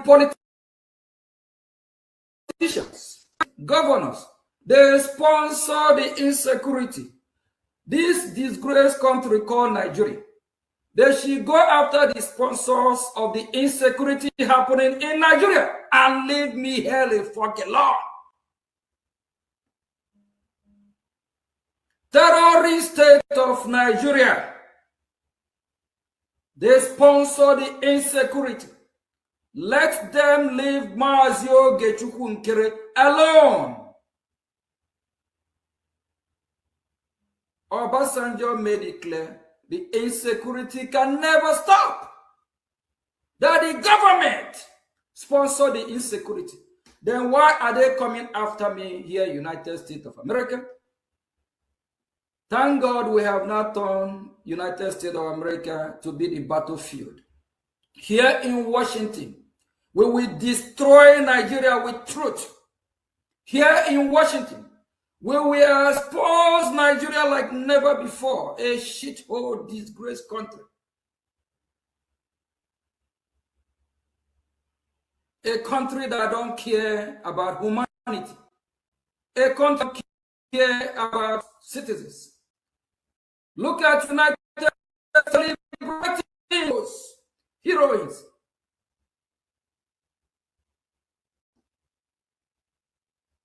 We as Biafrans, what are we going to say we will remember Nigeria that they have done for us? Is it the better life they gave us?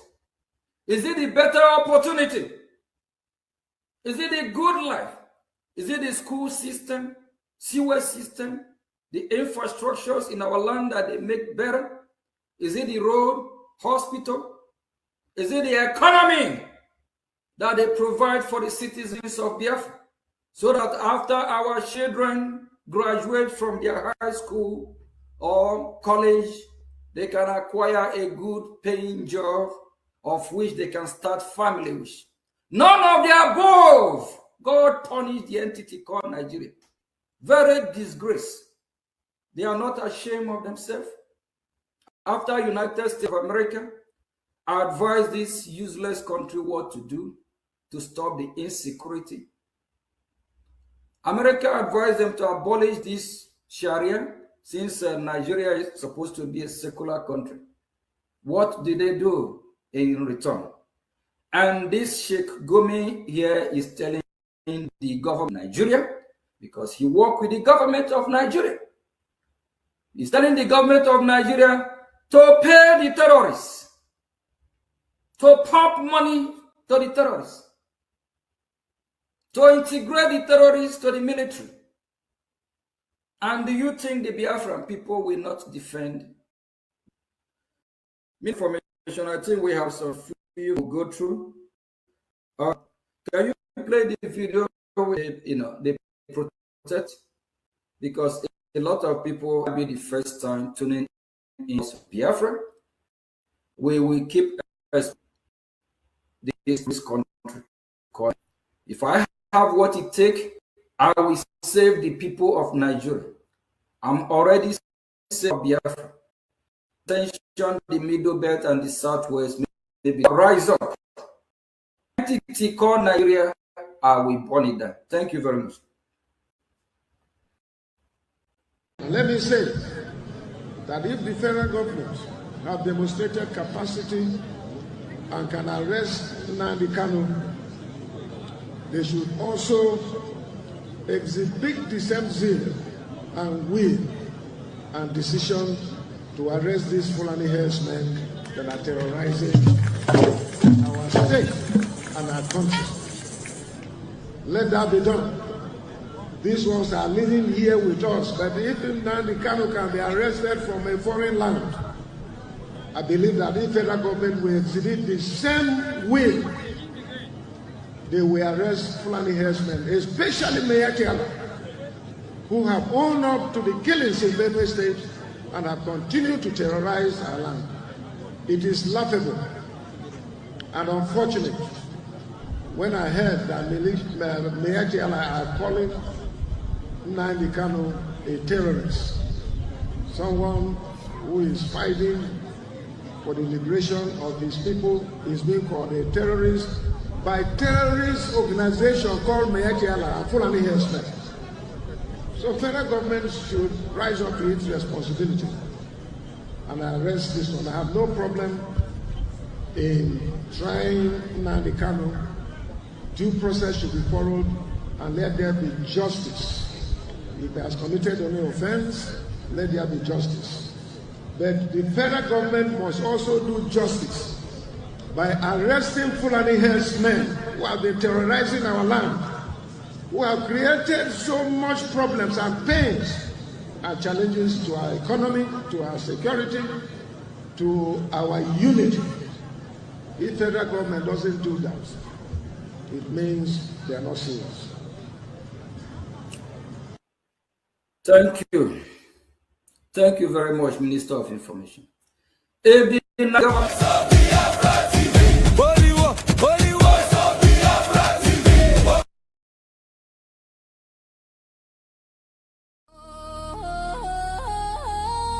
Voice of Biafra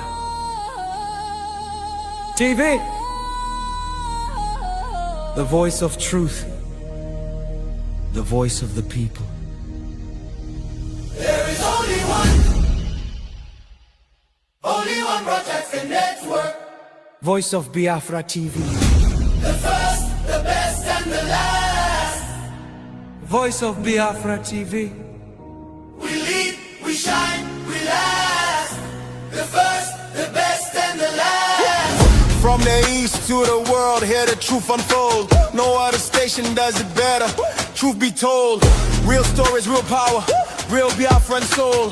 Every day, every hour, we taking control. Breaking every silence, letting voices rise. Standing for the people, opening their eyes. Strong and unshaken, both for all to see. Broadcasting the future. Voice of Biafra TV. There is only one broadcasting network. Voice of Biafra TV. The first, the best, and the last. Voice of Biafra TV.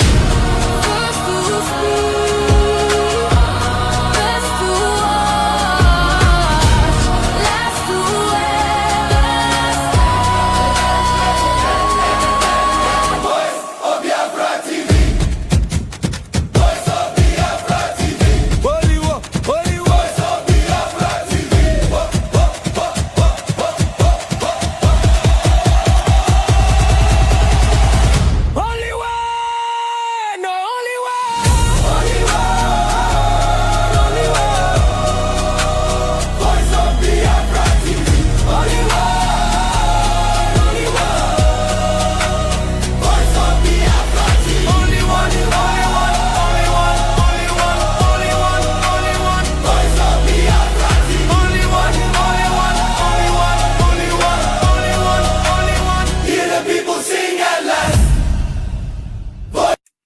Jekaba.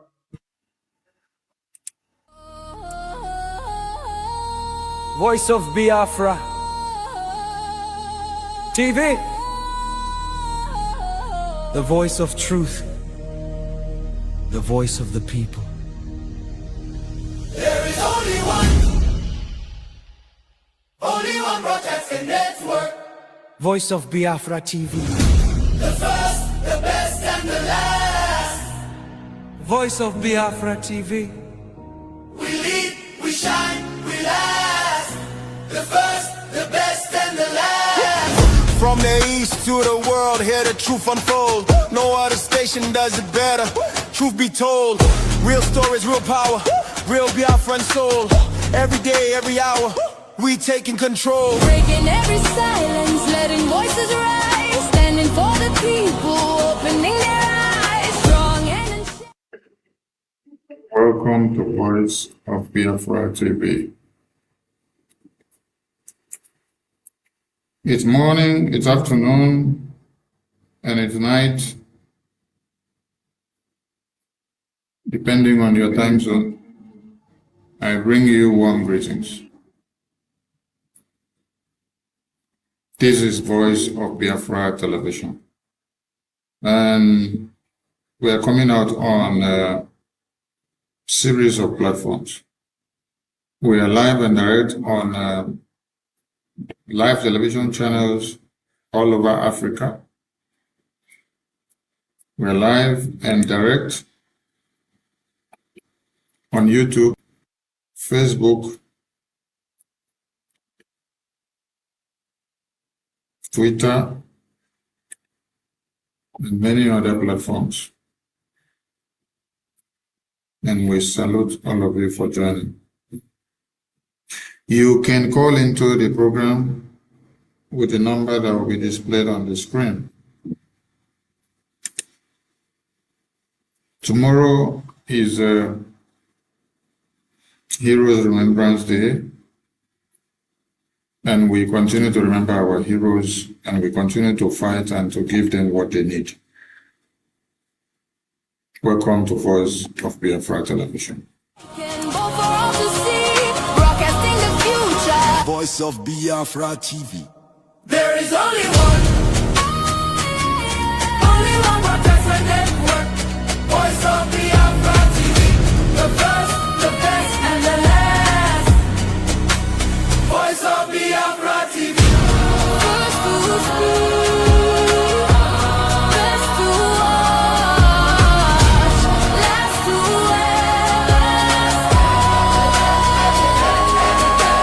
Voice of Biafra TV. Voice of Biafra TV. Hollywood, Hollywood. Voice of Biafra TV.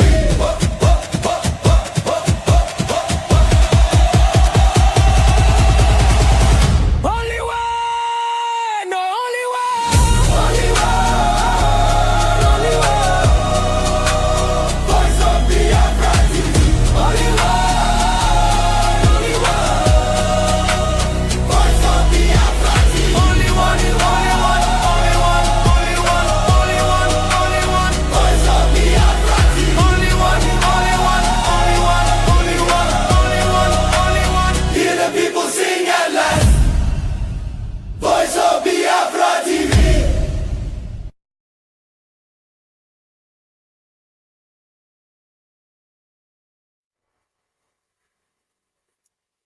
Welcome back to Voice of Biafra Television, and we are live and direct on all media platforms. Somebody just threw a question, and the question is, Mazi, I'm just curious, is Danjuma still alive? I really want T.Y. Danjuma to be alive so that he can see the goodness of God. Because God has used T.Y. Danjuma to send messages to the children of God in Nigeria. And it then depends on all of them that are ready. And those that are not ready, they still continue to sit on the fence. God has used T.Y. Danjuma to open the eyes of many Nigerians and to tell many of you what you should know and what you should hear, and how you should wake up and stand against the terrorists. Tomorrow is Saturday, and we are happy to be alive in this very present dispensation and to talk about Biafra and to tell the world about Biafra. I come with a very happy heart. Yes. I come with a very happy heart because the U.S. government officials has proven once again that they don't turn their backs on those that have their interests and those decides to work with them. Even as we have not gotten our recognition yet from American government officially. I am perplexed and I am overjoyed at the same time to tell you that U.S. government officials are already defending BRGIE Prime Minister Nkere, while Finland and Britain betrayed Mazi Simon Ekpa and Mazi Nnamdi Kanu. They sold them out. That's what they did. If Mazi Nnamdi Kanu and Mazi Simon Ekpa happen to have been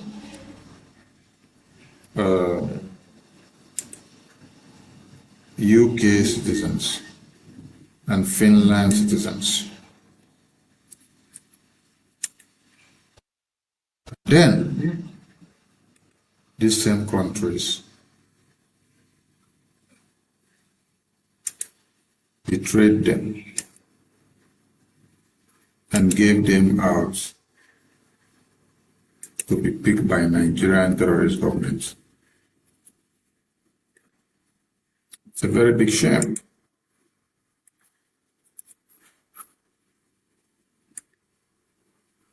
Very big shame that I don't know how to explain to many of you, because I have tried how to put it all together and to see how it will come out. But it's very shameful to say it.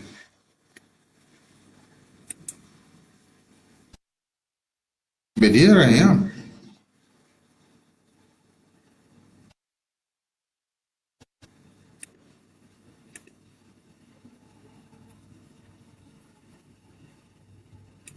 Talking to you about what the U.S. government officials are already doing as they see Nigerian government trying to drag BRGIE Prime Minister Okechukwu Nkere to their caricature Utere dance that they want to start dancing.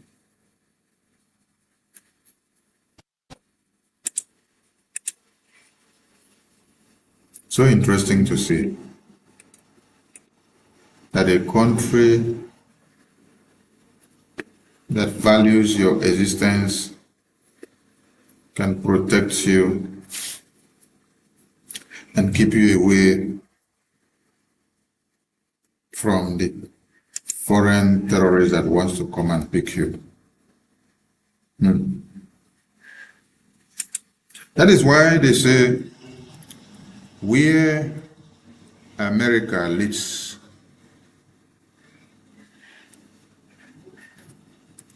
others follows.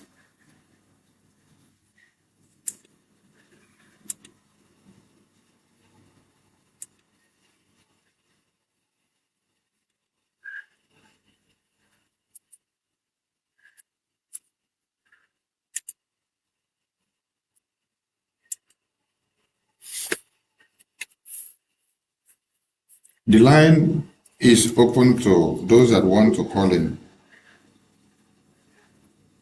because this program is unannounced and we are coming on an impromptu, because tomorrow we have series of events, and with the joy in our hearts, we cannot fold our arms just to watch and see things that are happening and go just like that. America is where you have to be and speak for freedom. America is where you speak for freedom and you will be protected.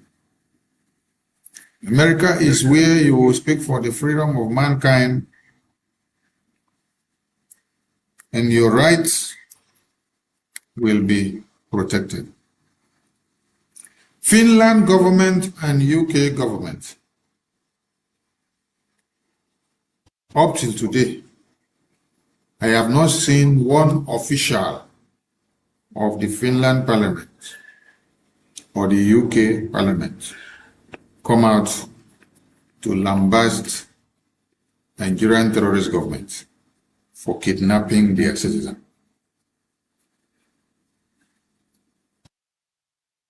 Instead, they trade the freedom of their citizens for monetary values.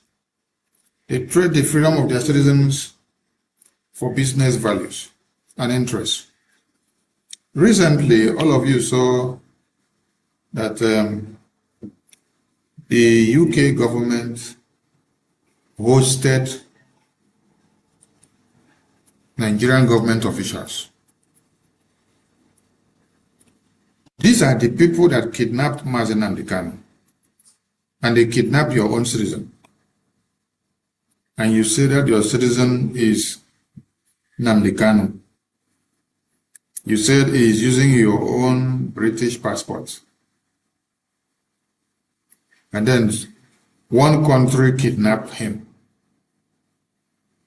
and they lock him up. They sentence him to life imprisonment. Until today, as we speak, you have not come out to say anything about his kidnapping and his imprisonment. Rather, what you do is that you invite the same terrorist governments that kidnapped these your citizens, you give them a befitting banquet feast. You call all of them to the Royal Castle in UK. All of you sat down, you drank, you enjoyed, you celebrated a job well done of kidnapping a citizen that was using your passport, simply because of oil and gas. Simply because he is not a bona fide citizen of United Kingdom. I want all of us to understand something. Other countries will defend you even when you are not born in their country and then you acquire their citizenship. But the United Kingdom and the European government will not do it. Why? Because of the business interests that they have.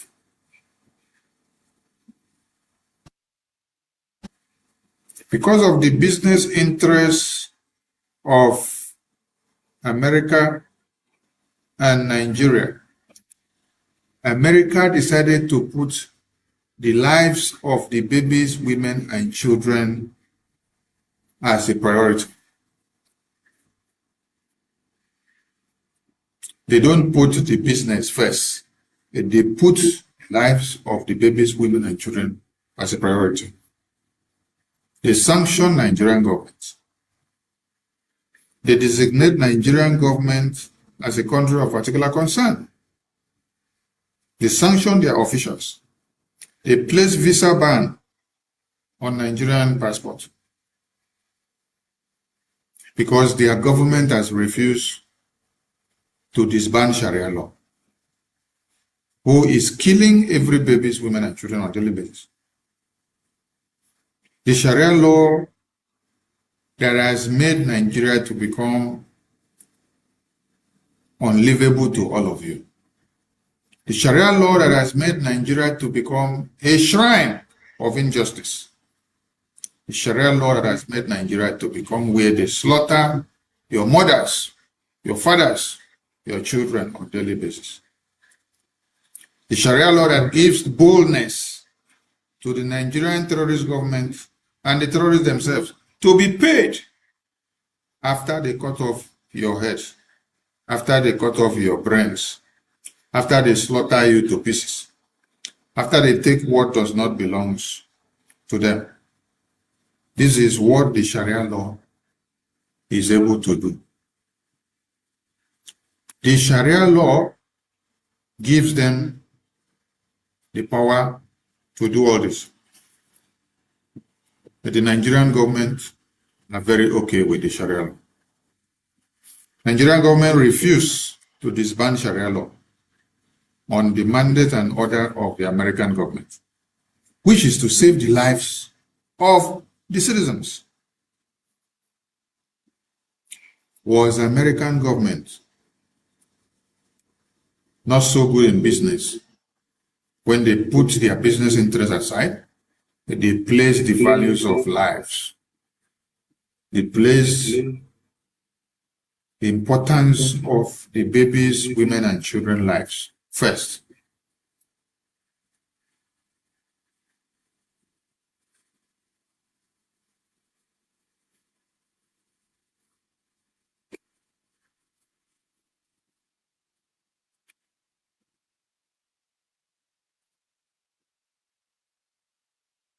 But what UK government does, or Britain does,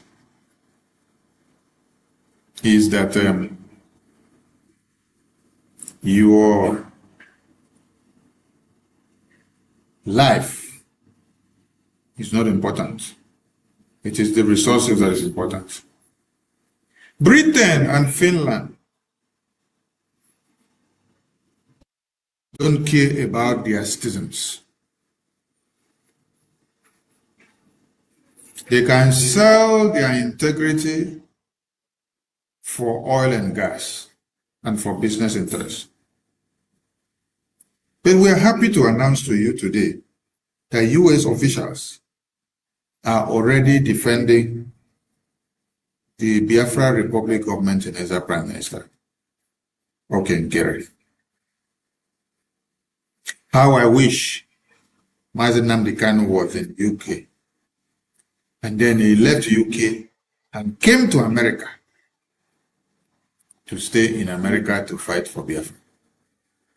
How I wish Mazi Simon Ekpa was in Finland and then he left Finland and came to America to stay in America to fight for the freedom of Biafra.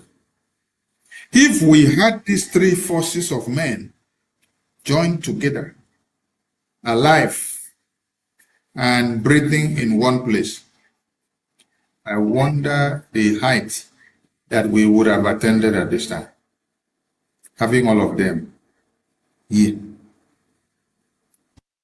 putting all their hands together, putting all the forces together.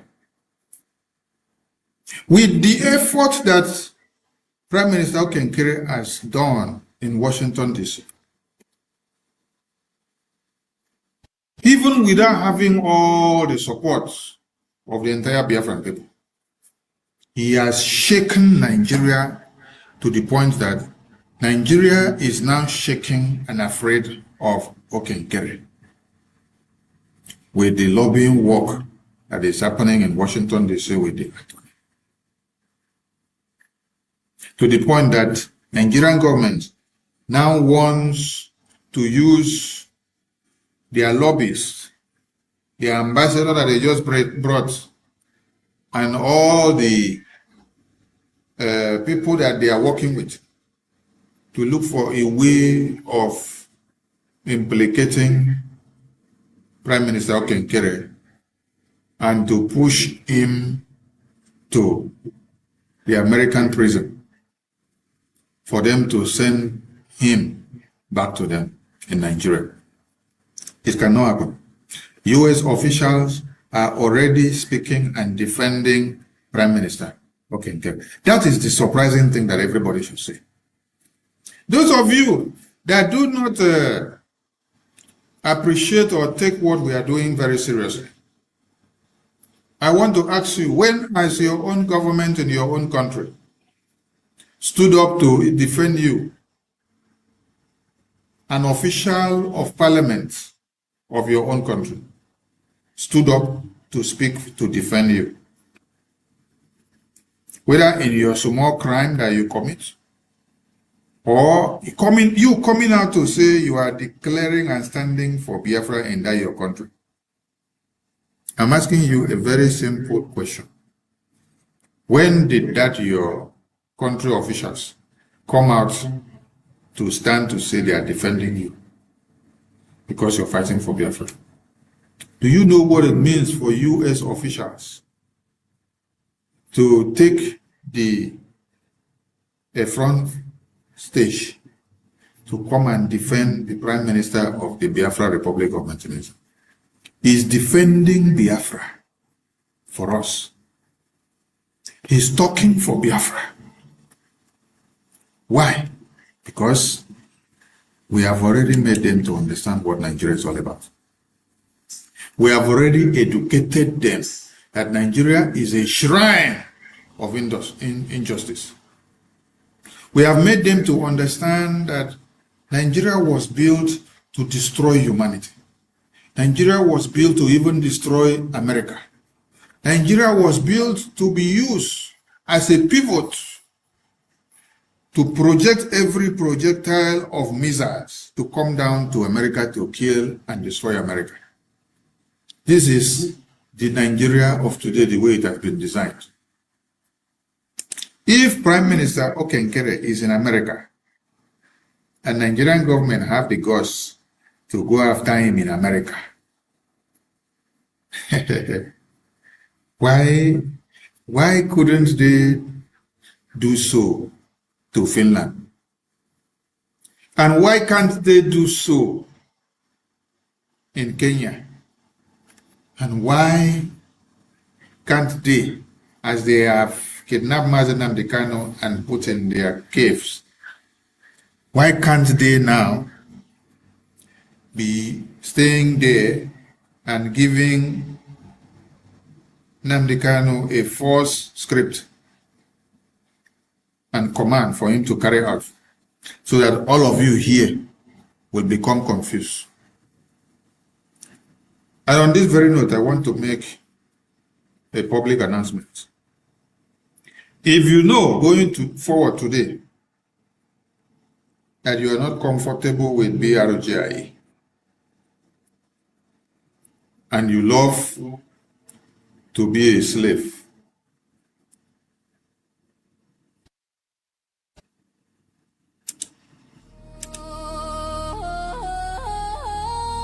Voice of Biafra TV, the voice of truth, the voice of the people. There is only one broadcasting network. Voice of Biafra TV, The first, the best, and the last.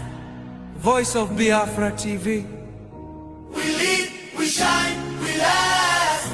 The first, the best, and the last. From the east to the world, hear the truth unfold. No other station does it better. Truth be told, real stories, real power, real Biafran soul. Every day, every hour, we taking control. Breaking every silence, letting voices rise. Standing for the people, opening their eyes. Strong and unshaken, both for all to see. Broadcasting the future. Voice of Biafra TV. There is only one. Only one protest. Welcome back to Voice of Biafra TV. I said, if you know that you are not comfortable with BRGIE and you cannot go with the brutality that we carry, there's one thing you need to understand. And I said this a few months ago. I said the phase of the Biafra freedom that we are going into now is going to be more brutal. Number one, Nigerian government will come after you. Number two, there will be pressure coming from inside Nigeria. They will use all our leaders in prison to implement series of scripts. And you can see those scripts coming out as Sokoto Declaration. You can see some other scripts coming out from Finland, where they will come and say, Mazi Simon, say like this and say like that. These are part of the scripts. Many of you are already falling and becoming fools at your 80s and 50s and 60s to 100 men of Sokoto Declaration. I pity for you and I weep because I see stupidity running through your veins. Yes, because I don't know how you have been shouting BRGIE, BRGIE. You followed Mazi Simon when he was here. You went to Finland. You were shouting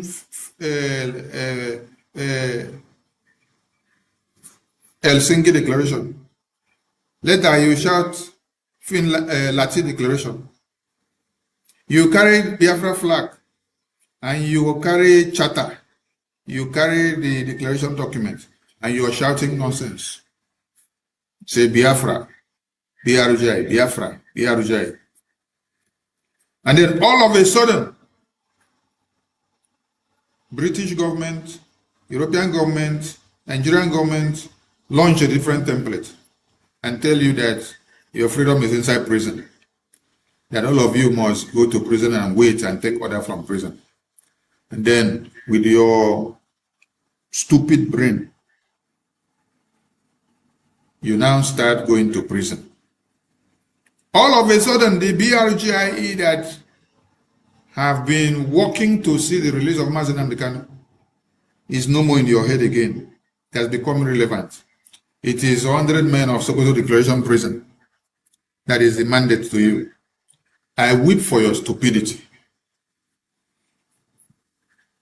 I weep for the people that have laid curses on you because some of these things are happening because of the curses that people lay on you. Without BRGIE going to Washington, D.C., what is happening in Nigeria today would. Without the congressional testimony that was submitted in June 2025, everything that we demanded of the U.S. government in that congressional testimony is what the U.S. government have implemented on Nigeria and against Nigeria today.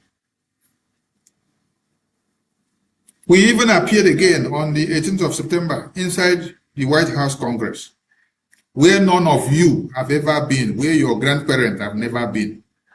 But history brought itself to fruition under our watch to see that we appear live and direct in U.S. Congress to give a congressional testimony in that briefing. That has not sunk into your head. Over 2 pages of the congressional testimony that is submitted centers on Mazi Nnamdi Kanu release